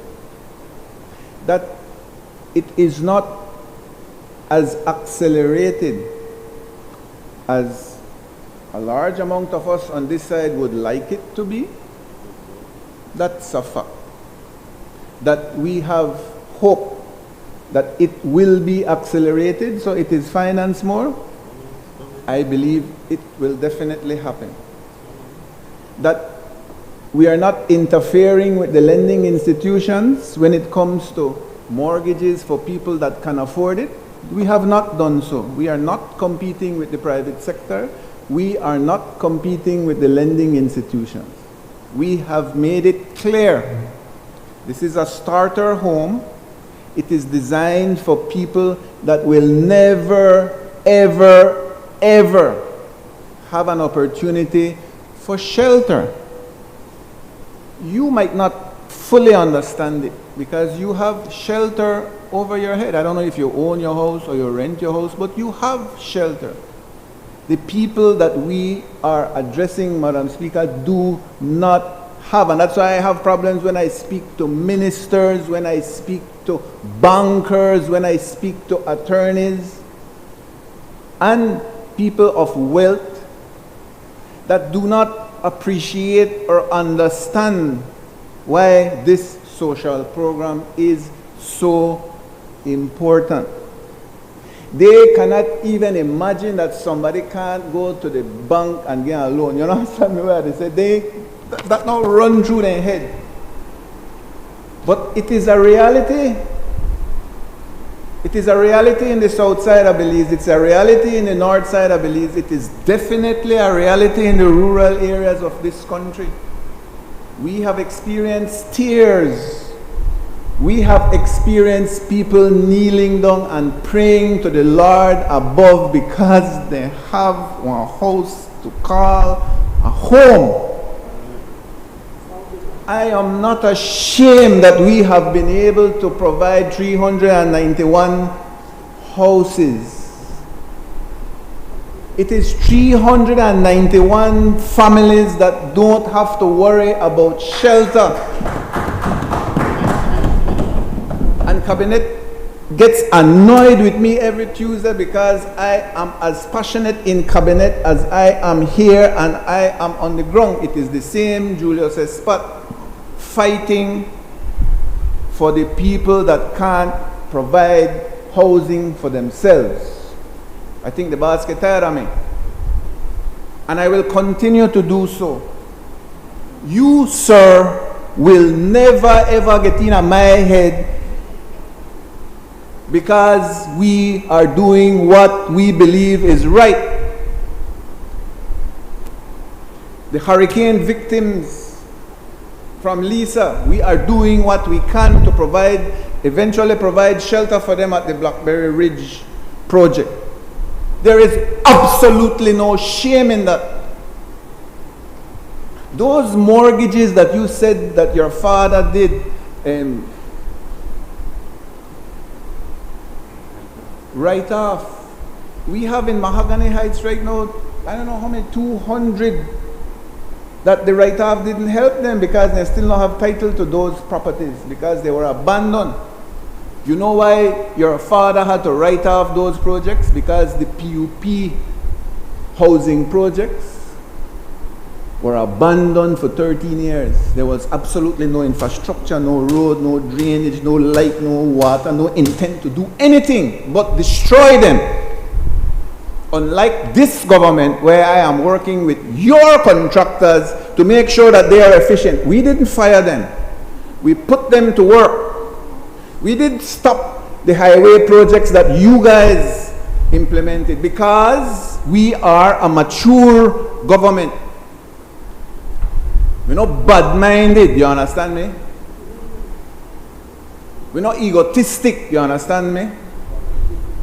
That's why Mr. Finnegan, they contact me for one, know that the people they ask them for go back to mess up. I know why now. Go ask your uncle if they know they ask them for go back to mess up. Go ask him, and he will tell you the truth. I know more about your area than you know more yourself. Rebut me if you think I am wrong. Madam Speaker, $700 million, and when I said a false prophet, it is based on lies. You can't come to this house and say that this honorable gentleman and that honorable gentleman received $645,000 when it is a lie. That justifies me saying a false prophet. Madam Speaker, on a point of order, again, the What is member the is point of calling order? me a liar. He's saying that I lied. No, he's not calling you a liar. He said the statement that you made was a lie. Oh, Please so- have a seat. Thank you, Madam Speaker. Check the records of past. That's not. So, what is the legacy of the United Democratic Party when it pertains to housing? I'll go back. I was a young man in high school. That I'm going back? No, I can't say a lie because we had trailer homes. Well, you mean a jail, so you don't know if they had trailer homes. Members. You mean they had jail. Members. Have a seat, please. Hi. Member for Kaya South and Leader of Opposition, Member for Mesopotamia. I will say this, and it will be the last time I say it.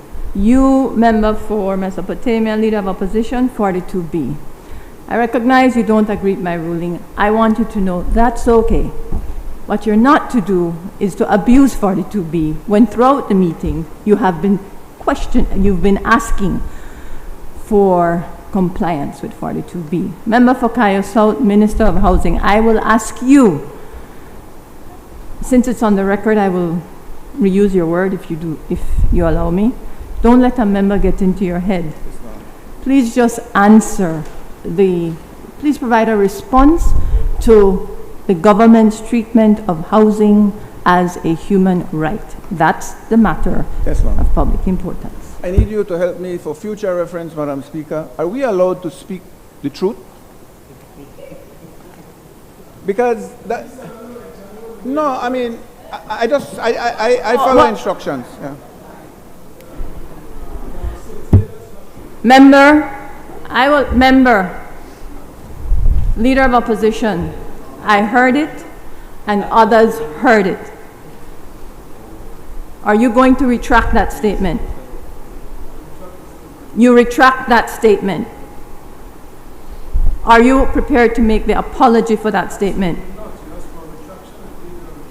All right. If I hear another, you have done this before. The statement is retracted. I have heard it. You were not on your mic. That is unbecoming of any parliamentarian.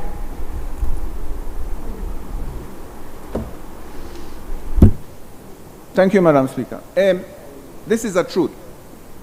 In the 80s, and I will clarify. I'm not sure if it's the 80s or if it's the 90s, but I'm going back quite a bit, so I don't remember correctly. In the 80s or 90s, when the UDP was in government, the minister at the time was Hubert Elrington.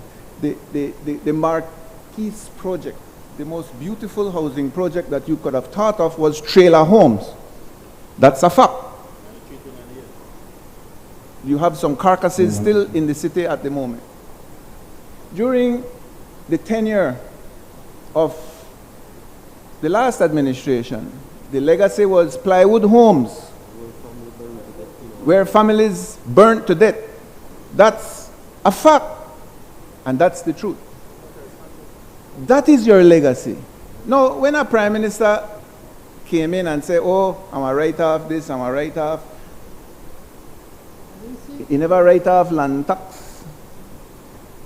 The write-off, it's the most, it takes no brain to do something like that. It's just a political gimmick right before an election. We have started a program from below zero. We have created an administration where there was none. We have brought a ministry that was non-existent into something that we are now debating and everybody out there is speaking of. That is why it hurts them, Madam Speaker. That is why on the adjournment he is following what we are saying, because that's what a performer does. He follows. He performs. That is the nature of the beast. They cannot stand on credible ground. They do not know how to design a foundation. They don't even understand. And when I mean foundation, I'm not talking a concrete foundation for a house. I am speaking the foundation of what it means to be a leader, the foundation of what it means to have credibility, the foundation to be somebody of substance. That they don't have a clue with, Madam Speaker. So what do? They attack a credible program. They try to use the words that they hear and adopt it as their own. That's the definition of a performer. The curtains open and you rap. Speaker, on a point of order, the standing orders make it clear that repetition and irrelevance are not allowed, Madam Speaker. I was speaking on human rights, and all we have here are continued subtle personal attacks, Madam Speaker. Get to what the policy is on your human rights.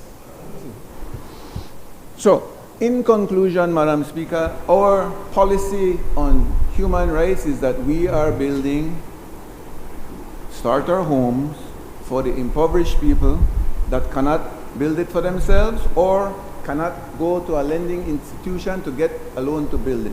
We are proud to say at this point it is 391 homes. That is 391 families that did not have an opportunity before.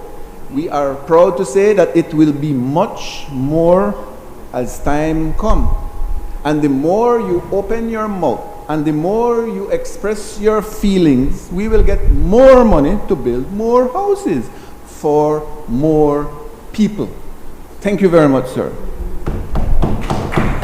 I recognize the member for Dangriga. Thank you, Madam Speaker. I rise to raise an issue of national importance on the status of our citrus industry. The citrus industry is partly in the Dangriga constituency, as you all would know. The CGA headquarters is in Hope Creek. And so this is very important to the people of my constituency. We want to make some clarifications of what we have heard recently in the news about a very gloomy assessment of the citrus industry, and that other industries may be necessary to replace it. We certainly are very pleased to hear about other suggestions such as bamboo, etc. And we believe that definitely those would be welcome to further diversify our economy. Recent declines we've seen, indeed, in the industry have been caused by the citrus greening disease. This was before COVID. And then recently, with COVID, we've had problems with labor supply, further exacerbating the situation. And then, with the high cost of inputs created by the Ukraine war, we've had another challenge to the farmers in the industry.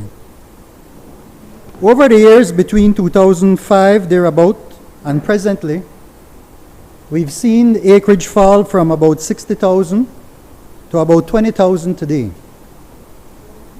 In 05-08, citrus and sugar, just for comparative purposes, had about 60,000 acres. Citrus had actually been contributing about $100 million in foreign exchange. And anybody can go back and see the records on that.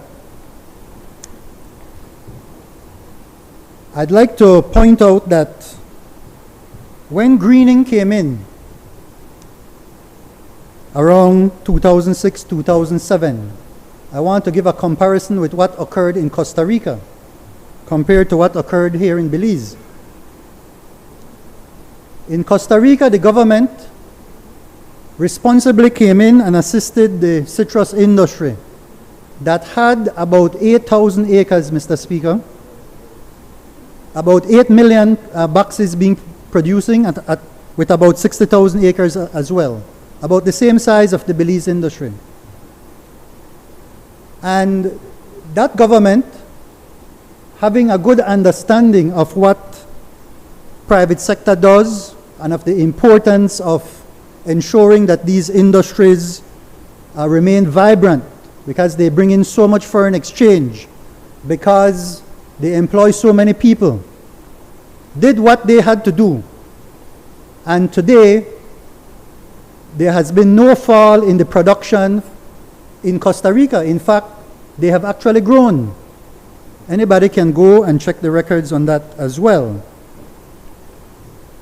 The people in the citrus industry are very grateful to Prime Minister Briceño, to our Minister of Agriculture, for putting in place supports such as loans for small and medium-sized farmers at the DFC, for supporting the people in the area.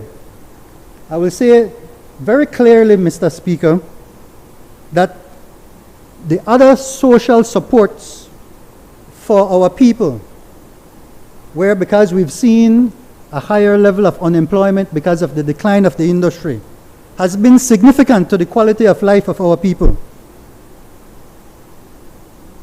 We have seen 5 families receive new houses in our constituency.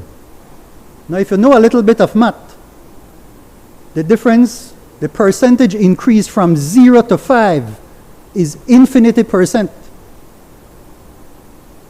You can't find a number to put there in terms of the percentage growth. Because there was 0 and now there are 5. And our Minister of Housing, along with my great colleagues in Cabinet, have made it very clear that we will continue this very important support for our people in the citrus belt. We've also received support with land from our Deputy PM and the Ministry of Natural Resources, and both the Ministry of Agriculture, the Ministry of Education, the Ministry of Sustainable Development are now helping with the revitalization of ANRI, so that now we can include programs in citrus and other crops that will be developed in the diversification of the area. We see passion from the cane farmers, for example, when they're defending their interests. They go out there. In fact, members in this house from both sides have stood up passionately about defending their industry. Well, we are very proud that there are farmers in our area that have also stood up because of the love for the citrus industry. So recently, over 700,000 trees have been planted. That equates to over 4,700 acres of new plants that have gone into the ground. And this planting continues. That is love for the industry.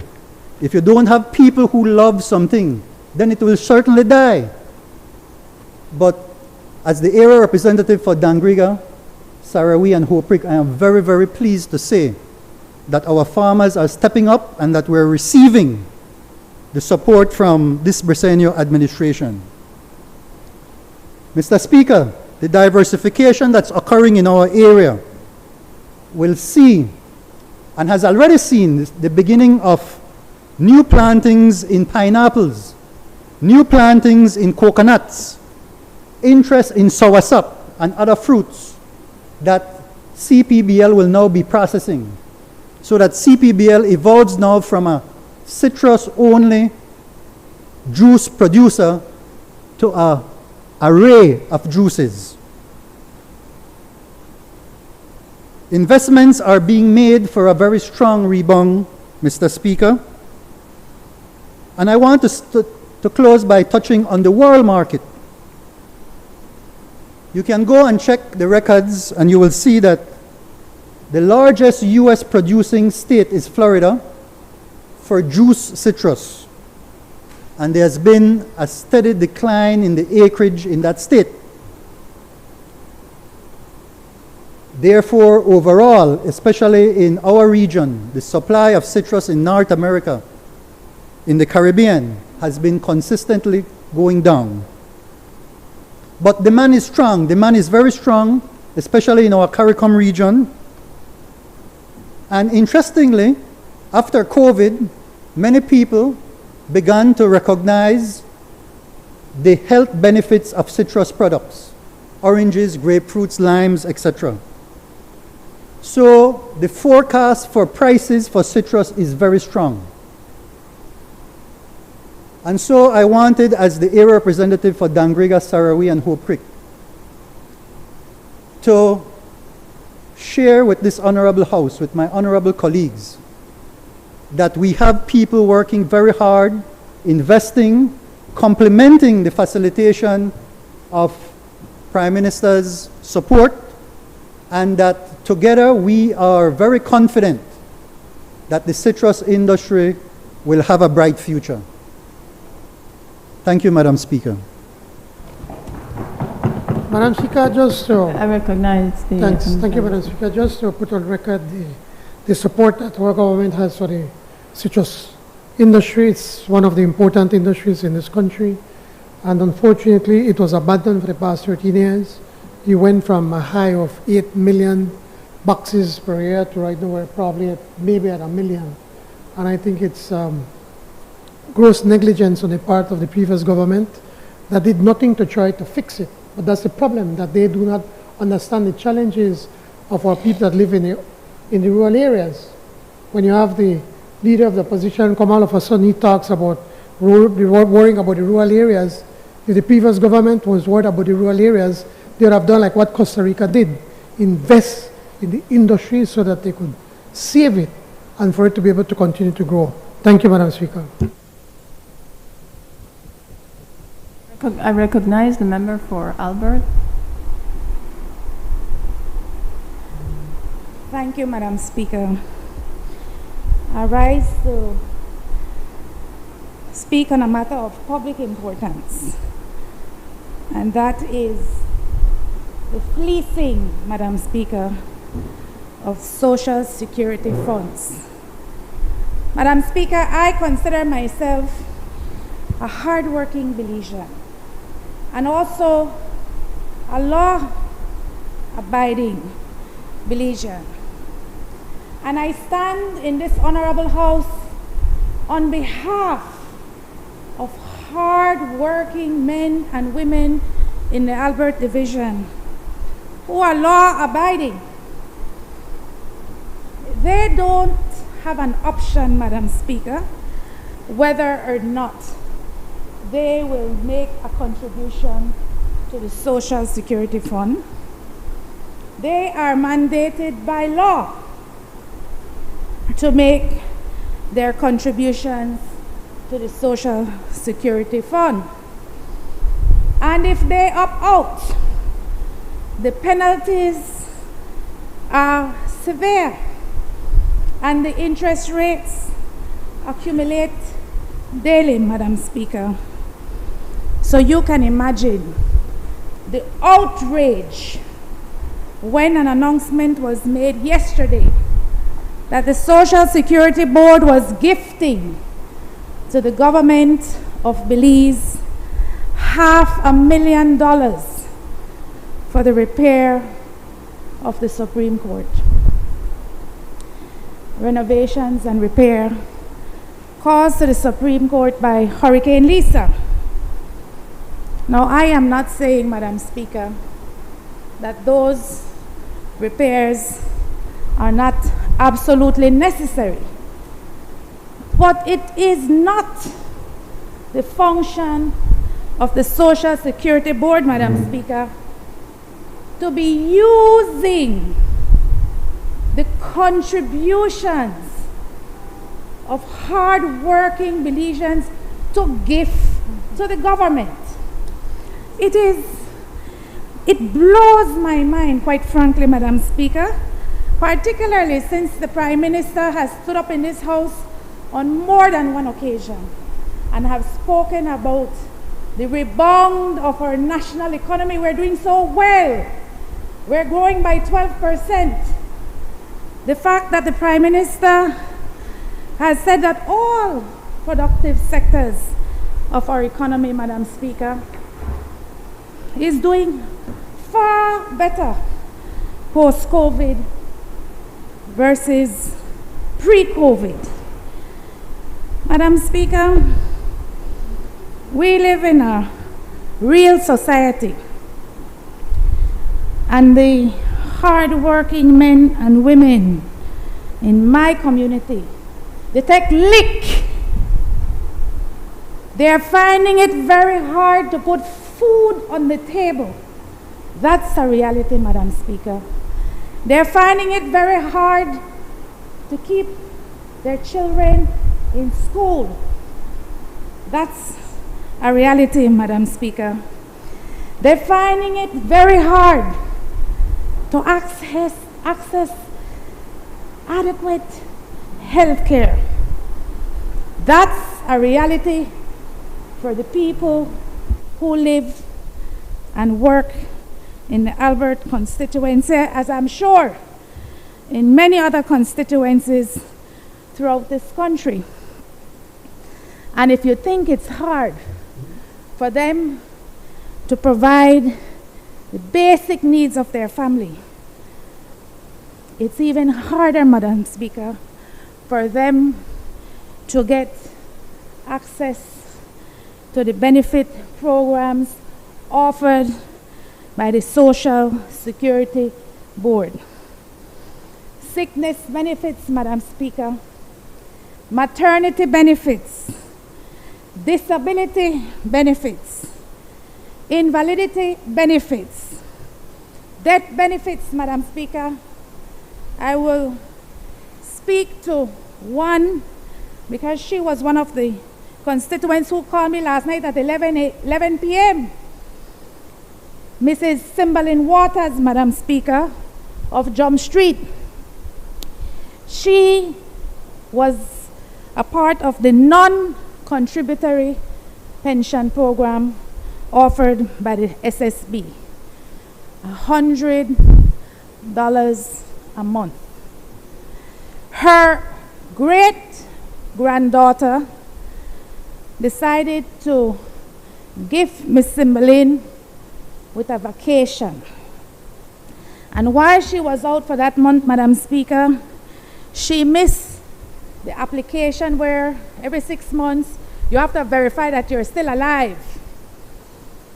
And she missed the deadline by a few weeks. And when she came back from that vacation, Madam Speaker, she went in to SSB because, of course, she didn't get her pension contribution of the $100. And she was asked, interviewed, why she had not submitted her application or verification on time. And she explained that she had gone with her great-granddaughter on a vacation, Madam Speaker. 2 weeks after that event, Social Security visited with her at her home, and the non-contributory pension was cancelled. Madam Speaker, we have a taxi driver on Prince Street. He lost a limb in an accident and has not been able to get his disability benefit from Social Security because he needs a doctor to confirm that he actually lost a limb. Madam Speaker, I'll give you one more example of a teacher who had a brain hemorrhage and had to be put off from work and has to sit before a medical board to determine whether or not these benefits will be paid to her. The mandate of the Social Security Board, Madam Speaker, is to invest the contributions made by hardworking men and women of this country to ensure that when they need to access these benefits, that the monies are available. Already, the investment community, the investment board or committee of Social Security has shown that they are prepared to invest in some dubious projects. Let us not forget Pharmacy Express, Madam Speaker. The Minister of Health himself had to intervene so that that $7 million loan to a pharmacy who was selling Viagra would not proceed. So, Madam Speaker, while I suppose the SSB wishes to be a good corporate citizen, I am imploring the Prime Minister of this country, Madam Speaker, and his cabinet to say thank you, but no thank you. Those monies ought to be invested, Madam Speaker, in the welfare and well-being of those men and women who do not have an option. They must pay, and they must make their contributions monthly and on time. $500,000 should not be much for an administration that claims to be growing our national economy by double digits, Madam Speaker. It is outrageous that this could even be contemplated at a time like this. The workers of this country deserve better, Madam Speaker, and I hope that both the Social Security Board and the government of Belize will reconsider this gift to renovate the Supreme Court. Thank you, Madam Speaker.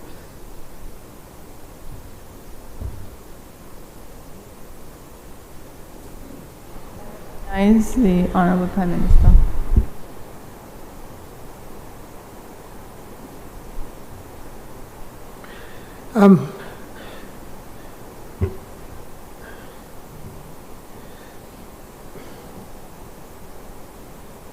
Madam Speaker, I don't know where the honorable member from Albert was for the past, when was she first elected? 2015, 2012? Because what she is talking about right now has always been happening. Nothing new has changed. The non-contributory pension is a scheme that was started by the PUP. And it is under the UDP that they started to cut that scheme, that assistance for poor people. But then, it never bothered her because only the people that know the PUP, they cut out of the system. Now that is sitting close to home, all of a sudden she is concerned. Why is it that Social Security has been cutting this? This non-contributory pension scheme they have been cutting it from way back under the UDP. And now they have the nerve to come and tell you about it. When she was in the cabinet, did she ever raise that matter? Did she come to this house and call out the then Prime Minister and say, why are you cutting this money from the poor people? But no, she don't have nothing to say then. No, she has a lot to say. Of course we want to help as many people as we can. When she talked about the man that was hurt, I am sure, I have no evidence to say that it is not so. But she also knows that you have to go in front of a medical board. Nothing has changed. That has been happening when you were in cabinet, when you were part of the executive. Did you question it at that time? Did you come to this house and go after Social Security because they're taking too long to pay invalidity for people, for workers that have gotten hurt? Of course you didn't. But now you come to this house now, all of a sudden, with a different perspective. If you had done it then, and you come back here and do it again, I'd have a lot more respect for you to come and bring this up. If we can do it faster, of course we want to, we should. But I don't interfere. I do not interfere in the workings of the Social Security Board. They are an independent board.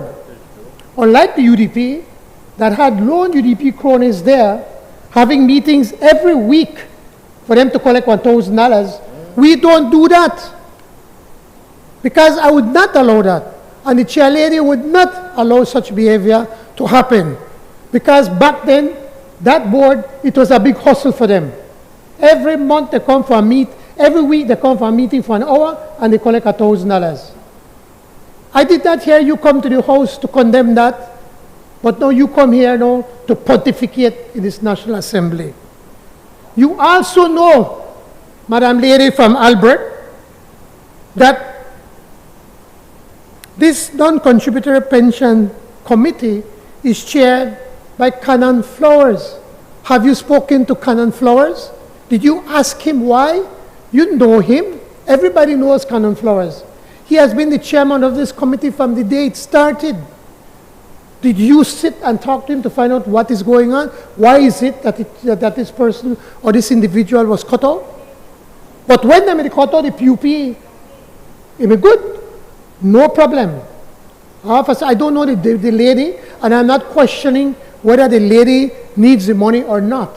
The point is that when we had countless poor people, because they were suspected to be PUP or being cut out of the system, not once you come to this honorable house and call out for these people.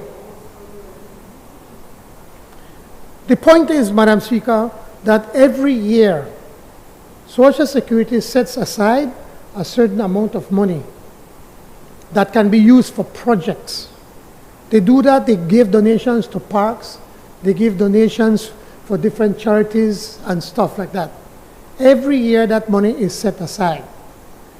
This time, because of Hurricane Lisa, but if you remember, it was same Lisa Schumann then that went to court on Channel 7, Lisa to Lisa, not sure?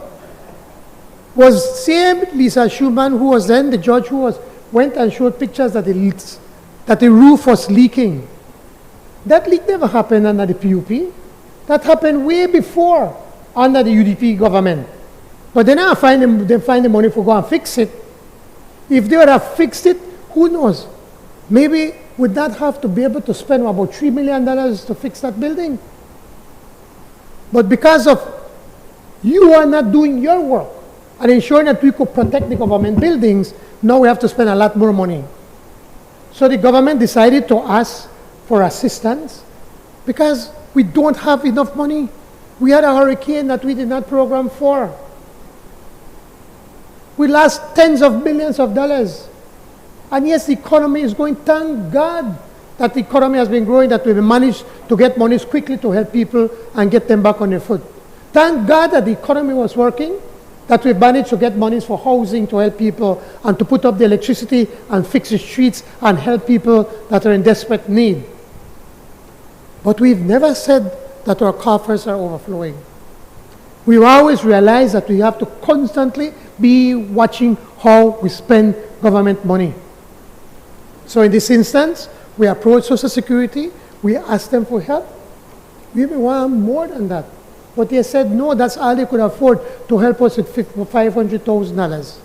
And that's what they're doing, to help us to fix a historical building that if you all may take care of it, we never probably have to spend so much money on the hurricane because of Hurricane Lisa.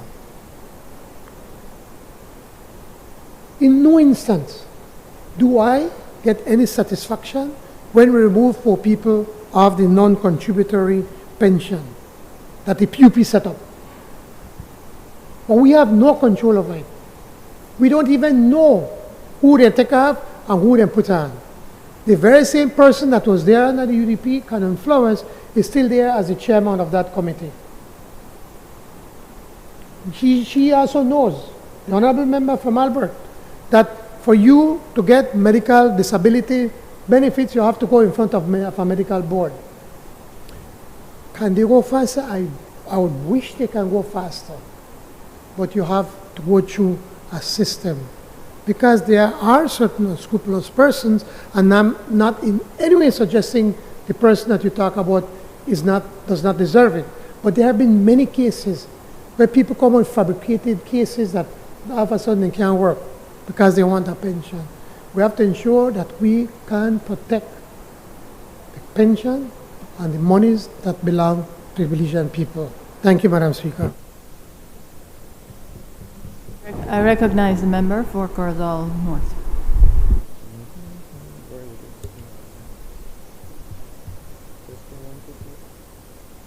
One.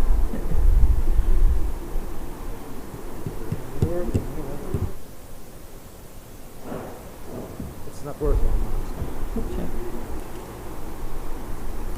Madam Speaker, I would like to raise a matter of urgent national importance, and it has to do with the sugar industry. Madam Speaker, I will refer to the decision by government to issue $1 million worth of fertilizer assistance to the Belize Sugarcane Farmers Association. In principle, we are in full support of this, Madam Speaker, and at no point in time are we saying that there is anything wrong with issuing any assistance, particularly to the agro-productive sector. Where this becomes an issue, Madam Speaker, is when you decide to favor one over the other. I noted the explanation given by government that the Belize Sugarcane Farmers Association had not gotten the premium of fair trade funds for 2 years. On the basis of that knowledge which they had gotten, they decided to issue $1 million worth of fertilizers to the members of the Belize Sugarcane Farmers Association. Probably if the government had gone a bit deeper into their research, Madam Speaker, they would have noted that at the time that 1,799 members, registered cane farmers, decided to move away from the Belize Sugarcane Farmers Association and join 3 other Sugarcane Farmers Association, that in that particular year, they relinquished their membership as part of the Belize Sugarcane Farmers Association to join their own. In doing so, Madam Speaker, automatically they lost the access to fair trade funds, which the then Belize Sugarcane Farmers Association and the membership then shared amongst themselves. They lost 1 year of premiums on fair trade. If we are to consider the fact that they lost 1 year of fair trade premium funds and the Belize Sugarcane farmers lost 2 years, why then does this administration decide to give one association $1 million worth of fertilizers and not give the other 3 associations, namely the Progressive Sugarcane Growers Association, which has 812 members, the Corozal Sugarcane Producers Association, which has 576 members, and the Northern Sugarcane Growers Association, which has 411 members. In total, Madam Speaker, we're speaking about 1,799 members. Call it 1,800. A decision that, in my opinion, is arbitrary has a lot of consequences. While I fully understand that you might want to support this association because the BSCFA, because they have not gotten fair trade funds, is the message that we're sending to the other association be one in which you're telling them, look, because you are compliant, because you are doing everything that you have to do under the fair trade standards, because you're doing the right things and you have remained compliant and you're getting the funds, it means that this administration will not give you any sort of assistance. And I just heard the member from Dangriga making his presentation about the citrus farmers for Dangriga. Are they not worthy as well of getting $1 million of assistance for in the form of fertilizers? Madam Speaker, this is a slap on the face to those 1,800 farmers who are not getting that assistance. And I make a call on government that just as they could have found $1 million for one association, they can equally find $1 million for the other 3 associations. And why not find monies to be able to assist our citrus farmers, monies to be able to assist our shrimp farmers, monies to be able to assist our vegetable farmers, our ladies that produce mostly honey. Why do we not find monies so that we can be able to assist particularly those small cash crop farmers? Are they not worthy of getting any assistance from this government? And so, Madam Speaker, while in principle we support any assistance given to the farmer, we condemn the fact that you will be practically discriminating registered sugarcane farmers because of X reasons and favoring only one. Mr. Prime Minister, you're from the north. You know that sugarcane farming is a very, very, very intensive industry. It is one, like all other agro-productive industries, that is taking a hit when it comes to inputs. Never have we seen in the history of the cost of production any hike as we have seen now, Madam Speaker. We're speaking about a game changer in terms of what farmers have to do in order to be able to produce a good that is out there reasonable for consumers to be able to purchase. Right now, Madam Speaker, sugarcane farming is a struggle. People are taking a lick. And this is not only for sugarcane farmers, it's for the entire sector of the agro-productive sector of our society.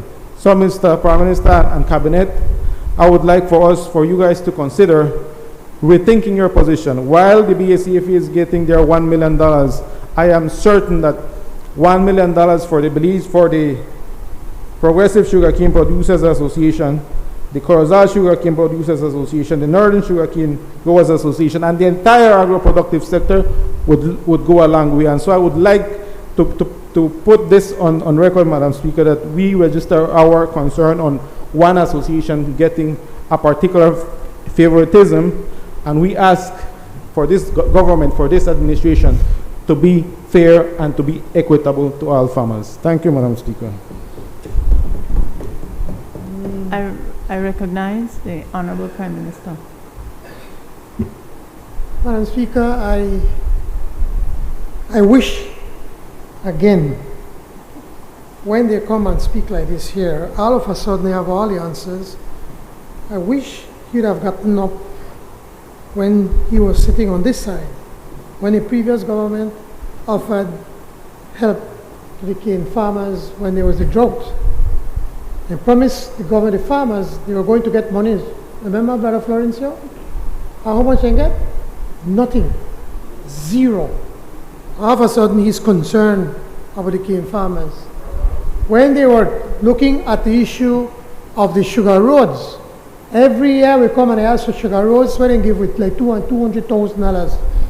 Then here I come and talk about sugar roads when we have spent millions of dollars trying to fix it. If you would have, I'd have more respect for them, Madam Speaker, if he would have been getting, he would have come to this National Assembly when he was on this side to get up and said, Prime Minister, we need help for the cane farmers. We need sugar roads. The farmers will go through a hard time. You talk about citrus. We have made $15 million available for citrus through the DFC at low interest rates, so they can be able to get assistance.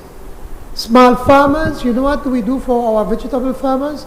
That when we grow tomatoes, no tomatoes get imported because we're going to eat our local tomatoes. That's why our local farmers now that are in vegetables are doing way better than ever done under any UDP government. We are taking small steps to be able to help in any which way that we can. Now we know the BSCFA has been going through some serious problems with BSI. Mind you, I also have my concerns from time to time with some of the decisions or the points, the positions that BSCFA takes. But at the end of the day, they are Belizean cane farmers and we have to stand by them. 2 years, they don't get the fair trade money. This last time, 45,000 tons was sold of fair trade sugar. And when you look at how much the other three associations delivered in sugar, guess how much? The exact 45,000. So these other three associations got all the money from fair trade. And I can understand that. They have the contract, BSCFA no have a contract. But then you question yourself. The rest of the sugar is about 50,000 plus tons of sugar that was sold. They got a premium for the CARICOM sugar. They got a premium for the local market. They got a premium for the US market. And was that premium paid only to the BSCFA? That is the question that we need to ask. Honorable member from Corozal North, we have to stand up for the people. Now, I support the investment that BSI has done, and I want to continue to support them because we need them also. But we have to ensure that both sides are fair. I just got the information on how much they pay extra per ton for US fair trade. $60 US per ton. So in effect, from last year alone, they would owe BSCFA about $3 million if they were going to get it. We have to ensure that we can help the BSCFA, Madam Speaker, because they now do not have access to be able to help their farmers. The money from fair trade is to be able to help with the inputs, with fertilizers and herbicides, so that we could try to increase production. When we don't help the BSCFA, like I was saying, you cut your nose to spite your face. Production is going down. And you know that, brother from Corozal North. And if we don't help the BSCFA, what is going to happen to these farmers? The BSCFA still represent more than 50% of the cane farmers in, in the north. More than 50%.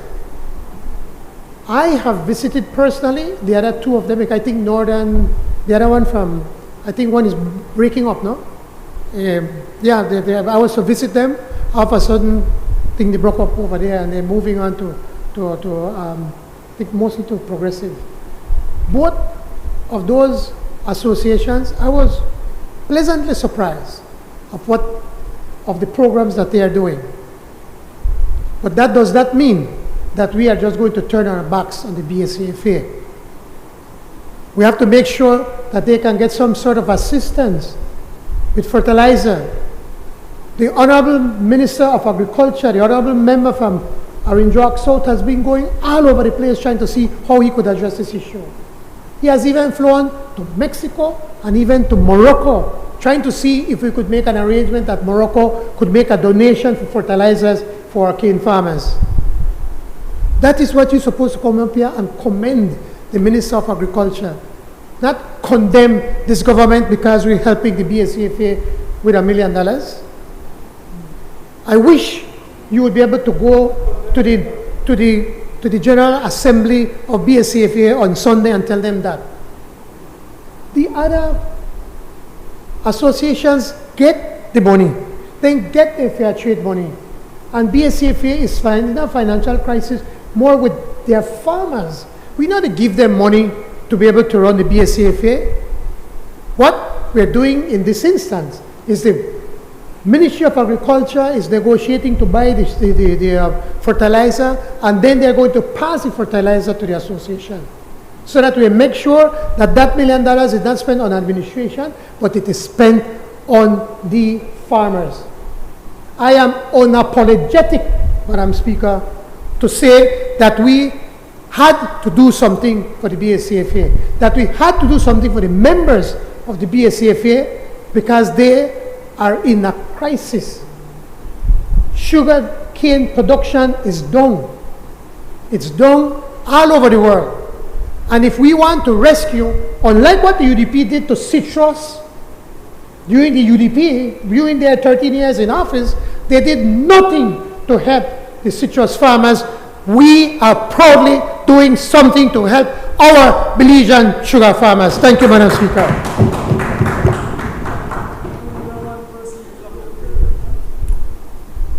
Honorable members, before I put the question to adjourn, members, just a quick notice. Some, if not all, but certainly by Monday, all members should be receiving from the Office of the Clerk the printed, published administrative review report of the National Assembly of Belize. This was an effort undertaken under the MOU with CPA, and I believe it was the final initiative under the CPA. It lists about 32 recommendations. The Honorable President of the Senate, Honorable Carolyn Trent Sandiford, and I have provided with that report a cover note to all members. These are only recommendations. They're not intended to be completed within any one term of Parliament. It's a long term. Some may be, a few could possibly be achieved, but it can only be done with the support of members of both chambers. I ask you to take a moment to go through them when you do have time, and that officially concludes the MOU with the CPA, and I'd like to put on record first, the recognition of the former Speaker of the House who took the initiative to get the MOU started, and I'd like to put on record the support of members of both chambers who participated in a few of the consultations that were held with the CPA, particularly with this administrative review report. You have my assurance as the Speaker of the House that working with the team at the National Assembly, we will do our best to see how much of it can be accomplished, which can only be done if it's approved by you and with your support. I also would like to take the opportunity, members, because it would be remiss of me not to, that I am aware, and today is no exception, that there are comments made off mic that are not parliamentary, and the only difference is that they're made off mic. Our standing orders is not so clear on the management of that. I have done my best to bring it to the attention of members, but I will certainly work harder and perhaps raise the matter with the committee that is responsible for standing orders to see how best we can perhaps adjust and make that those interventions certainly not as numerous, and how to address them when they do occur. Honorable members, the question is that the House do now adjourn. All those in favor kindly say aye. Those against kindly say no. I think the ayes have it. The House, I haven't stood up, members.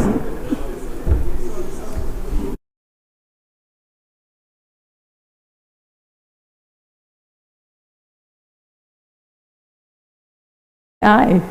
Those against kindly say no. I think the ayes have it. The House now stands adjourned.